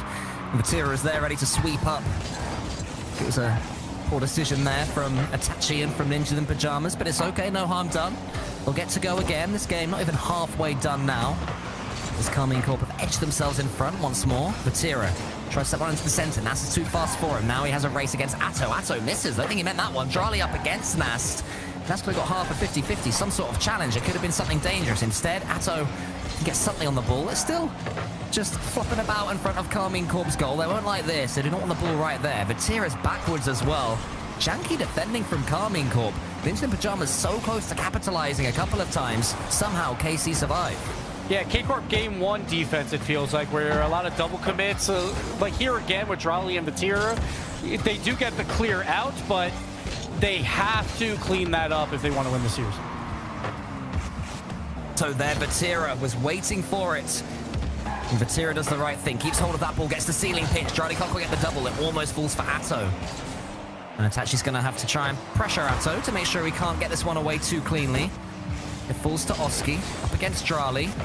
Ninjas in Pajamas happy to build from within their own half, and they're being forced to by Carmine Corp. But they're not being outpaced by Carmine Corp. They're not being outclassed by Carmine Corp. This is where they can turn their chances into real goals. Yeah, Ninjas is in the conversation. Like, they can definitely get this upset win for sure. It just comes down to don't go down early against a top defense like this, and this is what it feels like. K-Corp kind of just wasting time on the clock as it dwindles down under 145. So into the center, Nas is going to bounce that one towards Oski. I think going to fake that he's got some boost and try and tempt Vatira into going to a challenge where he could have won it cleanly. That's what happened, but it worked out well for Carmine Corp. Nas has Vatira in his sights. Vatira does the same thing, just making sure they're not allowing Ninjas in Pajamas to have clean touches on this ball. Carmine Corp doing that well, defending from the front. But now Itachi does manage to run away with it. Nas tries to go solo. It's a little bit slow, though, and a good read from Drali. I'll tell you what, Gibbs, when someone does have a chance, they don't have ball control for long. They're being closed out fast. Yeah, both teams are reading incredibly well. Like, none of these 1v1 abilities can really come out, because as soon as you get one touch, like, you have a challenger in your face, and there's another defender right behind him. We try for the pinch by Atto. We've seen those before from him. But not this time. Exactly what I was thinking. I think twice that I can think of Atto has done that, these big old floor pinches. That one on target, but not quite in. This time he goes to the city. He can do it all the Belgian. He gets the flip reset. Past Itachi, almost past Oski, and the dunk wasn't a bad attempt either. Vatira brought it back towards the net. That's good enough for Carmine Corp so far, keeping Ninjas in Pajamas pinned back in their own half. As Oski gets a clean touch on the backboard. Atto misses though. Nasus tries to go for the snapshot. Vatira saw it coming. That was danger out of nowhere. It might still turn into a goal. Itachi takes the goodie of shot, Gibbs. That was tough. I feel like Ninjas, they were on limited boost. They found one mistake, tried to capitalize, but, a golden opportunity for Atto gets turned away here as well. Spawning for Ninjas in Pajamas, and suddenly there's only 10 seconds left. Here comes Charlie to complete the mission. Game 3 is going to go KC's way. And this is just resource management. K-Corp did such a good job when they were on the offensive side of the field. Boost starve, boost starve, boost starve. They did make one mistake that allowed Ninjas to have a chance at a counterattack, but still not enough boost in the tank for Ninjas through the defensive opportunities for the past minute or so. And K-Corp finally capitalized, turning it into a goal. Into game 2 as well. It's not been outclassed. It's not been chance after chance for Karmine Corp, but they have taken their shots on target, whereas Ninjas and Pajamas didn't quite have enough to do the same. Karmine Corp led by their MVP Vatira. Almost 500 points for him, 3 saves, a goal and an assist, just from one shot as well. So the efficiency that KC and Vatira in particular are showing gives too much for Nip right now. And that is the game plan for K-Corp, right? Just keep the ball on the offensive side, play good midfield control, but boost starve, right? When you're going against a team like Ninjas who can clip on you at any moment, they can't clip on you if they have 20 boosts in the tank when they go for the aerial dribble, right? They might be able to get one flip reset, but it's not going to be enough. So, like, if K-Corp can continue this trend of we just want the ball on their side of the field, we control the boost, we don't have to worry that much about these counterattacks because they just won't have enough boost for at least 2 members to do something with. Yes, maybe one gets 100 boost and Nas tries to pull off something incredible, but we're going to have 2 members back at the very least, and we know that our defense will hold up. So I think for Ninjas right now, it begins back at their goal line. It begins at their back corner boosts. Protect those back corner boosts as best you possibly can. Make sure you have 2 members when you're on defense that have above like 50 boost, so when K-Corp makes a mistake or you make a great save, you can do something with it. The Pajamas have taken their tactical timeout. They are not impressed with what they're leaving on the pitch right now. Only a game down. I think it's a good decision from them because it's slight tweaks that need to be made before any tilt just starts to bubble over. They're saying now is the time to talk things through. What can we change? What can Snasky add to this conversation that can mix up what Nip is showing? Because the goal output is just not there for them right now. Big part of that is how well Karmine Corp are defending. But if your opponents are defending well, you have to change what you're doing in attack. You have to go for some more bumps. You have to go for some more dribbles. You have to try and fake them out. Maybe take a leaf out of Karmine Corp's book, Gibbs. Go for some fakes because they're not really employing any of these tactics. Yeah, but it's tough again because it does feel like when they do get to that midfield, they don't have enough boost to even go for the fakes. Like there was a couple where maybe like Oski would go up with 0 and like he just has to fake it though, right? And K-Corp probably knows he does not have a lot of boost, but we see that K-Corp wins 2 in a row. You're gonna get that timeout called, right? It's probably about a 90% conversion rate that once the team loses 2 in a row, they call the timeout. So it's a good moment for Ninjas to reset and see if they can figure it out. So they've said that. It certainly takes the emotion out of it. Lose 2, take the timeout. You don't even have to think. You don't even have to wonder, should we have taken it now? Because it wasn't in question. What is in question is whether Karmine Corp can see this one through and do what was expected of them to make EU's first grand final, to make the first grand final of the RLCS 25 season. That awaits to be seen. So far, pretty good for them, despite losing that first game. And already in game 4, they're starting on the front foot. Drali's going to try and put that one through, and he does. Pixel, perfect. So I like the idea of shooting a near post. I think he just wanted this to go in, but he reads the post perfectly. That's an incredibly hard read because you just don't know exactly how that ball is going to bounce out. But Drali... Silly as well. Yes, exactly. But Drali makes him pay. And again, K-Corp, they're doing exactly what they need to do. That midfield is fantastic. But Itachi here has a chance with a flip reset, but great rebound by K-Corp to push it out of the net. From Itachi, and Itachi's the player that a couple of times I've just wished he'd shoot. He's taken a touch or gone for a fake when you can just put the ball on target. So maybe that's something else that the Pajamas have been saying. Look, try and be a bit more direct. Get them to be stretched, get them to make saves, because we know that Karmine Corp can double commit when they're having to defend. They're not making the most of that. Nas, he tries to turn that one on target. It was well blocked by Karmine Corp there. Atto now against Oski. Atto gets it through. Oski has to dodge Atto. Vatira into the corner. A shooting chance here for him by his standards. He's missed it. So Itachi can come forward down the other side. Decent defending there from Nip. This is where they have to keep the ball, though. Can they do it? And you see that, though, 2 challenges back-to-back, like Itachi and then Oski, both very limited boost when they moved upfield on the counterattack. That is K-Corp's game plan. Get the boost out. Nice bump play by Drali, or I'm sorry, by Atto to get Drali the goal. And it just turns into a 50-50 challenge, and Itachi was not expecting it at all, but Atto bumps him out anyway, and Drali, wide open net. Expected it. Atto was going the other way. He's going the complete opposite direction. He turns in midair so he can get the bump opposite the ball. The field awareness there on show from Atto is truly next level. I think he was on 0 boost as well. Maybe he had like, 10 or something. Not very much. Here he comes again. This time he gets the flip reset, goes for the musty. He's missed it. But Atto, one of the most unpredictable players in Rocket League. One of the most fun to watch as well. Doubles up his team's lead, even though it wasn't him who got the final goal. That's what this catch. It's like this match is getting away from them, right? Like Ninjas, they need to figure it out soon. They've lost 2 in a row. They're down 2-0 in this match. You don't want to go down 3-1 versus K-Corp because it's so incredibly hard to beat K-Corp 3 times in a row. To even get a goal against them right now, KC have re-figured out that balance. Itachi, though, has a chance to change that. He shoots, and it's in, and Nip needed that. Great shot here. That's just a clear out. It wasn't even like that amazing, but Itachi's just upfield trying to make magic happen. Maybe he's looking for a bump. He sees that, oh, I actually have that midfield open, goes for a redirect shot off the post and in.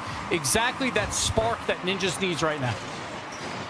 The Pajamas, who just haven't been able to score this series after the first couple of games.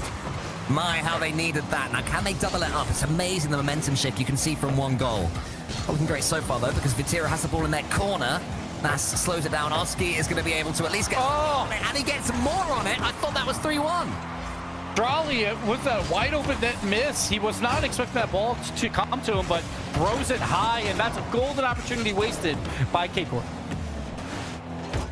Into them Pajamas. Look how stranded they are. Some height and Carmine Corp in complete control here. The bump helps out as well.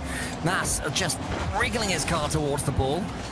Sticking to the backboard well. I don't know how he managed to avoid going in the air there, but they're still boostless. Nas uses all of it. Yep. Carmine Corp squeezing the life out of them. Nas gets something, but he's bumped. Oski has a bit of time at least, and he has a decent ping on that ball. Drali, is he going to be able to turn in time? Only via a touch from Nas. Drali lands on the orange half. Oski can clear long towards Itachi. It's all Carmine Corp up to this point. Maybe Ninja in Pajamas hoping for a counter-attack, because right now, Gibbs, that's looking like they're most likely out. Yeah, it's been rough. Like, if you're watching at home, just watch the boost meters. Oof. Behind Ninjas, like in the top right, more times than not, 2 of them are on 20 or less when they're playing defense, and that is K-Corp's game plan. So just keep looks for the boost control when K-Corp's on offense. It's enough Ninja in Pajamas. Are they using everything? Are they being as efficient as they possibly can be, which you have to be against Carmine Corp? These are the questions that need to be answered. If Itachi just tries to go for the snapshot, he's definitely thought, I can go for goal more, but it's going to backfire this time. They overcommit, and Carmine Corp say thank you very much. And when you overcommit, the most important thing that you can do when you shoot is to not shoot directly on net. Like, unless you have a golden opportunity to score, you need to waste time as a shooter. A weak shot by Itachi forces Oski to try and play it out as well, and K-Corp counterattack. He's just not got the decision-making right of when to shoot and when not to this series. That's a good pass, though. That's almost wins it. Oski is met by Drali. Itachi boostless gets it forwards again. Vatira misses to allow an Atto. So doesn't do the same thing. There's still time here for Ninja in Pajamas. There's still opportunity for them to keep this series alive. Oski up against Drali. Itachi has Nas behind him. He tries to feed it to him. Vatira saw it coming. And then Vatira finishes the job. Maybe he even scores from this. Not quite. I don't know how he even got the opportunity. Right now, Nas has to hit this. A double tap opportunity, but Vatira again. So good on defense. Doesn't matter, though. Nas comes through and scores after Itachi throws it back at the net. So Vatira goes up for this. Atto just kind of leaves. Just a bad challenge by him. Leaves the net wide open. 20 on the clock. We've seen this before by Ninjas. The comeback potential is there. Cops were excellent earlier on against Gentlemates. This time the 2 of them go. Nas gets a clear challenge. He has a pass in the center, tries to get it past Atto. Atto keeps it in the corner. Vatira being nibbled by Itachi, still gets the ball away. His defending has been sublime this entire tournament, let alone this series. Oski and Itachi, the 2 of them tripping over each other's toes in their own corner. Oski has to flick it to Nas, but Vatira, again, read it. He hasn't got many points this game, but my goodness, he has been the difference as Carmine Corp go 3-1 up, 1 game away from the grand finals. So I feel like in that backpack for Vatira, he's got USB cables. He's also got the Ninja playbook. He's just reading everything right now. He's just like, sure, I'll be on limited boost, but I know exactly what type of pass that you were trying to make, and I will just pre-jump and challenge everything. Vatira, fantastic game for him. Again, score doesn't matter that much. Not a lot of score throughout. Just crucial challenges. That is the exact point I'm making there, Gibbs. 168 score in that game. You look at that, you know, in the future times, you're looking at the scores, you're looking at the numbers again. We can't have done that much this game, but every touch that Vatira made there was perfect. He would be the player that would pass it to Atto, then there'd be a fake, and then, you know, it'd be Drali finishing it off or something. He was pulling all the threads in the background. He was the shadowy figure, just changing everything in that game. And this one hurts too, because obviously it's a game that Ninjas wants. They're now down 3-1 in the series, but also because like Ninjas got some offense going against this great defense of K-Corp. They scored 2, but they give up 3, right? So K-Corp, they are finding their offense right now as well. And Ninjas is like, we need to find another gear. That's what it feels like right now. 3 games in a row for K-Corp, and that's after a timeout as well. So Ninjas, they're on their last life. No timeouts. Just gotta figure it out as soon as possible. Corp brought in Drali to win majors. They brought in Drali to redo what he did last season and win world championships. And that all starts with winning series like this one in tournaments like the Open, the first Open in Europe. In RLCS 25, Carmine Corp evolving in front of our eyes, looking like the team we expected them to be. And I certainly see him in Gibbs like favorites in this series right now. Oh, absolutely. And they have a target on their back. Like, even though they only have 1 world champ on their team, they're considered the best team in the world by their peers. And that means a lot to them, and I bet they take that mantle and they want to show why by taking this first Open. And right now, they're putting a really good case, I would say, Cole, to be the best team in the world. So double tap to the backboard. I had a feeling, I mean, they're normally so fluent. I just had a feeling Vatira would be coming out of camera, ready to smash that one home. For once, he was about 30 car lengths back, and I'm like, I sort of thought he was about to score there. Right now, I feel K-Corp is just comfortable. I think their game plan's working. Ferrer has not had to use his timeout. They're kind of playing with house money, try to feel this game out. But Vatira has been just on fire throughout. Whenever they need him to do something right there, kind of a miss of a flip reset, turns into a bit of a counterattack here by Ninjas, but they do turn it away. The only thing for K-Corp is when they are on defense, which they haven't been a lot throughout this, is be careful of those double commits. Don't send 2 at every single ball. Improve upon what's as close to perfection as we have in Rocket League right now. That's a great example of how that pinch, well, if that was on target, that would have gone in. I don't think Nas could have recovered in time, but it does remain 0-0. Means the Pajamas will be happy about that. They've certainly slowed Carmine Corp down in game number 5. Can they get that first goal? Can they open things up? Can they force Carmine Corp to come down from their lofty perch? Not with things like that from Itachi. Use all of his boost as well, but Drali gives it right back to him. A gift between the 2 players. Each of them feeding the other. And then Nas, he had a thought he could get that boost. Instead, it falls to Drali, and that should slow the attack down. Now, the way I see it, or at least the mentality I take, is you're not truly on match point until you're losing in the match point game, right? So I think Ninjas right now, it's still tied. Technically, they can't lose if it continues this way, right? So you just got to think of it that way. Just take these next 2.5 minutes right here. Great demo by Nas. It turns into a shot for Oski, but too many defenders in the way. But it doesn't look like they're breaking through, though. It just does not seem, despite the 4 shots they've had to Carmine Corp's 3, that they're looking the more dangerous team. And the 3 in orange are going to have to move forward as a 3. They'll have to time it right. When do they really press the ignition? Here comes Drali. Atto's beneath him. To speed flipping across the pitch and stealing boost. Has to dodge his teammate Drali, so couldn't quite do that. Still got something on the ball. Nothing left. Oski misses it. Atto the double tap from a sharp angle. Now Vatira's in a bit of a quandary. He goes up against Itachi. Can't beat him. That one's just going wide. But Nip can move forwards. Until Drali sends it straight back. Drali up against Itachi. Oski's there. He's knocked down. In comes Atto. It did just seem a question of when. And that was your answer. And Drali with boost. Itachi has nothing, tries to make it, but just a fortunate bump as well. Oski probably makes that play, but Drali just falls into them. And sometimes luck is what you need in Rocket League. And that is why when you're up 3-1, you have a golden opportunity, because you can just take a game based on luck. And that shot, I would say that bump at least was a little bit lucky by Drop.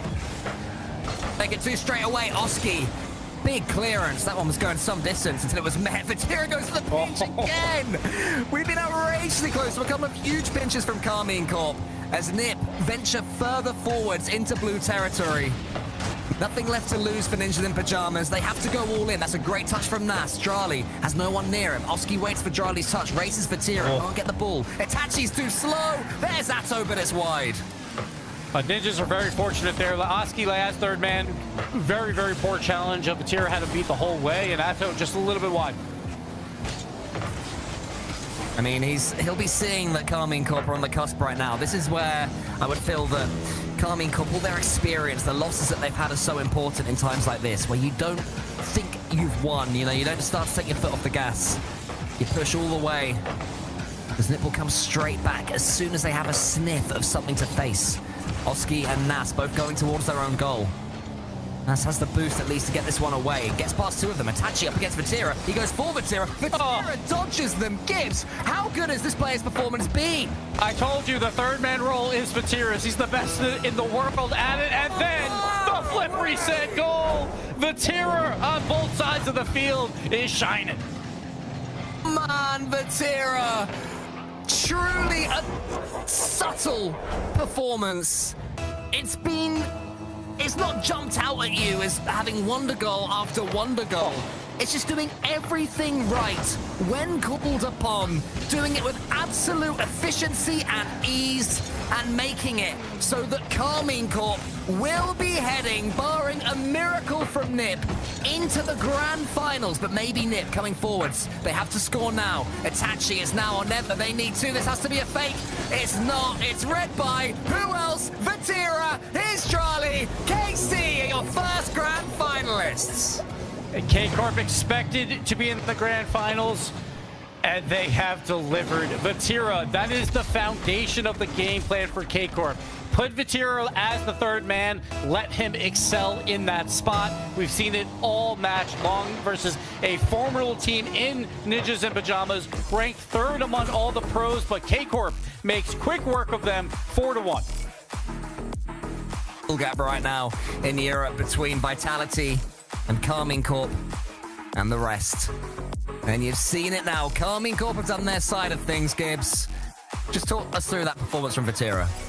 It's just so good. Every time he's the third man, it doesn't matter if it's a 2-on-1, if there's a bump coming at him. We saw it right at the end of that game. Like, Itachi is going for the bump. It did not matter at all. And then he counterattacks it as well. Just so incredibly good. And Vatira is one of those players that I think everyone expects to eventually win one of these world champions, right? So now is it the time? Is this finally that team to do it right now? According to all the peers, they are the best in the world. So Vatira, can they get it done in that finals? I think there's one true test left, and that's if Vitality makes it to that final. But we'll have to see, Cole. Yeah, and into the Pajamas, it's not a bad start at all. Getting through Gentlemates Alpine in the lower bracket quarters, massive for their chance of making it through to the major. They won an overtime in Game 6, and they won Game 7. Not a bad day at the office from them either. Oh, absolutely. No one had a harder bracket than Ninjas throughout this tournament, and they have defeated all their peers. It's just when they go up against those top two, Vitality and K-Corp, they falter. But we'll be right back with the other semi-final. Don't go anywhere.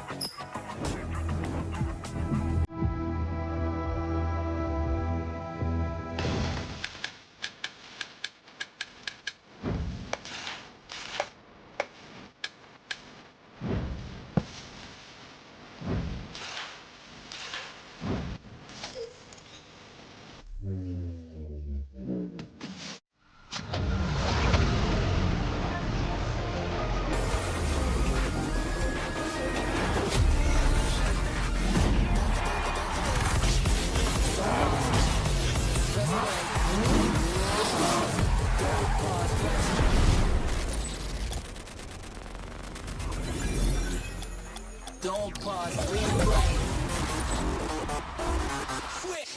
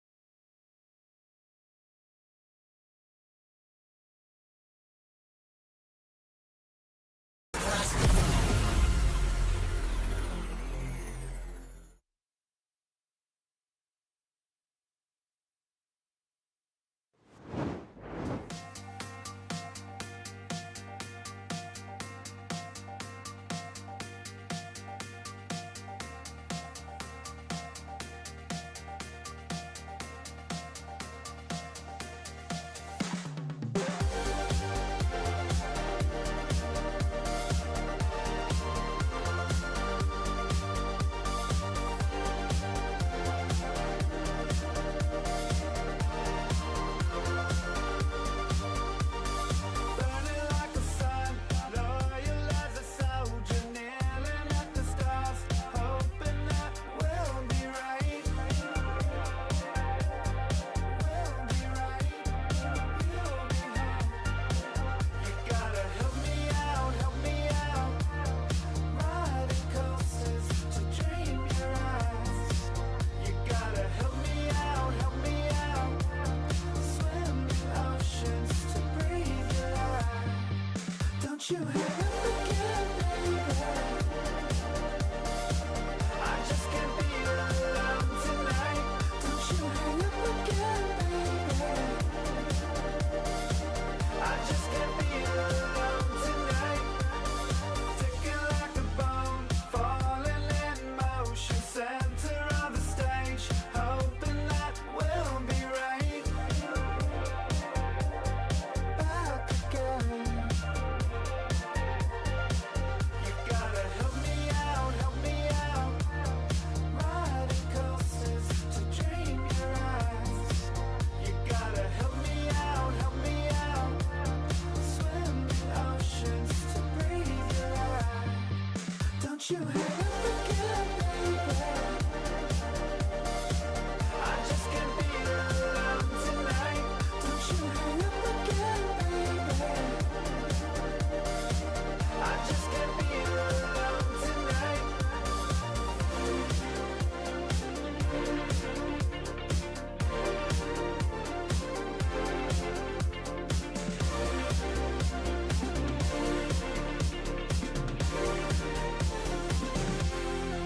Don't you hang up again, baby.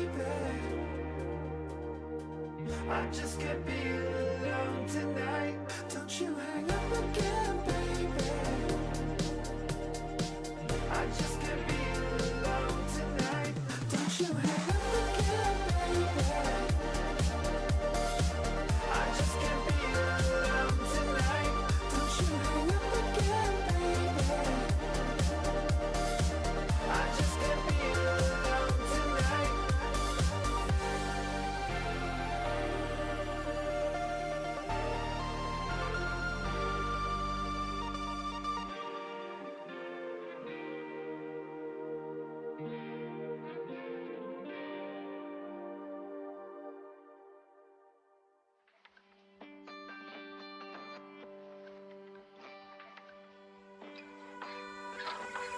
You're making touch peering into the soft blue light. This unfamiliar glare, it blocks me out, I'm blinded. Inspired now just to keep you satisfied. I think to be losing you is not worth the fight. So I speak up, I scream.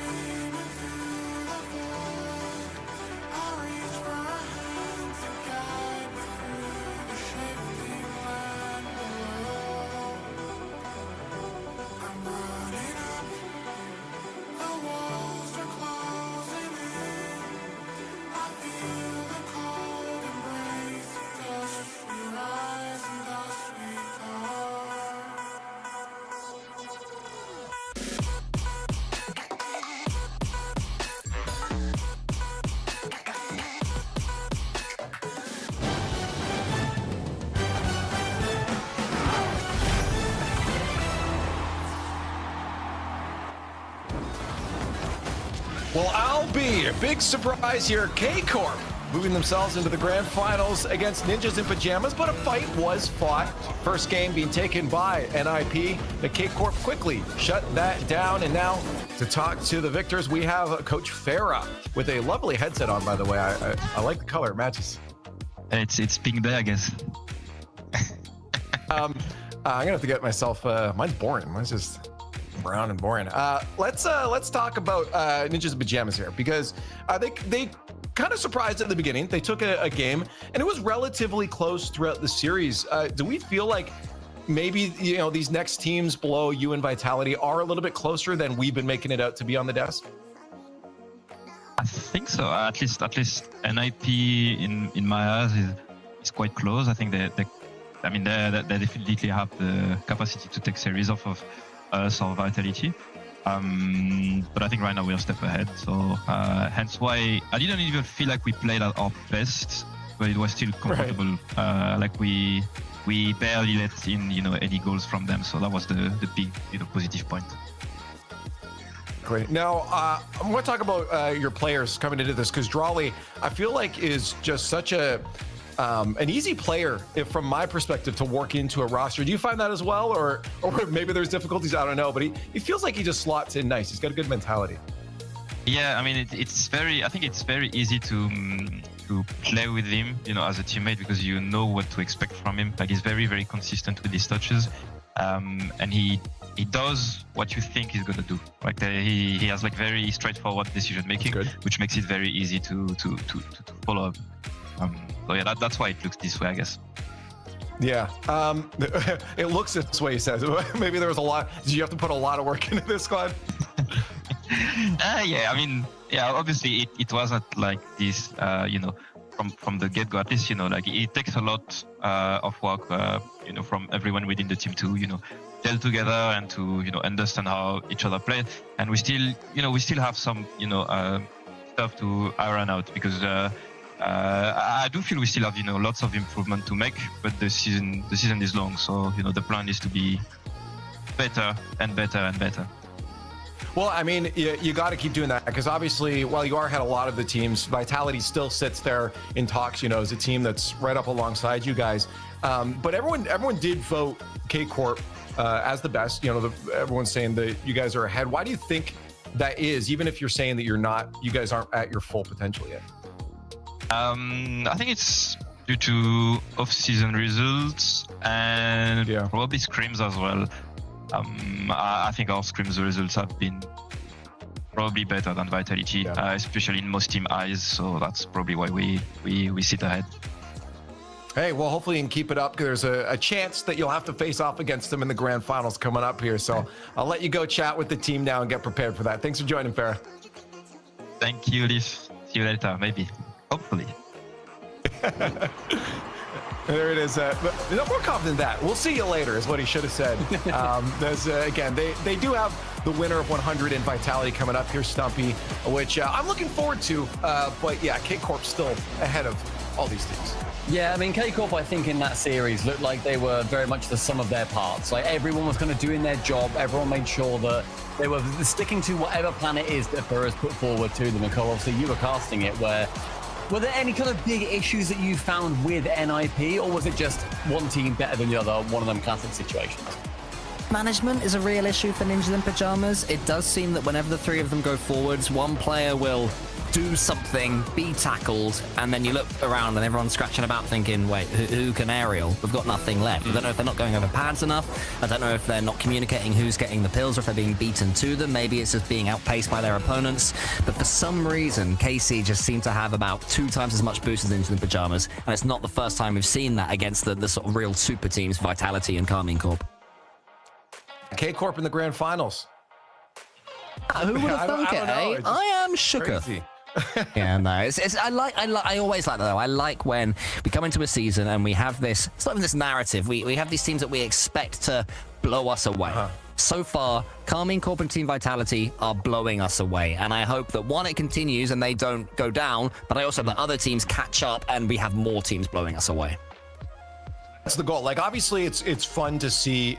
If it was one team, that would suck. You want to see at least another team keep up with them. You have that rivalry, but you also don't want the other teams to be so far behind that it's just okay. Why even watch this match kind of situation? So I do like the Ninjas in Pajamas at least got a game off, kept it relatively close score-wise, and I'm hoping that'll happen in our next match that's on its way here because we have 2 more games left to go.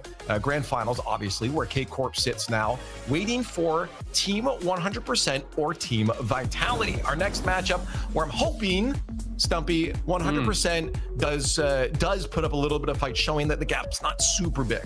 I mean, if we thought that 100% were underdogs when they came up against Dignitas, they are tiny specks of dust now compared to what Vitality are, if that was the scale previously. But I mean, look, 100% have shown that they can show up in these gigantic series. Acro in particular was, I think, kind of among us casters, the MVP of that series. He was unbelievable, the performance he put forward. Exotic now, for some reason, rizzing up the camera. I don't quite know why. That made me feel wildly uncomfortable.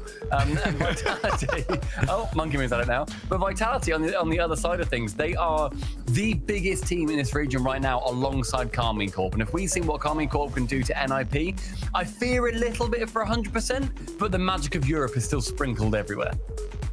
Always going to be a chance for a team like 100% to at least grab themselves a couple of games after what we've just seen from Dignitas. And I'm sure that Vitality, with their coach as well, Cassio, will have said as much. Look, we cannot take this lightly. They can't have any eyes right now looking forward towards Carmine Corp in the grand final, because if they do, they're going to be punished. They're going to drop a game out of nowhere. And if you drop a game, suddenly momentum shifts. Who knows? Yeah, the hard thing for me looking at Team 100 right now, going up against Vitality, is that they already played. And we were talking to Acro earlier, and he said he was nervous. And when you're nervous, you get a lot of adrenaline, and then that pumps out into your system. And then if you have time to cool off, it's hard to get back into that now, right? You're going to feel a little bit worn out. So coming into this matchup, I am worried energy-wise that if they don't have a way to get that back up, this could be devastating for them. But I think it's already good. They're probably already really happy with where they're at, which can play a bonus.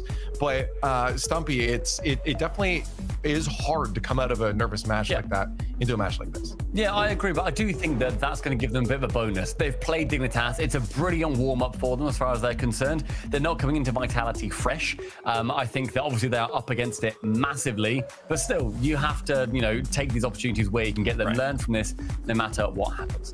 And no matter what happens is probably there's probably only one happening that's going to happen here. And I'm guessing we all went Vitality on this. There's no way that but it's already a huge success, can I just say, for 100%. To get through Dignitas, to make top 4 for the first time in a couple of their players' history. Whatever happens from here, they have achieved. They should have our respect. And let's hope they at least get themselves a game, if not give us another huge series. Going with 100%, at least some people are behind them. Also, I'm sure they got... Sorry, can I just quickly mention, we are doing CJ's picks because he's currently asleep. So CJ is also going for 100% here. Yeah, he's picking, or is he going with coin? No. I'm picking for him, and I'm picking the underdogs across the board. That and is therefore, so toxic. He got a point versus Dignitas for 100%, but he's got 100% here as well. Good luck, CJ. Good luck, coin. Oh, good luck. 23 at least in chat. We'll see, guys, if your dreams can come true, but it's not going to be easy. Team Vitality on the other side of Team 100%. One of the 2 top dogs here is in the grand finals, and the other in Vitality is looking to get in there in just a few games. 100%. Show us what you got. Well, the script says Vitality against Carmine Corp, but will the actors play their part? Let's get into our second semi-final of the day. All the points on the line here, Gibbs, as we get into game number 1. And I know it's only European Open number 1, but I gotta say it. This is David versus Goliath at this point. 100%. No one had them top 4. You can look at every prediction from every content creator. No one in their right mind had it. We start off with a kickoff strat by 100%. They want to get on the board early, take it to the world champs in Vitality. Yeah, it's something that they're going to need as well, because it's going to be so difficult, especially in the neutral play. If you can just nab a couple of goals out of nowhere, it's going to be so big. This is the team that everyone has been looking towards in Vitality. Maybe start off a little bit slower than expected during the off-season, where they are not entering this as the favorites. The favorites are waiting for them in the grand finals in KC.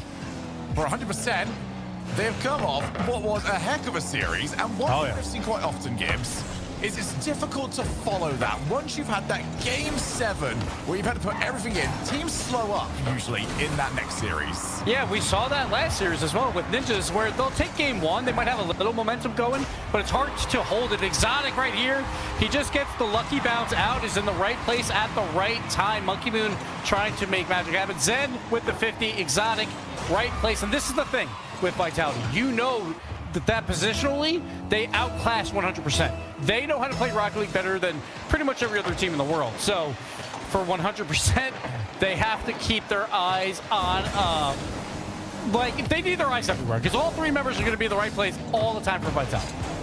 Yeah, this is going to be sort of, after game 1, I expect to see some changes. Where do you make the concession? Are you going to start diving in a little bit more, just try and make up for a pace difference? Are you going to be more aggressive on the position? Monkey Moon is all by himself against 3P! Well, this is a position that we saw plenty earlier on.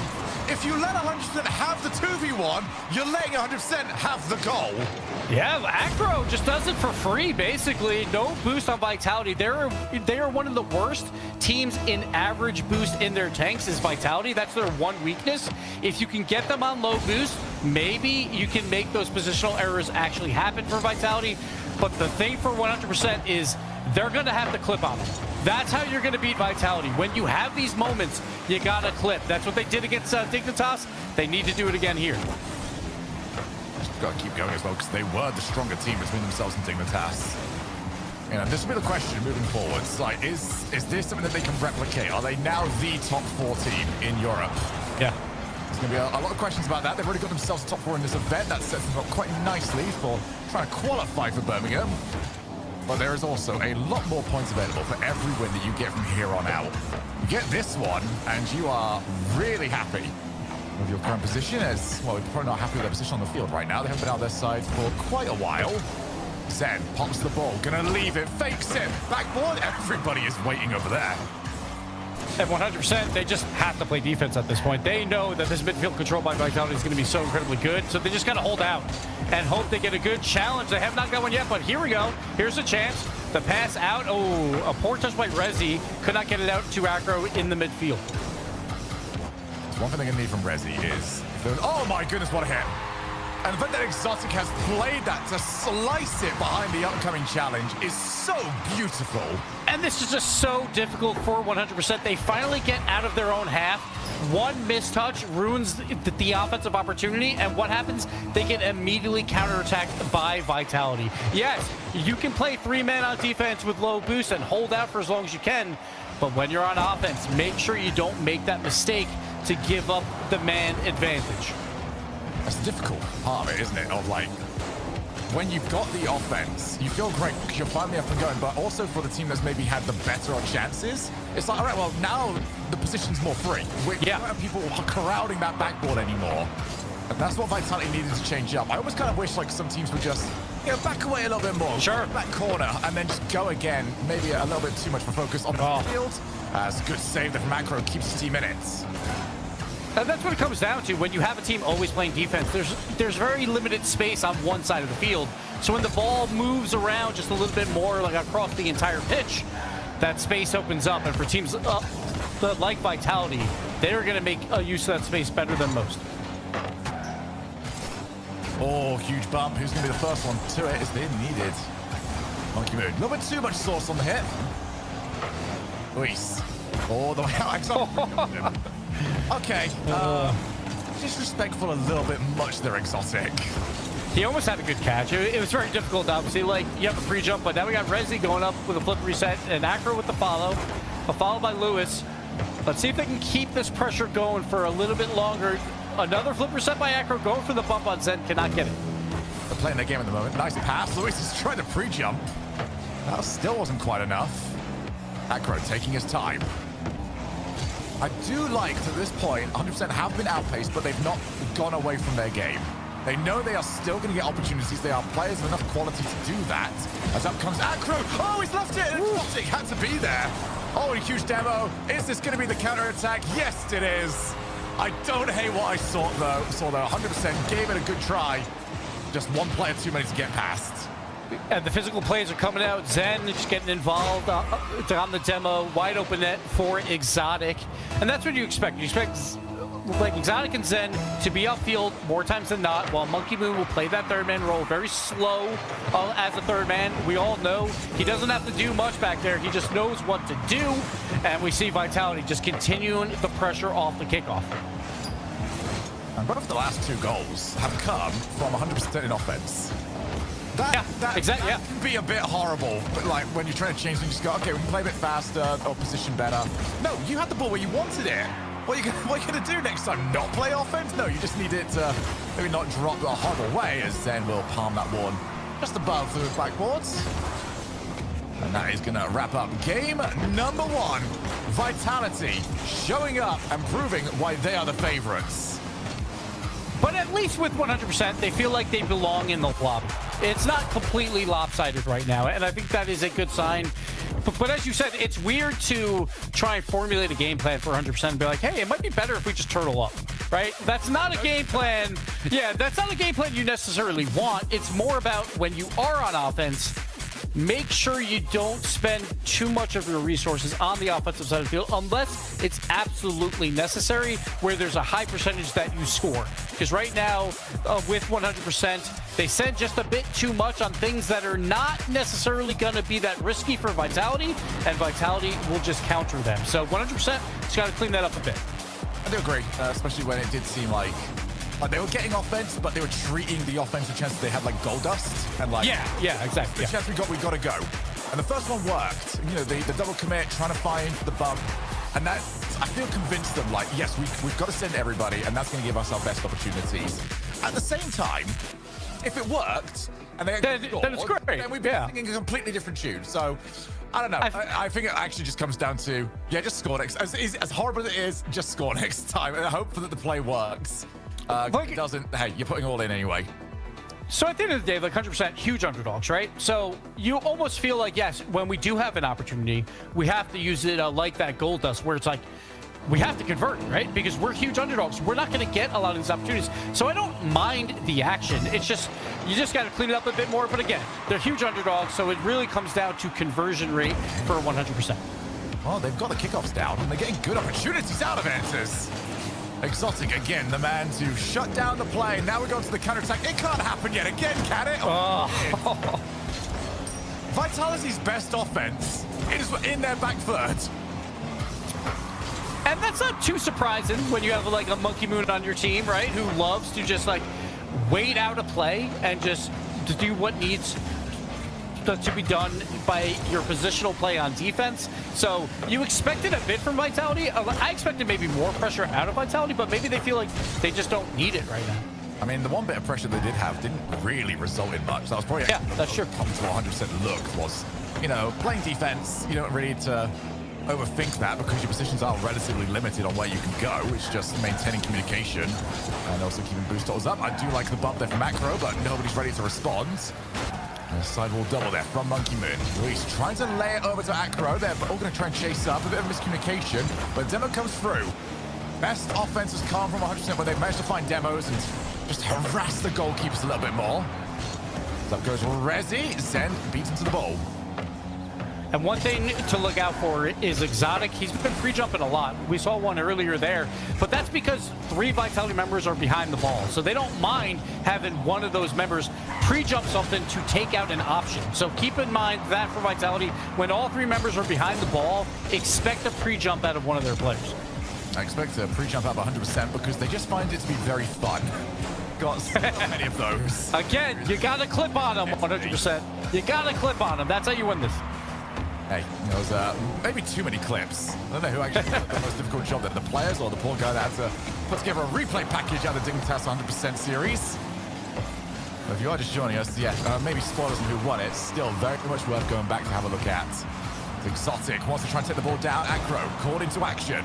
Finds a good challenge. Zen's going to probably play this. I was going to say back corner, but he's got enough time to go and steal the 100. Doesn't take the reset. Instead, wants to try and take the 50. 100% stuck in their own back corner. What a shot. Not able to find the way in. That was close, though, because Acro was third man back with no boost. He picked up boost here, though, going for the aerial dribble play. The ball just falls in front. Exotic on limited boost and Zen on limited boost. They just get it away.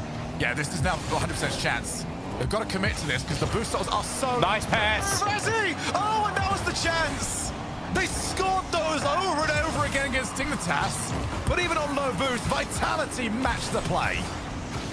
100% has a playbook. And, another demo comes out. Zen clears the third man out and another wide open net. But when we talk about 100% as well, the playbook literally has 20 pages of the same exact corner pass. That is their game plan. They worked so well against Dignitas. They were so close, but yet again, they were on offense, and the counterattack comes through for Vitality, taking out that third man. That's been the bane of their existence, 100%. Their third man has been on very limited boost many times throughout this whole tournament. We've seen it a lot with Acro, been very limited boost as that third man, and right here, Vitality again, counterattack goal. It's just... I mean, what you got? Like, how would you coach around this? Because the way these goals are going in, it seems to follow the same pattern of 100%. Great play. They've seen this work so many times previously, but it didn't work this time. They've been countered. Like, it's tough. Yeah. This is what got them to this point, and I do exactly. You have to play that style. Yeah. But can this style of play get them beyond the semifinals? I think that's okay. Acro. The redirect, the speed on this shot was absolutely necessary from him. Just beating out the last defender in Monkey Moon Acro. He's had a tournament for himself, Shogun.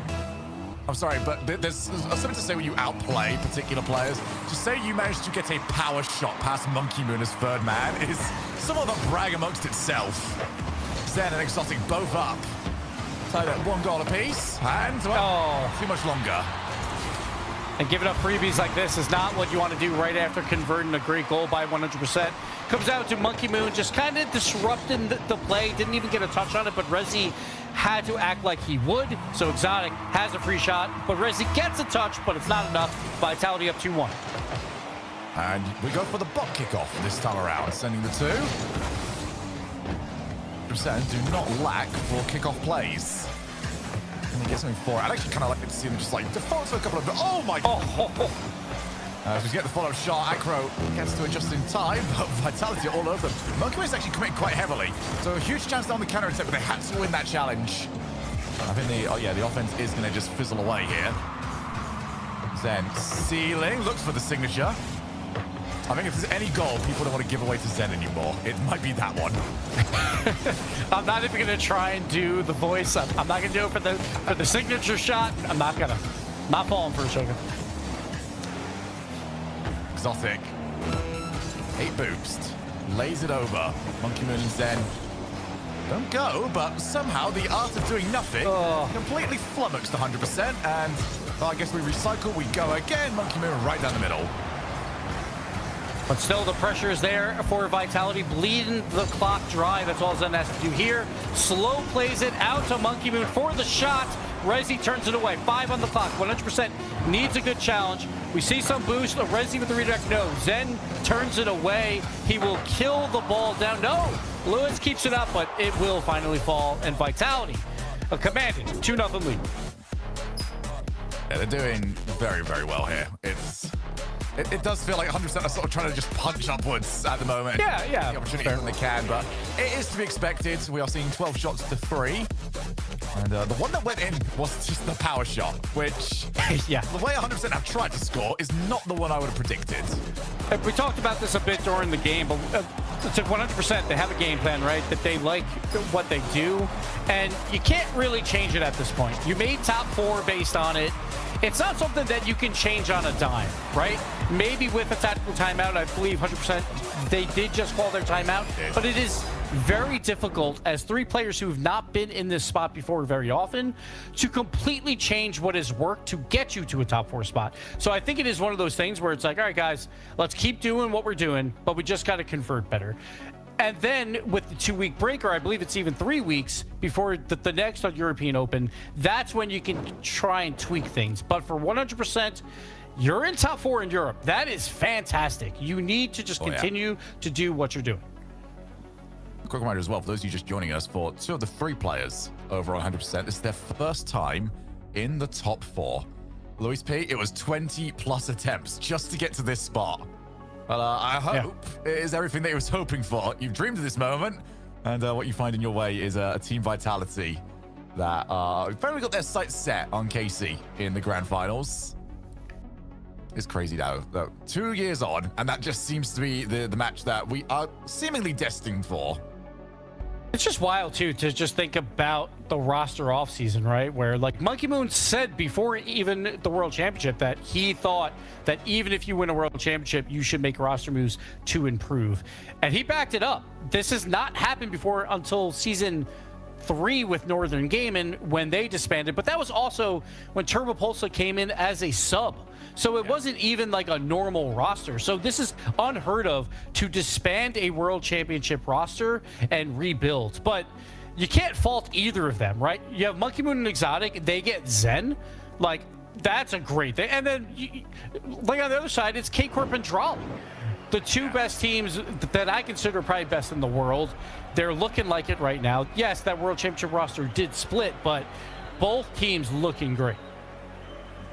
It's longevity now. And players are... They're staying at a level that we haven't seen previously. You know, with the open era and everyone having more and more opportunities, it does seem like it's the same players that make the most of their opportunities. And getting the same names very, very often here. I gotta say, for Vitality, I mean, what a pickup. It seems like Vitality and KC are like some of the best talent scouts that we've got.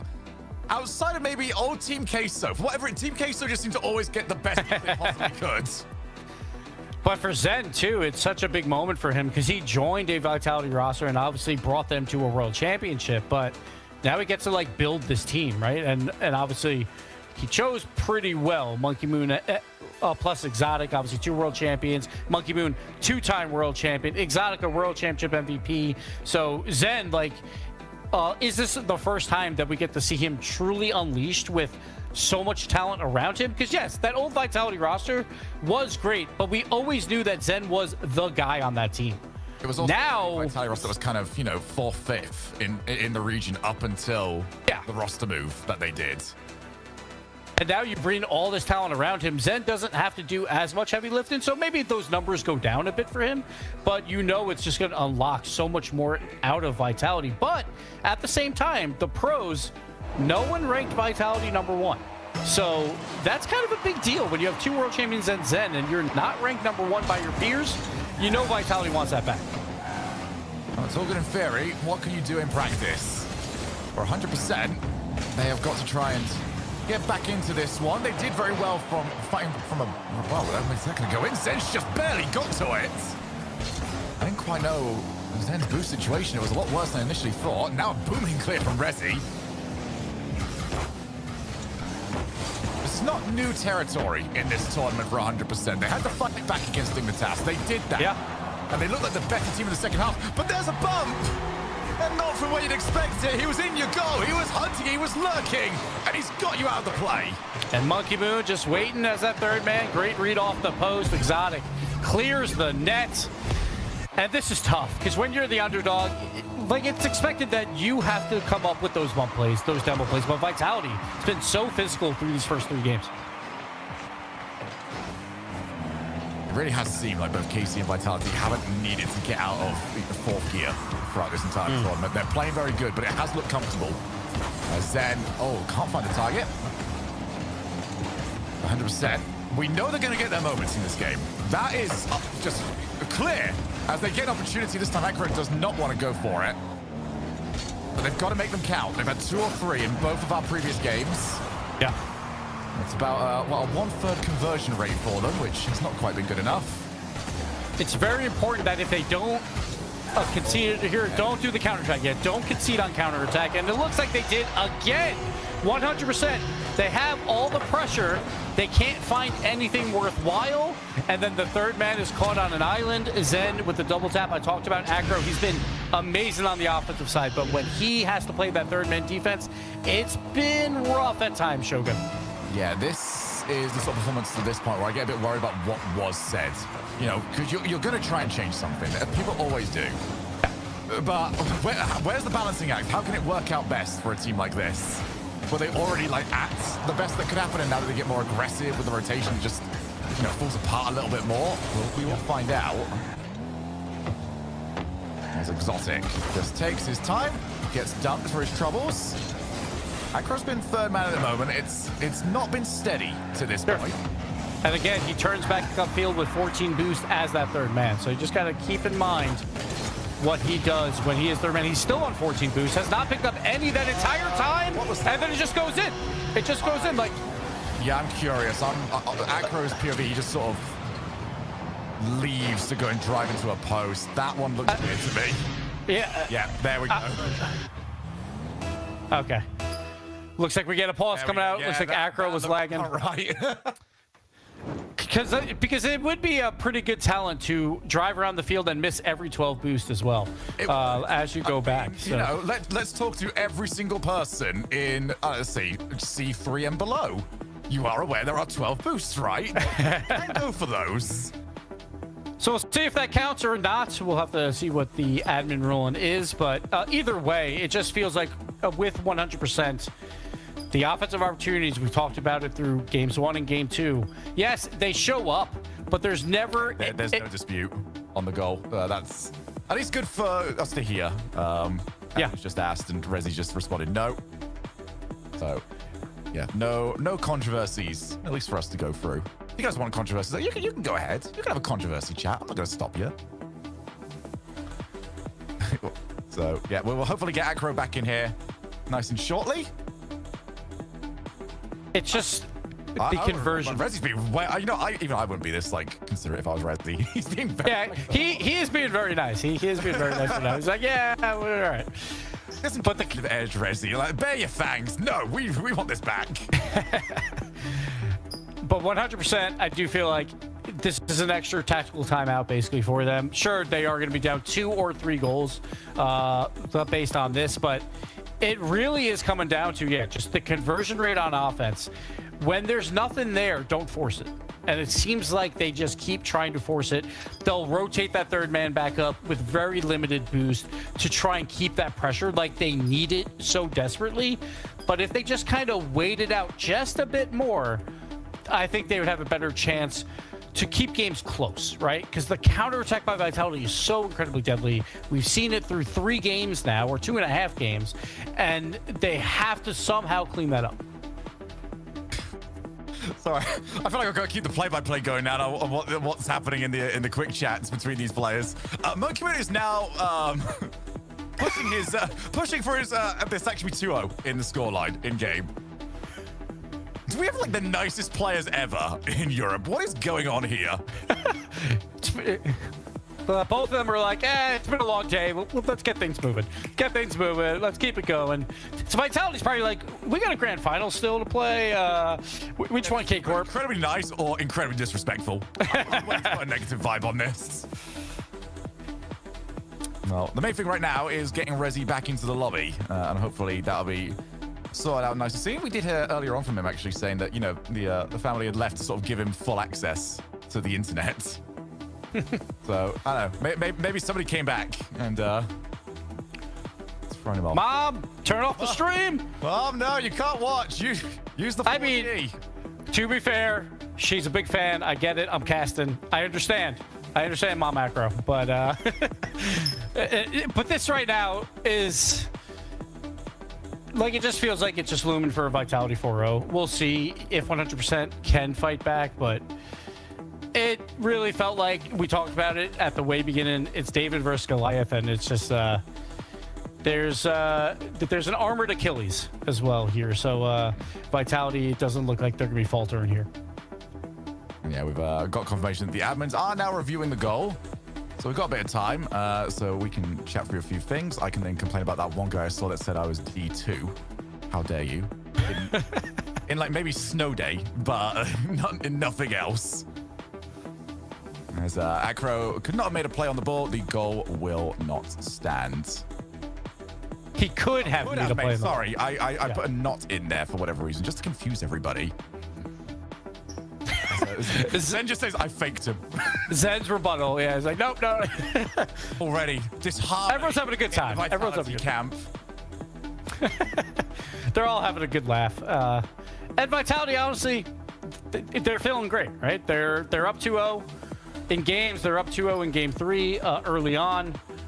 They feel like we're exactly where we're supposed to be, right? Heading to a grand final to go up against K-Corp. I think every pro would have predicted that this would have been our first grand final, and this is what it seems like we are getting. But 100%, they're not out yet. They're 99% of the way out, but they're not at 100% just yet, Shogun. So we'll see if they have any fight left. As we do get a look at the goal itself, and you get to see Acro had a very interesting argument with the post. Yeah, you can see that he would have been playing defense here, but he just lags out, so he drives just on forward. He had to play on the ball. That is a beautiful fake. And Acro isn't even on the right side of the goal. Zen is so good, he just makes his opponents lag. Yeah. We don't need that right now, Gibbs. We've got enough people saying that we give Zen too much kudos. You know what? I'll go the other side. Zen never could have outplayed him. What are you thinking, huh? No chance whatsoever. Well, yeah, we are going to be at 2-0. I will confirm that. I know we've had some goofs on this one, but it's going to be 2-0 heading into our reset as we play from 3:05 and get back into game 3. We've seen 100% do a lot of good kickoffs throughout to try and get back into this, but not this one. Monkey Moon gets the free win on it and go for the flip reset dribble, but Acro turns it away. Zen, though, will keep control, and we're going to see 100% with the turtle defense here for a bit. Nice pre-jump by Lewis, though. Turn that away, and Acro with the counterattack. A little bit of a missed touch. Cannot follow it up. Rezi's going to go very early to try and meet Zen. And there's something you've got to do. You really don't want anybody at this level to have time for the resets. Acro pops the ball long. Rezi tries to get in the way of Exotic. Stealing the reset this time around. Oh, going the whole way. It drops down so awkwardly. And you see Vitality, they're crowded around. They're so happy to leave all three in the penalty box because they know they're going to get their chance. What can you do, Exotic, with a freestyle play? Monkey Moon follows it up with a great pass back to Zen, who converts the goal. All three members of Vitality shining on that play, and 100% clearly on the back foot. Another kickoff play tried, and another kickoff play not going to work out the way that they intended.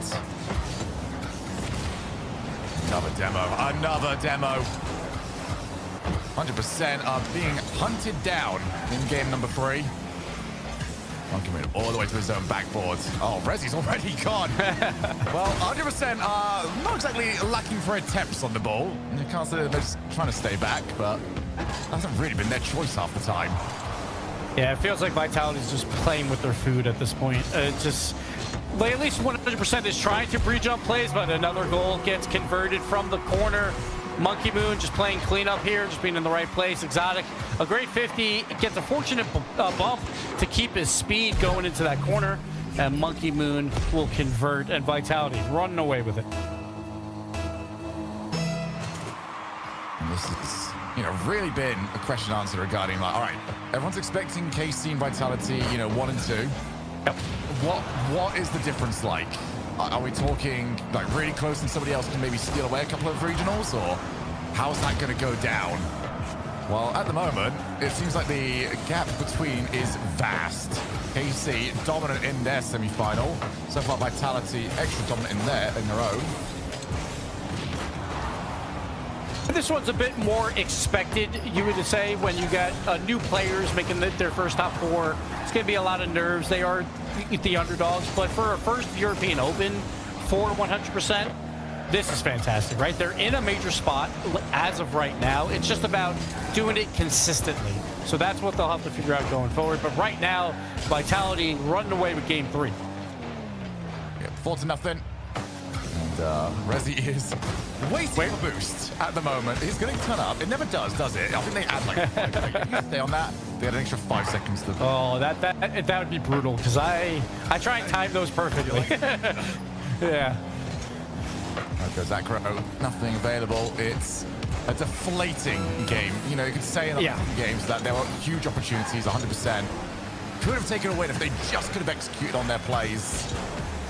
There's really little to work with on this one in a very disrupted game number 3, but still dominant the whole way through. Vitality, yeah, just having fun. Exotic going for an insane pre-jump. Zen's like, nah, I'm just gonna dribble in for the wall. We're trying to waste time here so we can get to K-Corp, you know. We don't want more goal replays at this point. 100%, can they convert here? Acro trying to pull off something crazy. Cannot do it. Vitality, 3-0. Statement to this point.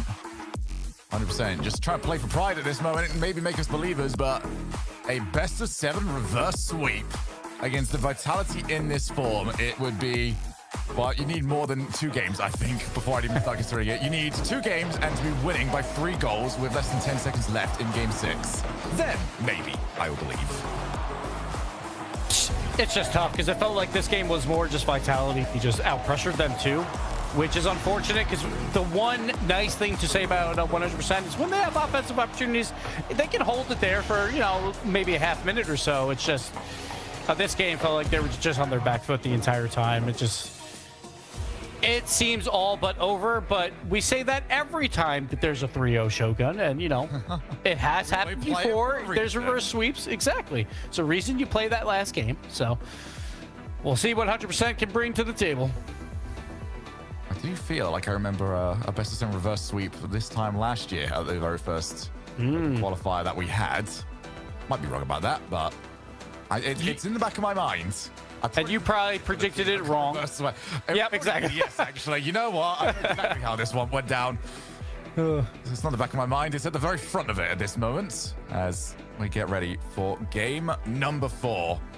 I do want to make reference to Exotic here because, like you said earlier on, that 100% had their opportunities, but who was the player that stopped them? Who had that save and not only saved it, but seems to have this brilliant ability to save shots and then continue to control the play. Exotic. Yeah. Every single time is getting us up, and he created the counterattacks for Vitality that set them up for success. And it's wild because, you know, he's World Championship MVP with the redirect shot there. Almost puts it home. World Championship MVP, but probably is the least talked about member of his new squad. But Exotic, you know, there's a reason why he won that MVP. He was fantastic in that World Championship, one of the best players in the world. So that's what makes Vitality so deadly. It's going to be out to Luis P, but off the crossbar this time around. Look at the more accuracy, we could have seen 100% going up by 1. Good demo. Monkey Moon, Rasper, Aggro, who started off well this series. I feel he can't find his position at the moment. Oh my lord, the musty by Zen into the redirect. Almost puts it home. Monkey Moon is the last man back. Can't do much. Infield pass. Resi with the shot. Exotic on low boost. Vitality, they sent everything. They wanted the highlight reel, but instead 100% Acro with the nice butt pass. Resi with the shot. 100%. Here we go. Game 4 lead. Good thing as well that Luis P did not snatch it, just trying to double jump and take that shot. Realized that the position wasn't good, so instead let's back away, fake it, and put some pressure on the goalkeeper. 100% get their opportunities. Like they do think it through, which is great. I hate when we see positions like this and it's just, what are we gonna do? I'm gonna hit it really hard. Yeah. Okay, great. I think Monkey Moon's all right in that position, mate. But you have to hope that these 3 members popped off it with that goal. You need to get that momentum back on your side. They're probably very quiet in comms right now. They were down 3-0. You get a game 4 lead. The only thing that you can do is pop off and energize your teammates. So I'm hoping they use that energy to try and take a game or 2 and see if they can challenge Vitality for the rest of this match. He's going to drop down, but Acro gets red. Well, quite an eye on his position at the moment, see how comfortable he feels. Well, he's now going to be called in. He's swarmed by orange guys, and he's missed the ball. And it's turned in by his own teammate. Monkeyman will get the credits. But Calamity for 100. Exotic, just a great fake right there. He goes up at first. Acro is expecting a shot. He wants that 50-50 dunk. Instead, Exotic with very limited boost just plays it slow. And that is the difference in experience between these 2 squads right there. Monkey Moon looking for the player. Zen's going to leave it for Exotic. It's a brilliant save to keep this at 1 apiece. Luis with Monkey Moon. Fake challenge. Even for the voice beam demoed. Silky smooth as always, Monkey Moon with the defense. And here's where Vitality have done their best work on the transition play. Getting out of defense, creating their own chances, but on the other 2 this time around. Very low boost though overall for 100%. Good call. But Rezi has demoed for his troubles. As Luis outpaces Monkey Moon, just points the ball onwards. I do like, though, that the 100% being a bit more conservative when they're on the offensive side, not trying to do too much with every offensive play, to just keep the pressure going. That is what you need, because you've got to be concerned about the counterattack opportunities. Acro would have liked to have seen that one drop over to Rezi, who was still trying to get in position for that play. Zen takes the 50, drops down for Exotic. He leaves it instead for Monkey Moon. Vitality had options that time around, just couldn't pull the trigger quite fast enough. Pass out. Game is very much starting to heat up in terms of pace. Acro gets that one away. Exotic calls away Monkey Moon. Rezi gets rid of it again. Both teams will be much happier playing at this pace, but here's Monkey Moon. Instant turn. Pressure, pressure, pressure. Every single save by 100% is them diving across the field, trying to make it happen. They run out of defenders, and eventually Monkey Moon secures the goal. Vitality takes back the lead.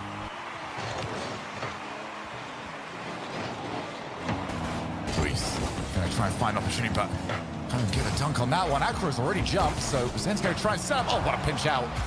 Monkey Moon stops at the source, gets a bump. Luis tries to recover his car. Did well enough just to put Exotic off. Zen, one reset, wanted the second reset. Exotic's on 0. He's gonna need help, but... Oh! The last thing Exotic wanted to see was a power shot. He's like, oh boy, what am I gonna do with this? Off the crossbar as well, but he does make the save, turns it away. Well done by him. Rezi with Luis. Oh, he's tried for it, but again, it is almost impossible here for them to get two players. That's a shot! And Acro slots it across the goal. You can say a lot about Acro on defense, but when it's on offense, he's got a shot, he's hitting them. He's hitting them all open. Right here, Monkey Moon, limited boost. Directly down the middle, but the speed of the shot was fantastic by Acro. 100% not dead yet. And again, another kickoff play. Luis tries to get that. He's won the challenge, but Zen will be in position. Rezi spots his chance, sneaks forward. We've got more bumps attempted on Exotic. And this is where 100% needs to be very careful, because now we've got the breakaway. And almost Acro collides into his own teammate. Has to avoid being bumped. He's on 0 boost himself. Does feel like it's a bit more of a feature now, currently, for 100%. Stuck on 0 boost quite often. And Luis has got to play well here because, well, his team is in a bit of trouble. But 100%, they did enough on defense. 0 boost plays by 2 of them to just waste some time on the clock to get the other 2 members a full boost tank. But it doesn't seem to matter. Vitality just keeps up this offensive gauntlet. Luis wants the 50. Ends up losing it, but also quite nicely here for Rezi, who is challenged again by Exotic. Exotic is so horrible because he just keeps challenging over and over again. You think he's going to be out of position, but the recoveries are so good. Oh, and that's an early jump. Exotic down from Monkey Moon, who fakes the first player. Can't get it past Luis. He wanted the double fake. Now Exotic's turning off of the ceiling. Zen is just waiting for a shot. Cannot get one. Rezi. Overtime to win it here in a sweep for Vitality. Or is it going to be one step in many steps required? The reverse sweep for 100%.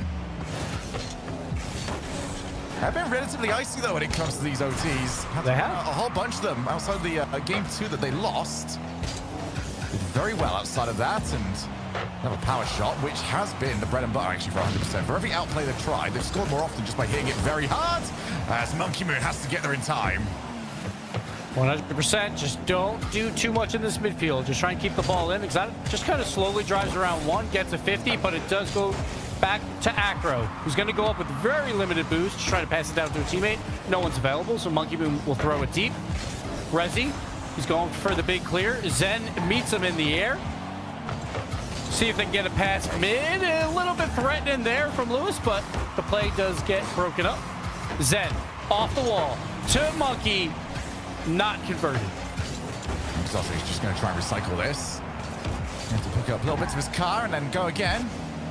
Zen backboard.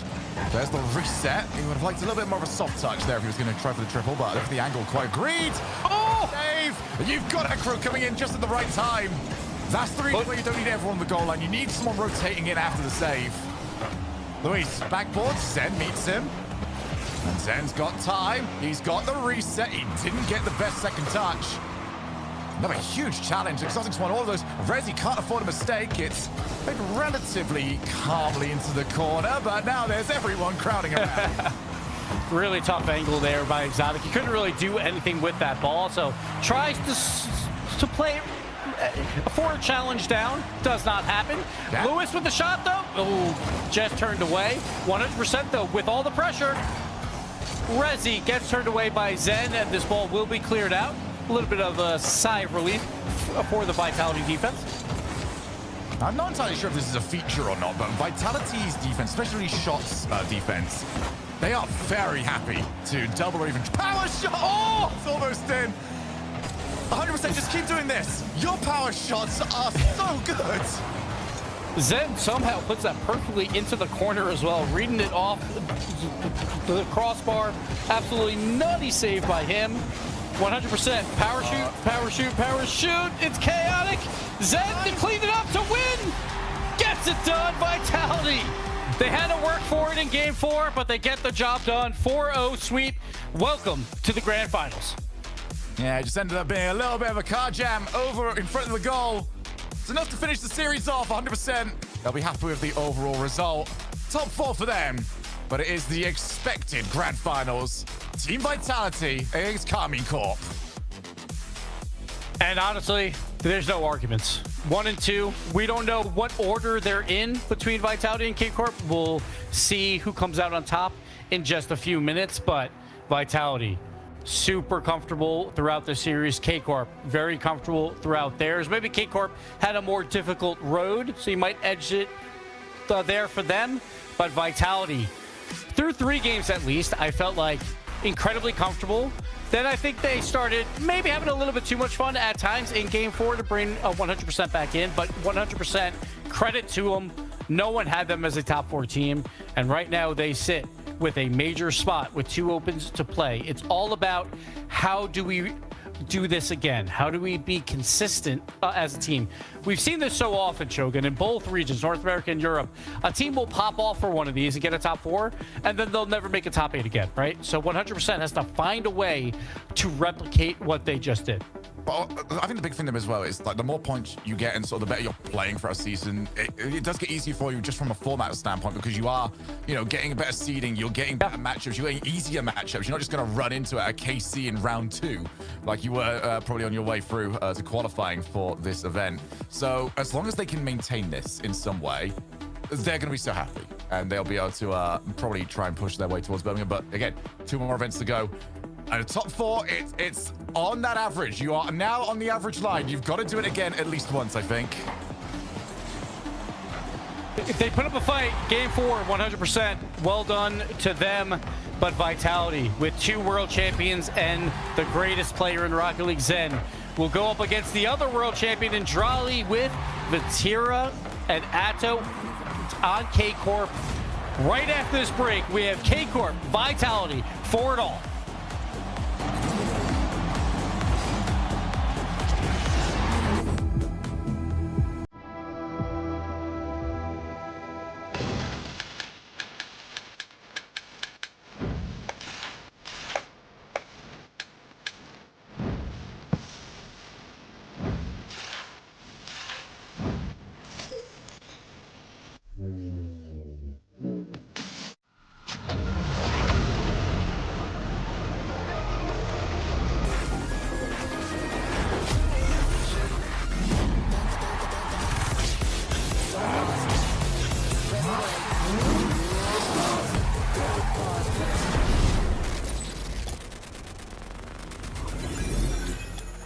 Don't pause, replay.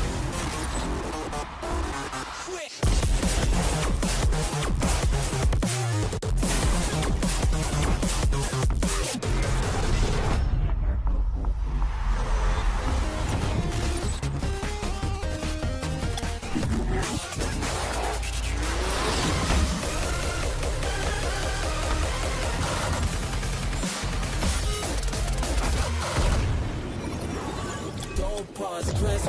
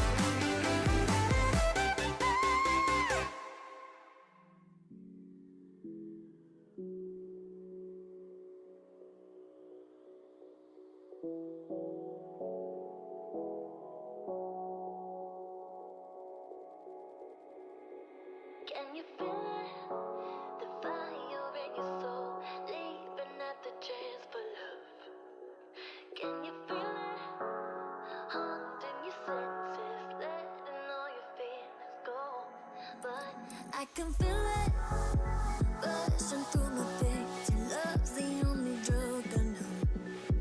But we've been playing the hand now with death, so we can light it up. I know that we can make it through the night, but I can feel it for you inside. So there won't be nothing tonight.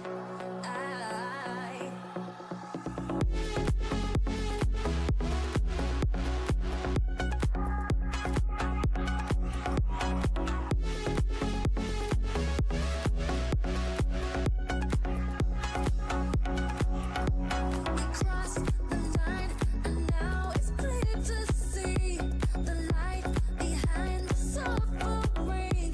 Believe we'll finally be free.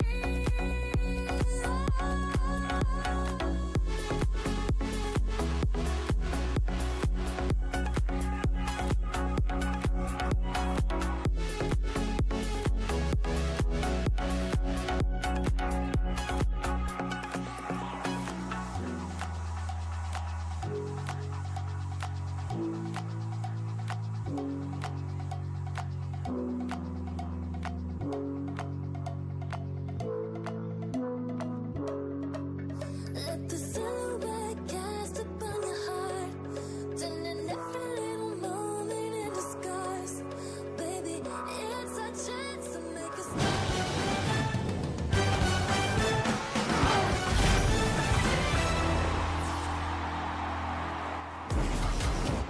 Welcome back, because we head towards our grand finals, and Vitality did it in quite the speedy fashion, showing that, yeah, they might be a little bit ahead of the rest of the league. Well, we'll find out how far ahead as they do face off against K-Corp in the grand finals in just a few moments here. Welcome back to the European Open #1 Championship Sunday #1. I'm Leaf, Gibbs and Shogi to join me as we get prepared for this grand final. Shogun, it is at this point, I think definitively, yeah, like a 2-team region gunning for those finals.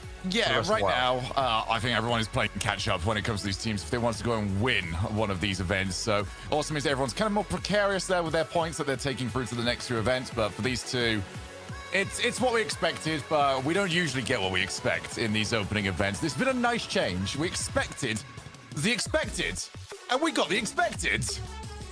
Gibbs, looking at that last one there, I mean, how do we feel about Vitality now? Obviously, it's it's going to be a different story against K-Corp here, but against Team 100%, what were you feeling for them?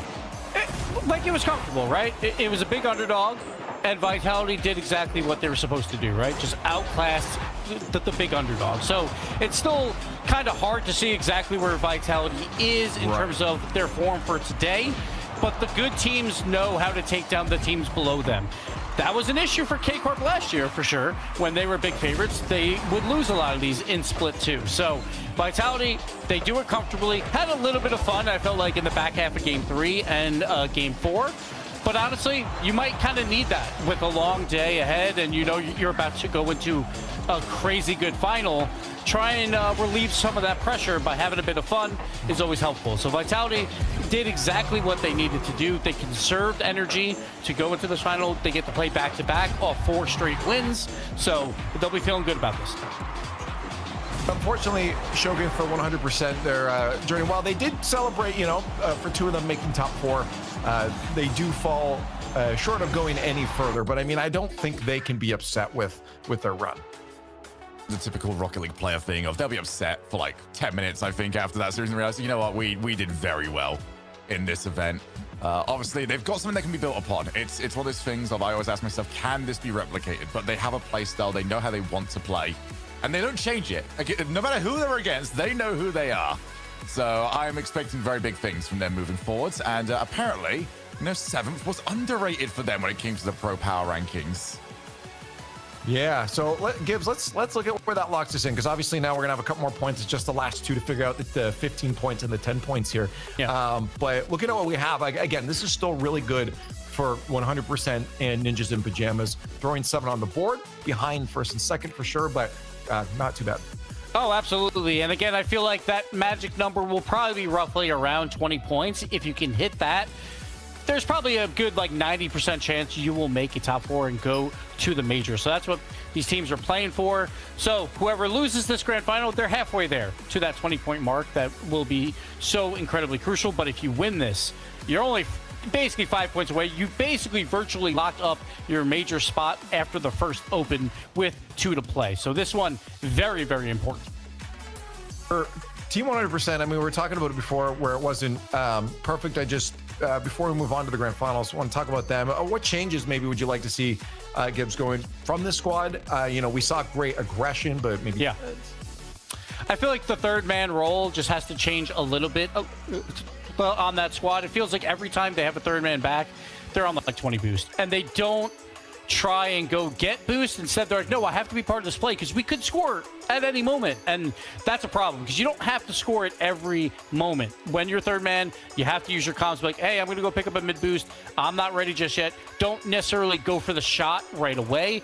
Just play that offensive game with a bit more patience. And I feel like 100% they can work on that. But at the same time, when they played a team like Dignitas, they just clipped on them, right? So they were just doing great shots. Well, again, looking at the schedule, this is pretty easy. We have one more match to play. We've gone through quite the long start to the day. We had some good, close Game 7s to start us off. And then, of course, we get the Team Vitality and K-Corp, and they start running away with things. K-Corp dropping 1. But coming into this, I don't think either team is thinking about the rest of the day. This is the big proving point now for these two teams, K-Corp and Team Vitality. Shogun, these are the big dogs. These are the two teams we expect to probably see in the grand finals for quite some time to come. Really turning into the rivalry, isn't it? You know, between the fan bases, between the teams themselves, between the players. It is all about winning this matchup. It's turning very quickly into the Classico of Europe, and this is all about the bragging rights for the timing. I think they'll both be pretty confident that they're going to make it to the major, but you want this win, and you want to say, all right, we're starting off our season the way we mean to continue it. And, you know, your number 1 rated team by all the other pros here, but, you know, that could change today, Gibbs, after facing off against Vitality again here.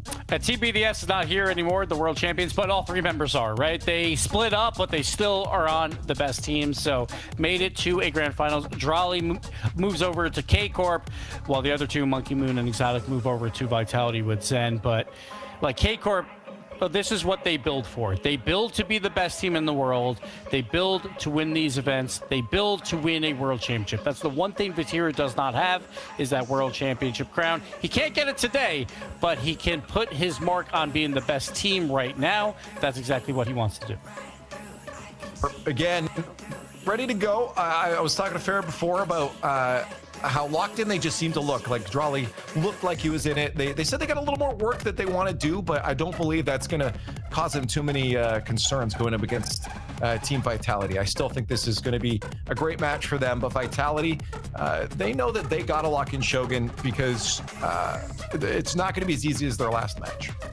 No, I mean, we've sort of shown now that whilst the 3rd or 6th teams are playing to each other very close and all going to Game 7, the difference between 1 and 2, and you say 3 and 4, is quite ridiculous right now. But we've been talking about how this can be like a huge, you know, close match. These teams aren't thinking, oh, wow, this one could be close. They're thinking, yeah, I'm just going to go 4-0 them. It's fun. It's easy. We're going to not a top 2. There's a 1, there's a 2, and then there's everyone else.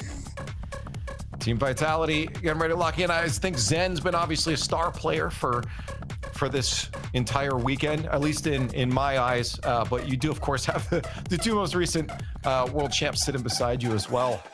So I think all 3 players are going to be needed in this series. Get your votes in chat, KC Vitality.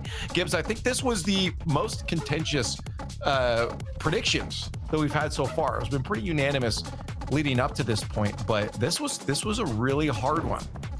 It's hard because Vitality has looked great the entire tournament. K-Corp is heating up at the right moment as well, and obviously the pros think K-Corp is better. So it's been very coin flippy, but like I'm just going to throw mine out there right away. I'm going to say Vitality just because I think their form has been slightly better, a little bit of an easier road, so maybe that plays into it.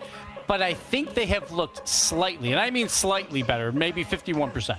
Well, I'm also going to go Vitality just because of what Farah said before, that they're not at their peak yet. Maybe that still will be more than enough. But Shogun, as I said, it was really back and forth on this.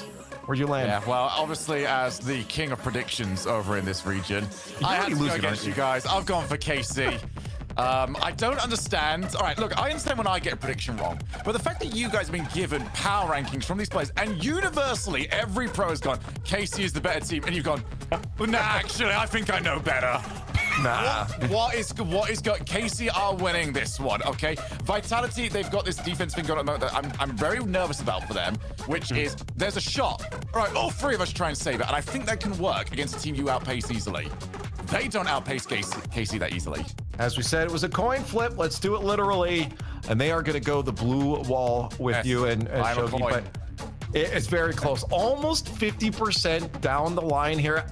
I didn't expect anything less from you guys. This is going to be a good one. Our first grand finals of the 2025 season for the Rocket League Championship Series has arrived as we head our way to that first major. And who other than to bring it to you than K-Corp and Team Vitality. All I got to say is enjoy. Super teams have done everything necessary to get to this point, but Stumpy, what we know about Karmine Corp and Team Vitality is second ain't good enough. It's never been good enough for any of the players either. Yes, they've managed to finish tournaments third, fourth, fifth, whatever it ends up being. But number one is all the six needs players' heads. We've got world champions on this pitch. Time and time over, we have major champions. This is the first step this season to lifting that title yet again. Better, as Leaf said in our first grand finals. And these two titans, and who better Charlie to score an open goal? There was a defender cutting across, but that could have gone in. I mean, it was Zen also just completely missing the ball to give him the opportunity. A little bit of a scuffed start. I don't know if that's going to be continuing for particularly long. Atto's going to be receiving that ball straight off Charlie, and I saw these players when they were warming up, and then I looked over at the face cams that we had on the screen. Zen was so locked in on the free play. This is one where he's going to be thinking, all right, step number one, win every single regional. Step number two, take home majors and worlds. Oh, I see. He wasn't quite perfect enough a couple of seasons ago. Now he has to do even better across a whole season. If no one can do it, it's either of these two. Here's Atto. Here's the flip reset. Wants to push this one into the corner. It's all been KC so far early doors, and maybe those pro power rankings were correct, Stumpy. Yeah, it's surprising that every single person went for Karmine Corp number one, and Shogun makes a good point, you know, that the pros ranked them that, and Monkey Moon is going to make sure that they want to try and get that first goal to try and snatch away any of that doubt that is going towards the Vitality side. A minute and 15 in, and there's been a couple of chances either way. Zen can't catch up to Vatira, and you pointed out Vatira early, Cole, where he wasn't necessarily picking up the most points, but he was the most influential player on the pitch. But starting things off, it is going to be Monkey Moon before we look at any of the blue side. Finishing is normally not too bad. He just goes straight up for the ball, slams it home. None of that air roll rubbish. Vatira wouldn't have got that one, so it didn't matter too much that it was pushed past him on the goal line. And Team Vitality do have their lead. Power rankings be done, Stumpy Goblin. And talk to me a little bit about Vatira. Why is it that he was so incredible earlier on? Never mind, Zen's time! Zen's turn! Why is Zen so good, actually, in hindsight? I mean, I haven't got long enough to answer that question, but I'm going to put that one all down to Monkey Moon. The double tap from the ceiling, getting it towards Zen. And all Zen had to do was get across. That's something I believe you had a question about Vatira, did you? Why Vatira good last game? The blocks and saves and that on the goal line, and then passed the ball well, and third man good. Also got a flip reset or two. He was fantastic in the semi-finals against Ninjas in Pyjamas. The true difference maker, even though I'm sure that when it comes to score, he won't be the highest in that one. Have to do more than defending, though, in this opening game, because Vitality have a couple of goals to themselves. Of course, not the first time these rosters have faced each other, Stumpy. Flip and spin. What a tournament that was. And that was where Karmine Corp really showed that they were this top team that even Vitality had to make crumble. Yeah, I mean, Flip and Spin was also, it was a very nice, time to make sure that we can actually see what these rosters were capable of during the off-season. Just a few teams took part. It was LAN experience again for them. Karmine Corp took it 4 games to 1, a decisive victory in their favor. Especially everybody was saying it's all going to be Vitality this season. Casey, they come out and shock. But right now, game number 1, very firmly in Vitality's favor. Even this continued pressure Seeing Zen again go up towards the wall. Takes it over towards Vatira. Monkey Moon misses that second touch. He's able to continue the ball press, but Exotic is going to pick up that slack. Charlie's going to try and get the dunk on Zen, but Zen gets it past Charlie. Vatira keeps it in the air. Atto into the corner. And this is more pressure than we've seen for a while from Carmine Corp. A little bit shell-shocked after those couple of goals have gone against them. That's great pace from Exotic. The world's MVP gets it towards Zen. Charlie tries to keep this one going. You sense that any second KC are just going to come to life. But Vitality are doing well at making sure that doesn't happen for as long as possible. Yeah, trying to stem it as much as he can. Because, ultimately, the Carmine Corp are obviously going to be getting a good few goals in this series. You just need to make sure that they are not coming at the vital times. Carmine Corp unable really to get too much pressure on so far until Atto squeezes one just over that final defender. Great pressure again from Vatira. It was Vatira, gets it past Exotic. That's all he had to do. It didn't matter too much where it landed. Vatira could trust that Atto could do the rest as long as the first defender was beaten. And once Exotic was bypassed, Atto ain't gonna miss those ones. A clean shot into the corner. Vatira, though, loses that kickoff to Zen. Up against Atto, the goal scorer. Zen gets it through. Monkey Moon has a chance. Zen's got no boost, so leaves it to Vatira. Carmine Corp have 90 seconds in which to get back in game one. Exotic, though, right towards the ceiling, going to be ground pinching it away. No, instead, actually takes it very measured. Takes it away, fakes it again, right back over. That wastes a good amount of time. Ball down towards Zen, gets bumped away by Drali. Vatira up for that double, sending it further down the pitch. Monkey to receive in the corner. Vatira again there to block it off. Every single play being read. Just depends on who's going to be able to get that final touch. 80 seconds now. Hear his name an awful lot, though, and that's not something Vitality will enjoy hearing. They want to keep him as quiet as possible. Here he is again. From the pass from Atto, he goes for the flip reset. Zen was there to make sure it was a 50-50 in the air rather than a clean touch for Vatira. Charlie beats Exotic. Exotic's been beaten a couple of times in the air for Vitality. Shown on the desk mentioned this triple commit from Vitality. They haven't been doing that. They are being beaten one or two times too many, despite having this lead. Exotic to catch off Zen's touch right onto the ceiling. It's Atto at the back. Manages to keep it pretty well. Buys time for his two teammates to return. Zen, one touch, not quite the second, but it's his final 30 seconds now. Carmine Corp, they've earned one goal back. One more is going to be getting them dead level. Drali shoots it above the net. It's going to be awkward. Exotic cannot make contact. Atto now on target. Drali on his way out. Nothing for him either. A stunning chance for KC, gone wandering. Exotic misses it. Two more. Look at them, all the Vitality players on their own goal line, not knowing what to do. They've just got to connect with it. Huge errors. Time and time again, Exotic had chances. Zen and Monkey Moon sitting in a paper bag together, and Drali can just send it straight in top corner. An equaliser for KC after being down for so long.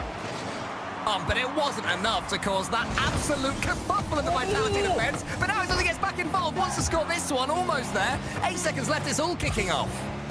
They sent it a little bit too high on that final chance. They should have just shot it straight on target. Now Zen at the back, a demo from Vatira onto Exotic. Zen a full court air draw, round one as well. Drali to the floor, Monkey Moon's going to be there to catch. Flicks it high, Exotic keeps it higher even still. Monkey Moon now up onto the flick over the top. Zen on target, out of the net is Drali. The magnificent goal line saves keeps us into an OT game one. All important there, but the kickoff's one Vitality. Charlie going back towards his own goal. Vatira has to push it to the side. Carmine Corp living on borrowed time here in this overtime. Vitality have started it better, but out comes Atto. 50-50 against Zen. It's a good one for Atto. Charlie with the shot. Monkey Moon's equal. And more chances going through with KC, maybe galvanised by that performance off Drali from the goal line. I don't know how far that was in the net. Drali getting that 50. Atto, perfect positioning to get out through with that ball. Picks up a boost on his way through as well. Vatira trying to dunk on one. Does get it past Exotic. Monkey Moon now to receive the ball. Now pushing it just further into the blue half. Drali round one, round two. Exotic, you can't miss it now, lad. Goes for a flick, instead fakes it, attempts to go for the 50. Monkey Moon to clear it away, but Vatira, the continued offense. 1, 2, down. Zen with a misplay, and Drali in. The saviour in the blue half, and the dagger in the orange. Feel from Carmine Corp. Exotic got half a touch. I don't think Zen wanted him to. He did his best just to dangle in the air. Drali manages to avoid him. And Carmine Corp, after defeating Vitality 4-1 the last time these two played, steal game one from the clutches of Vitality. That is a proper snatched win there too. Like Drali, that save off the goal line. And not just that, but then he then got on previous goals, then get it in top corner, then earn the overtime itself. An MVP performance for him, points-wise, impact-wise, everything for Drali. And Vitality, they just let that one go a little bit. Ending was not what we've been seeing. It was haphazard. Maybe it is what focusing on what Shogun said, making sure that all three didn't go. Instead, at times, there was none of them going. You can't go too far the opposite way. Karmine Corp are going to punish you, and you can see now, if this is how these matches have been going in scrims, this is why the pros were ranking Karmine Corp as the best team in EU. But let's just take it back. Halfway through that game, Vitality a couple of goals up. They were looking supreme. Yeah, they were looking like the best team as well. They were controlling the pace of the lobby as well. I think maybe just something changed where Karmine Corp thought, all right, now we actually need to send it. They might have tried sitting back just a little bit. They might have tried it, you know, just being a little bit further away. In the end, that doesn't work. That doesn't matter. It comes down to how you can finish out a game. And at the end of it, Karmine Corp, they just ended up the stronger. They did. Karmine Corp, they never know when they're beaten, and they will have so much desperation going into this season, Stumpy. We have seen the emotions on show historically from Vatira. If there's any player I can think of that just has to win a world championship, that, you know, they can make all the money, they could win everything else, they could win accolades, they can do anything, but if they don't win a Rocket League Worlds, they look back at their career and think, I failed. Vatira is that player.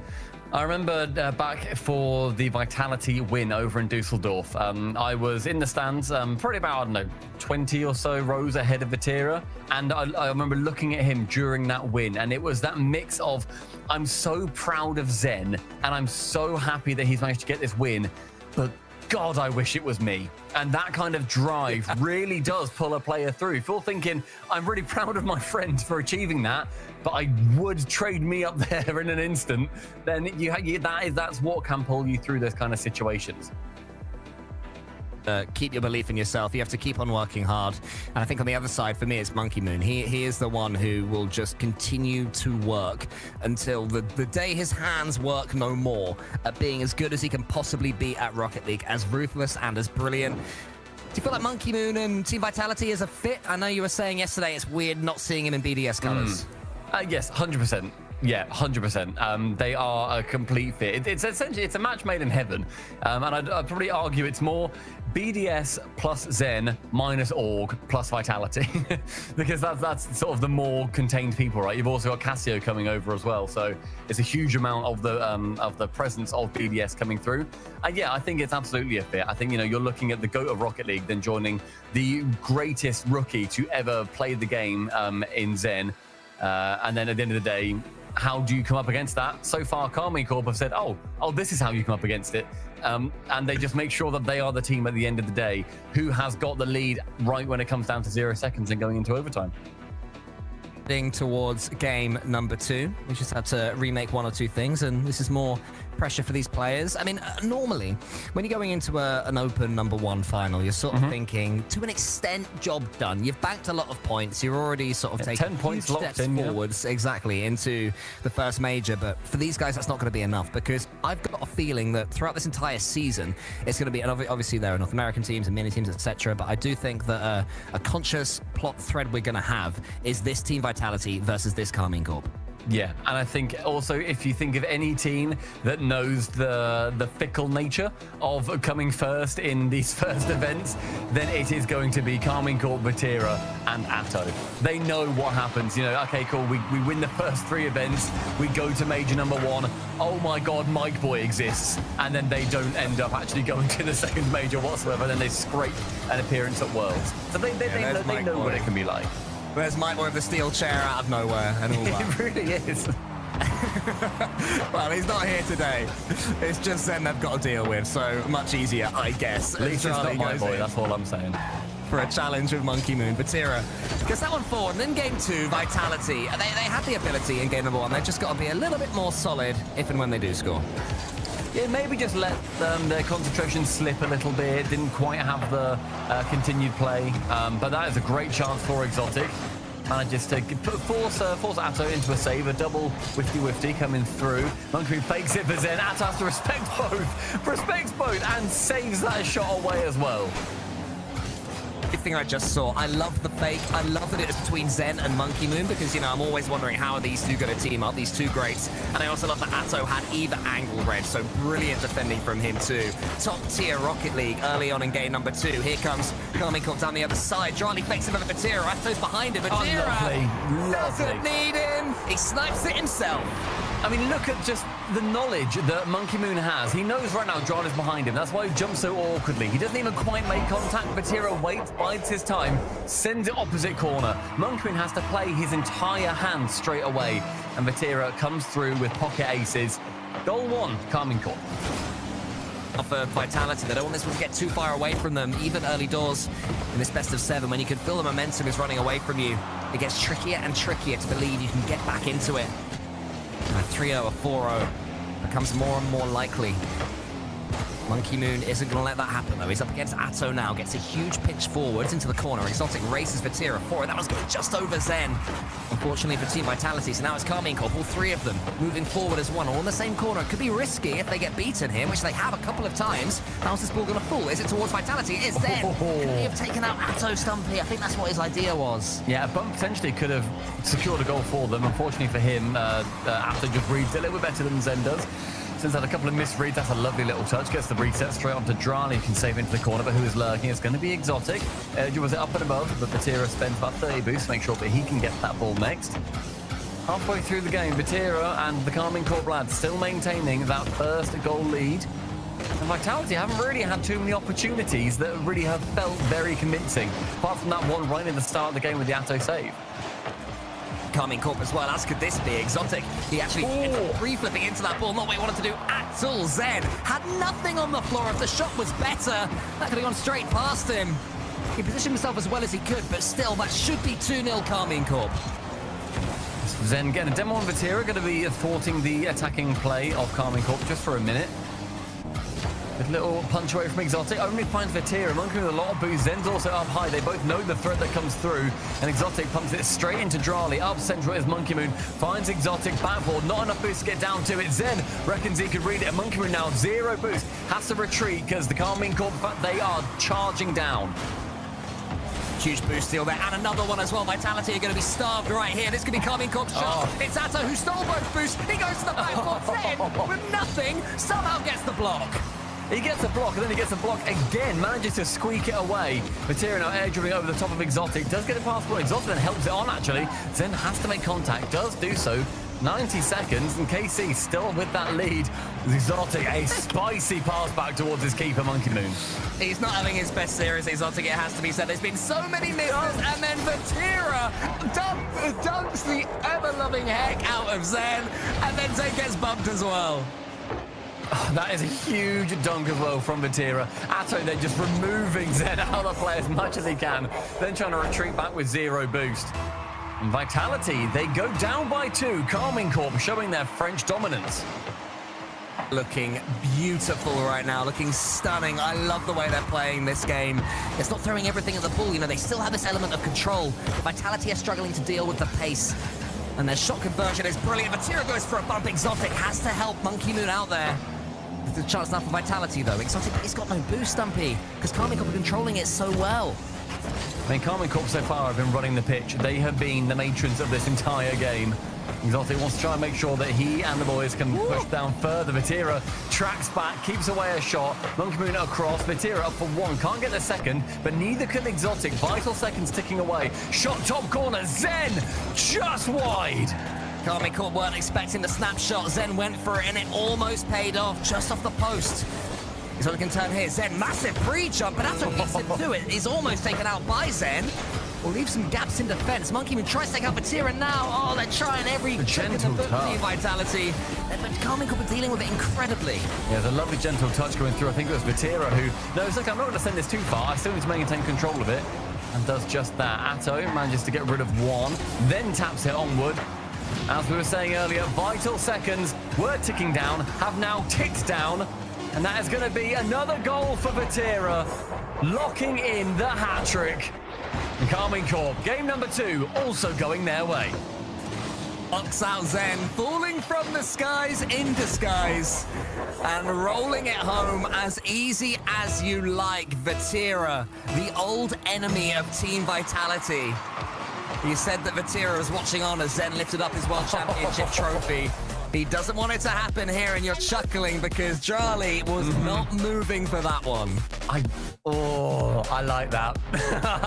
I really like that. I like that Charlie's just like, literally, whatever you do, we have still won. I appreciate it's like, it's a very light gesture. It literally doesn't mean anything, but I think just the symbolism of it of like, yeah, all right, you score. I literally don't care. It doesn't matter. We're winning this anyway. And that is against his 2 former teammates that he has just won Worlds with last year. That's a good point. I didn't even think of that. I'll tell you the real flex, though. Do it at the start of next game. If you don't, you're a coward. Yeah, that's fair. Do it for 5 minutes, start next game. Just wiggle your sticks when it says it's going to be kicked for being idle. Just say, I'm in, don't worry. I'm in. No, Type in chat, I am here, don't worry. I don't think that Charlie is going to be doing that, but what I do think is that Carmine Corp are beginning to run away with this one. We said that Team Vitality had to get something going sooner, else it was going to get away from them, and that is why they have taken their tactical timeout. Something needs to change. No goals for Vitality in 5 minutes.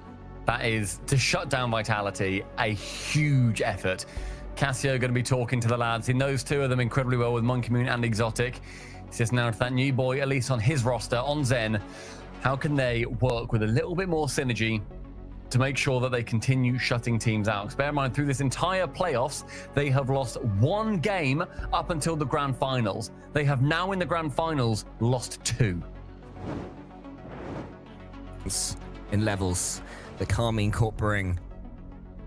Just mad how good these 2 teams are. And Carmine Corp, it does seem, were correctly power ranked by the pro players coming into this one. Atto, I mean, we talked about Vatira a lot. Atto has had a brilliant series as well. His shooting has been great. His passing has been so precise. And you know what? I think when Atto joined Carmine Corp, we all thought it was going to be, you know, French roses all the way down the road until they win a World Championship trophy. It was that for the first set of online events going up to the first major over in Copenhagen last year. And then it really did fall apart with no real signs of the wheels coming back on the car. There were huge stumbling blocks. They didn't look like a proper team. Seemingly, you know, bringing Drali on in place of Rise has been a big changer. That has been a huge switch up for them. I just wonder whether that was the big switch in Drali, or whether, you know, Vatira and Atto have been working on stuff privately to make sure that, you know, whoever then enters their team is going to be just as strong and confident as they will be coming into the next matches. Well, if you want someone who's coming in with confidence, it's the fellow who has just won the World Championship. You know, they're not going to be feeling too down in the dumps. Let's put Vitality on, because we have to see them back to their best here against Carmine Corp. This is reminiscent of what we saw all those months ago at Flip and Spin. But see Vitality start off looking stronger, and then all of a sudden Carmine Corp step up those few levels that even Vitality maybe didn't realize that they had.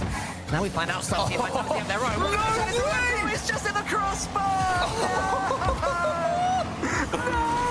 Wow, if that finds its way in, and if that doesn't just go to show what power that Atto has to conjure a goal out of literally nothing, I don't know what will. Drali shoots just wide of the crossbar. Atto on his chance to. Drali now attempting, but Zen can intercept. And Carmine Corp, they are off to the races in game number 3. Microcosm of this series and these teams as well. Vitality start better. They have a couple of chances, have some nice passes, control the boost. Atto says pinch button hit now, and almost scores right back against them. Go gadget pinch. Now it's Drali's turn. Vatira. Drali's taking out Zen, is he? Vatira. They make it look so easy. The 4th goal in a row for Vatira. The 4th in a row unanswered against Vitality. And it's again Drali making sure that he goes to that final man. Zen also just seems to be that perennial final man against anything that Carmine Corp are putting forwards. And Vitality, they took their time out. There should be answers here. Right now, there is not.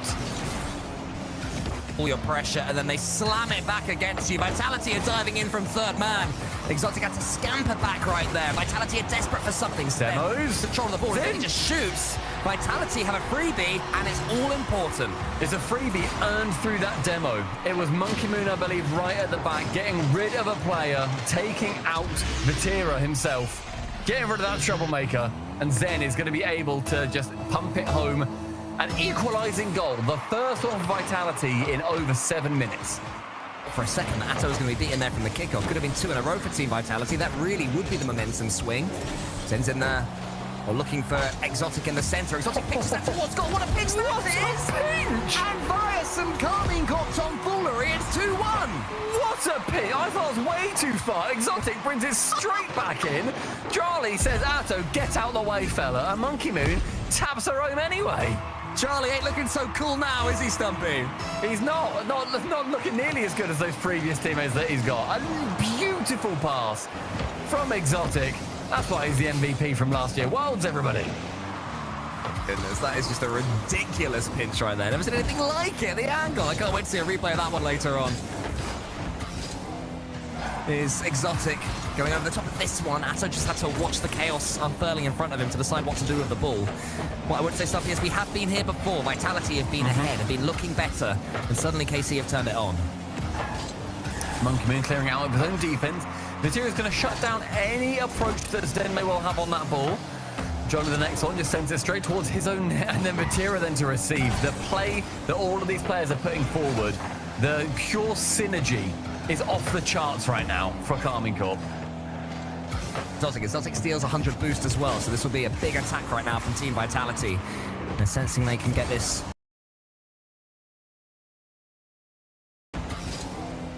Is Exotic going over the top of this one. Atto just had to watch the chaos unfurling in front of him to decide what to do with the ball.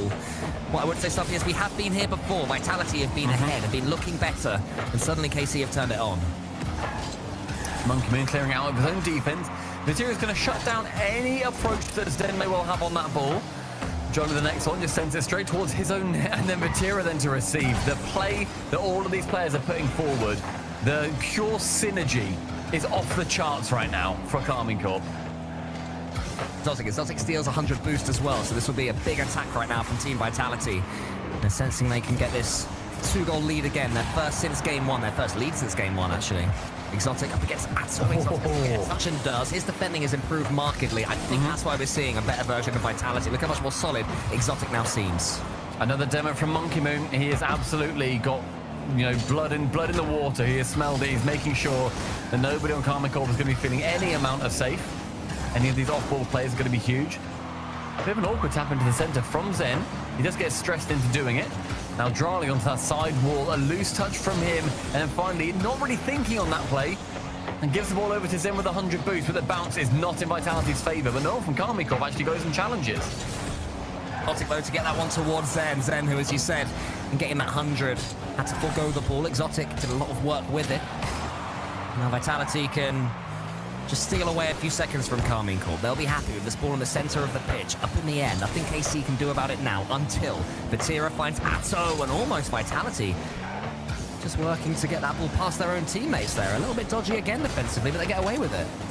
Zen, chance to shoot, just goes wide of target. Wants to maybe just push Vatira onto it, so then he's going to be able to get an awkward touch. Their teammate can come in. Vatira does deal with it pretty well indeed.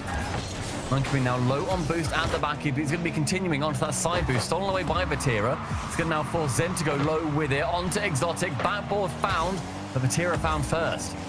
I think because Carmine Corp are moving forward so much, Team Vitality have realized that booming clearances hugely tactically beneficial. Instead of trying to catch the ball and inviting pressure upon themselves, they're just getting rid of it, sending it back to blue territory, making Carmine Corp go again.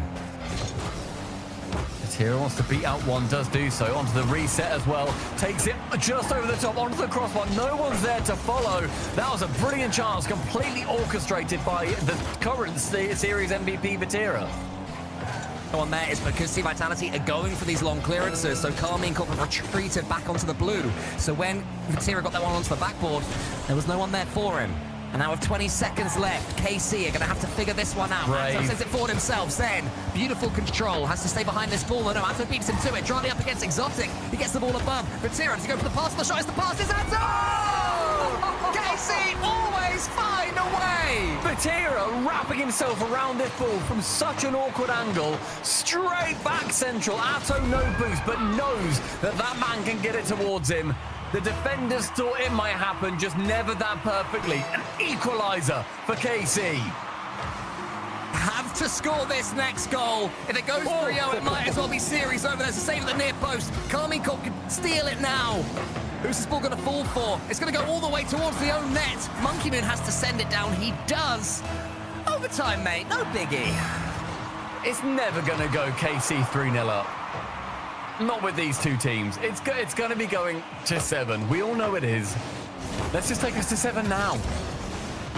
It's forward time. We won't be tucked up in bed. We'll still be watching Rocket League in Game 7, we believe.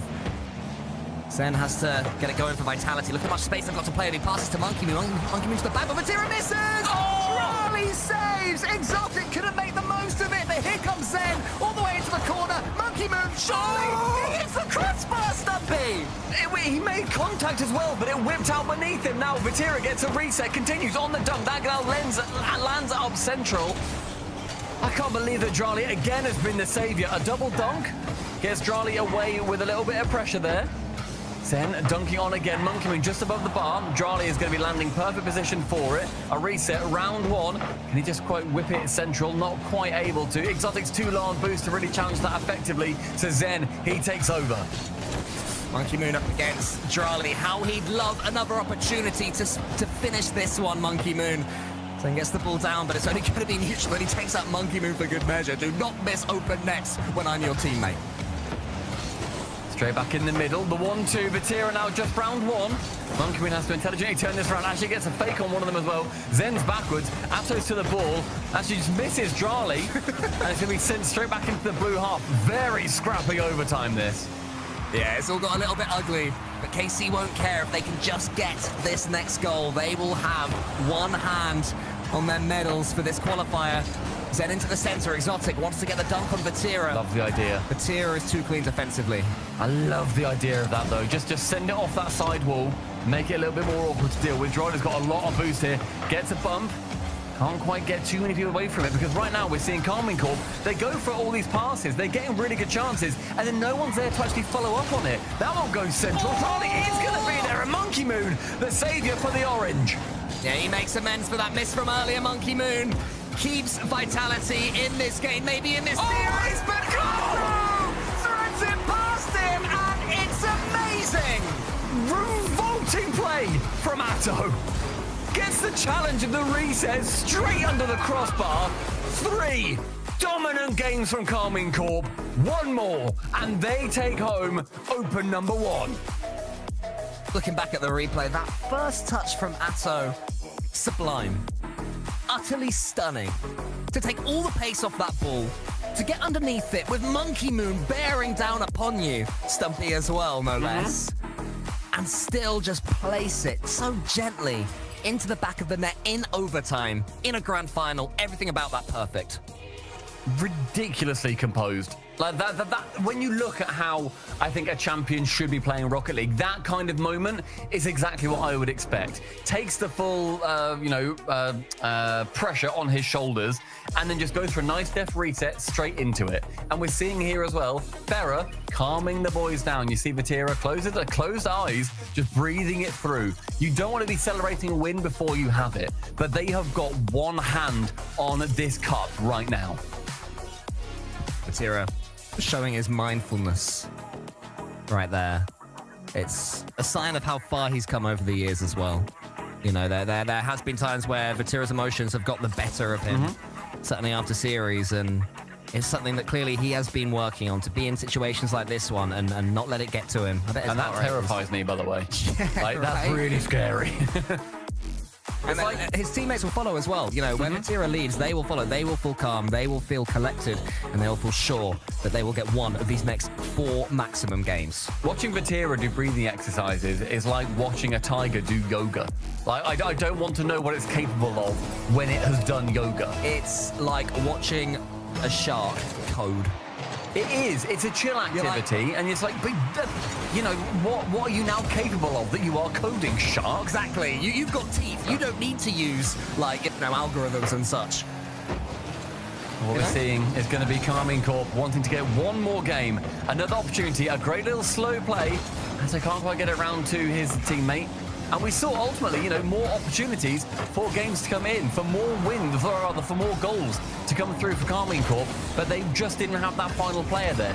If they can get one more player to each of these goals, or rather to each of these passes, you're going to be seeing 3-4 goal leads. Vitality, change has to happen.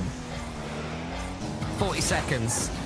Vitality just have to keep things alive for as long as they possibly can and hope that fate will swing back in their direction. It seems that everything is on Karmine Corp's side. It seems that they're only along for the ride, Team Vitality. Charlie's going to try and get the bump here. You just knew it was going to be exotic. What an angle from that zone. Tira keeps the attack going, but that one was so near to being stunning again. A ridiculous angle through from Charlie. But I mean, ultimately, they respected, they knew what he's capable of. They did manage to save it off the goal line. Now Exotic to clear it away from his own half. Gets a lovely little block through and dunk round one teammate. Over the top of two. Drali, respected by Vatira, who doesn't even bother touching that ball. Look at the aggression on this play. Straight into it. Zen and Exotic both see gold, and neither can grasp it. Though, did you see the angle, the harsh rotation, and the awareness? Because that's an awkward dodge. You hit the ball like that, your car's going in the complete opposite direction with no momentum. If it goes to an opponent, you've just conceded. But Atto knew that Drali would be there. Already, these new teammates are just coming together in such brilliant ways. And there's Vatira. This is ridiculous. It's a lovely little dunk from Drali. Then Vatira, he's completely unchallenged. He is by far and away the fastest player to that ball. It's completely open. So rarely do you see the members of Vitality, anybody on this squad, on either squad, get outpaced. And yet it's happened time and time again in this individual game, let alone the series. Drali's beaten all of them again. It's pretty open. Atto's there to toe punt to Rome. 3-0 KC. Karmine Corp are making Vitality look bad. Like, they've been beaten, but I haven't seen this roster look bad. In this game, they're making them look bad. That is... They look so tilted. They're double committing. They're being beaten by one player when two of them are going. They're even losing the kickoffs. Atto's taking Vatira. Casey are just racing for every ball. I mean, what keep scoring as well. Yeah, they're going to keep scoring. They are going to want to make a statement against Vitality here. Yeah, if you're going to be able to, you know, like demotivate your opponents, this is when to do it. Grand finals, man. Like, just give them as much as you can, and then whenever they play you again, they'll be thinking, well, that's the team that beat us, you know, 7-0 in the final game to win open number 1. Ollie stopped driving. Because in game 2, he stopped driving with 7 seconds left, I think it was, from the kickoff when they were, what, 3-0 up? When Oh, he did, yeah. We've got this. I'm chilling, lads. I'm chilling. I think 2 minutes. He just starts chilling. Yeah. On his phone. I reckon so. I mean, we're halfway through the man. game. It's those 3 goals currently. They're the ones that are separated. They came in very quick succession. And I think when you get goals conceded so fast, you do think a little bit like, oh, we didn't even get like time to really think about it. Lovely little touch from Zen. He clearly wants to be activated. Right now, it is not happening. I mean, that's the only way I can see Vitality get out of this. Monkey Moon before that save was on 22 points. Oof. The only way they can get out of this is if Zen does 3 Zens.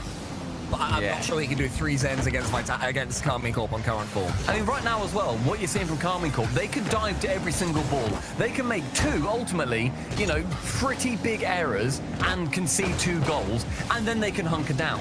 But what they're doing in that time is burning so much time off the clock, and also, they're just making it horrible to play against. Look, Vatira goes up there, forces Exotic to do something, and so now taking it slowly into the corner. They just have to do things. They just have to keep bits going. And they've done it again. 2 have committed. Doesn't matter. You've got 90 seconds left. Cool. What are you going to do, Vitality? What's the plan here? Well, I mean, Team Vitality, they're sort of just... They are restricted to taking turns going for solo plays, and Karmine Corp are loving it. I've got a feeling this was going to end 4-0. You know, Vitality will have loads of pressure. KC will be sitting back, chilling. Eventually, it will Vatira's got the ceiling in his own corner and has got the ball. Like, they're playing, like, precog mode right now. Be happy with this, aren't they? They're going to be excited about this. I had a little glance at chat, and the blue wall were already popping off, like, you know, trash talking their French countrymen. I've seen over on the Kometo stream, they're chilling at like 75,000 viewers, making sure that they are the dominant team in France right now. It's 4. It's 4. 4-0. 4-0 in a 4-0 series, and they didn't have to do too much for it. I mean, this one is completely and utterly dead. The question is, Stumpy, does this translate to a LAN? It's a great question. Yeah, I don't know how this ends up translating because we've seen ultimately Vitality perform better on LAN than we have KC in recent memory. When it comes down to these new rosters, though, I don't know. I think it's a lot closer when you are on LAN. But, I mean, we'll see. You can literally never, count out Monkey Moon when it comes down to LAN. But this game is time to celebrate Karmine Corp. This entire series was Karmine Corp. Apparently, it was theirs to win. A statement series from them. They are going to be taking home Open #1 trophy. The cup is theirs. It's going to be going into their brand new arena, I'm sure, if it existed. And we managed to get ourselves a pretty big smashing in the first grand finals of the season. Made it look pretty easy, haven't they? Made it look as easy as you like Unreal. a stroll in the park. Karmine Corp, the first winners. Karmine Corp laying down a gauntlet, not just for Vitality, not just for Europe, but for the rest of the world. In every single series that we've had today, the one that I thought would go to 7 was going to be this one. I thought the grand final, well, I was thinking it was going to be Karmine Corp versus Vitality. I thought that's going to 7. It has to. Instead, the two series to start the day went to 7. Then we had a 4-0 and a 4-1. And this one, Vitality didn't get a game. They were shut down. They were completely toothless in this entire series. And they have got to go back to the drawing board. And they need some new ideas. And 7, you're a fool, my friend. I know. I was 4 KC all the way, as I'm sure everyone in chat was. I think we all knew that I'm was looking coming. at the prediction sheet. You did go Vitality. Yeah, but that's, irrelevant. That's neither here nor there. What It is there, though. What is relevant, Stumpy, is Vitality looking pretty low after that one. They're gonna have to lick their wounds. They're gonna have to give it a day, come back and just find out what the heck happened there, because I don't think they expected to get steamrolled, even if they maybe part of them would have thought, let's just get to the finals about this one. I think there's some positives to take from that, though. Vitality, they made it to the grand final. They lock in 10 points. Those 10 points are big. When it comes down to towards the end of the season, when we're looking at Worlds, you'll be happy to have made a grand final. That may well push you above into those brand new spots. But Karmine Corp, even better. 15 points for them. And that is enough from us, weirdly quickly, in fact, back to the desk.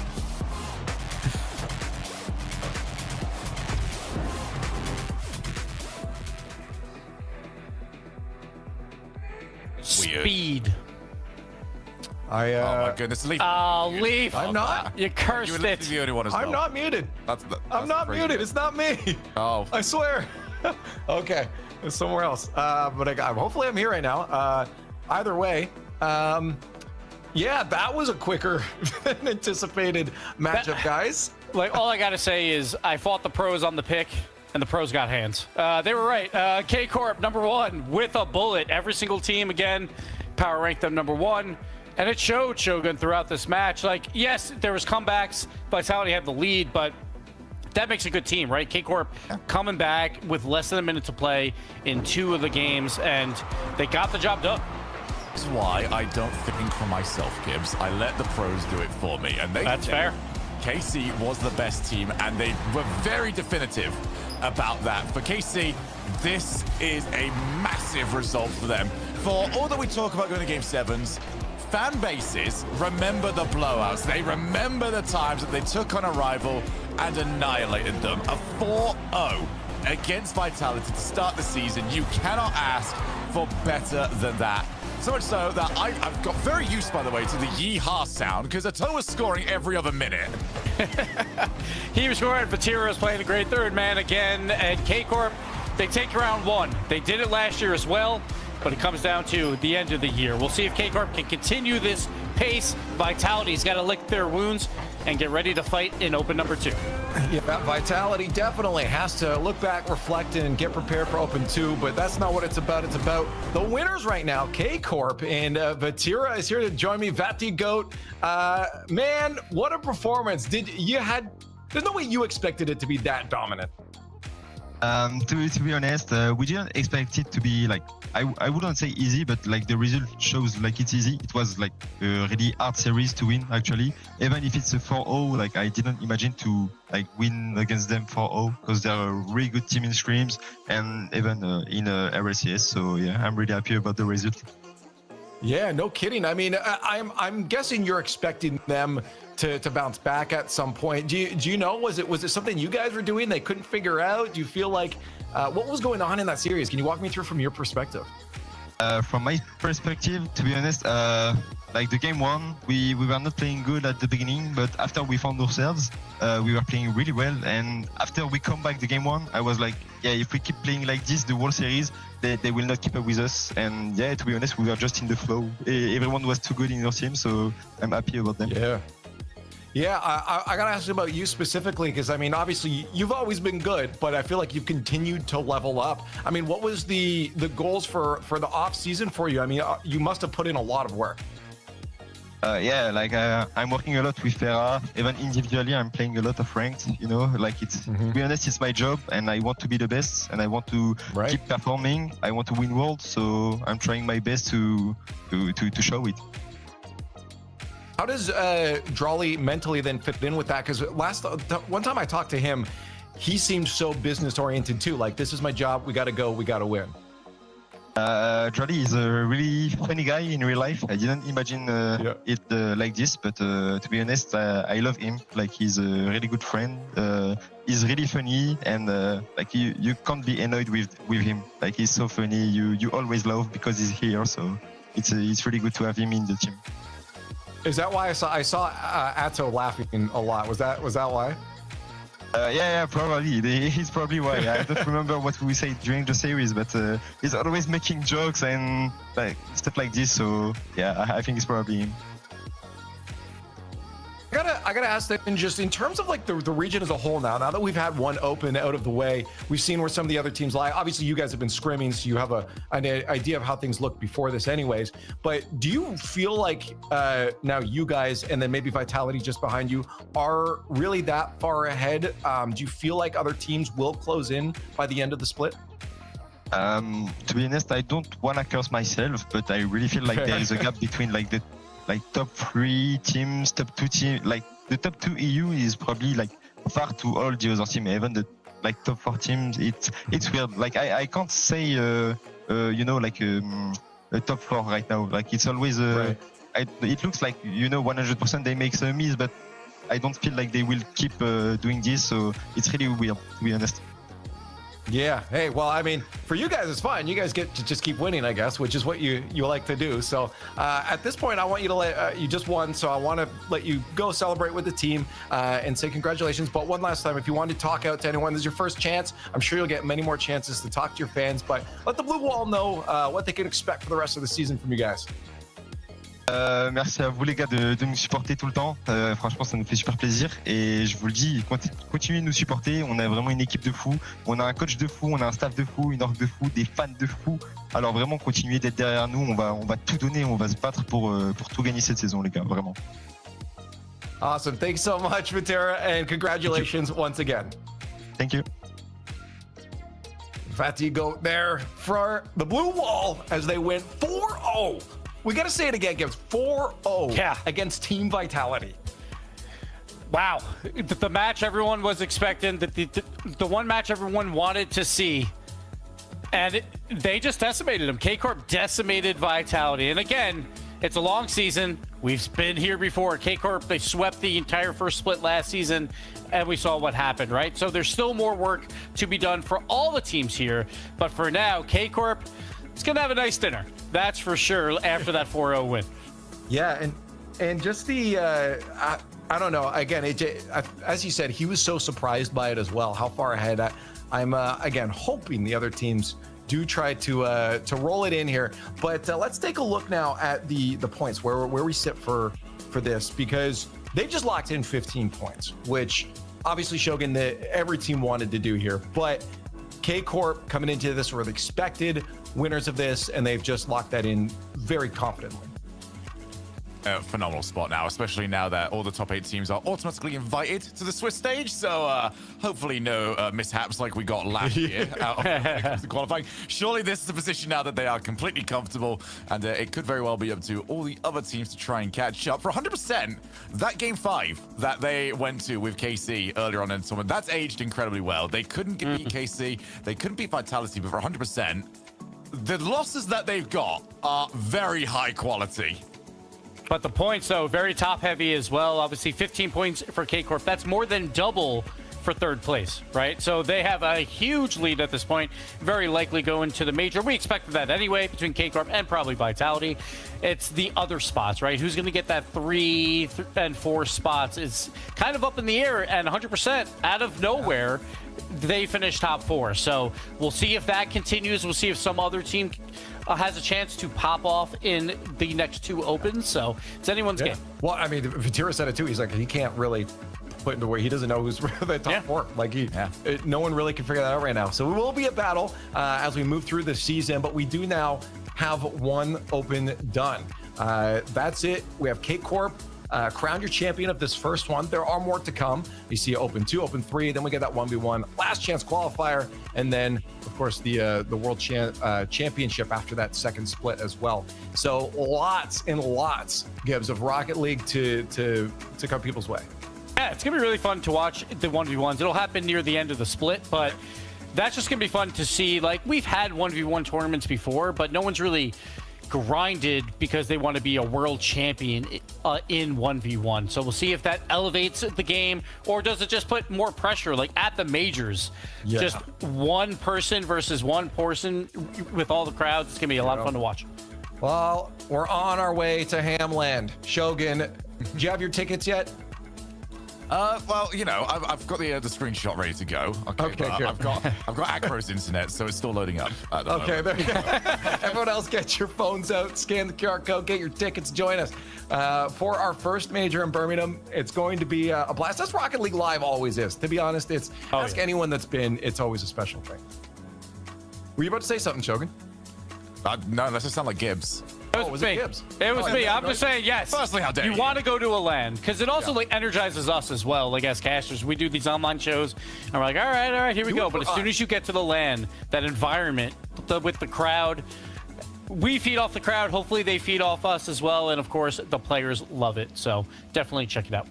And of course, that's not it for the rest of the week here. North America, which I know a lot of you fans are out there, are watching this as well. Yeah, North America's next week, so make sure to watch that. OC and MENA as well. I think every region, honestly, is getting stronger. I'm excited to continue to see. I think over in OC, the surprising thing for me was, you know, we saw Shogun B-Head looking around, but eventually just falling back where he was before.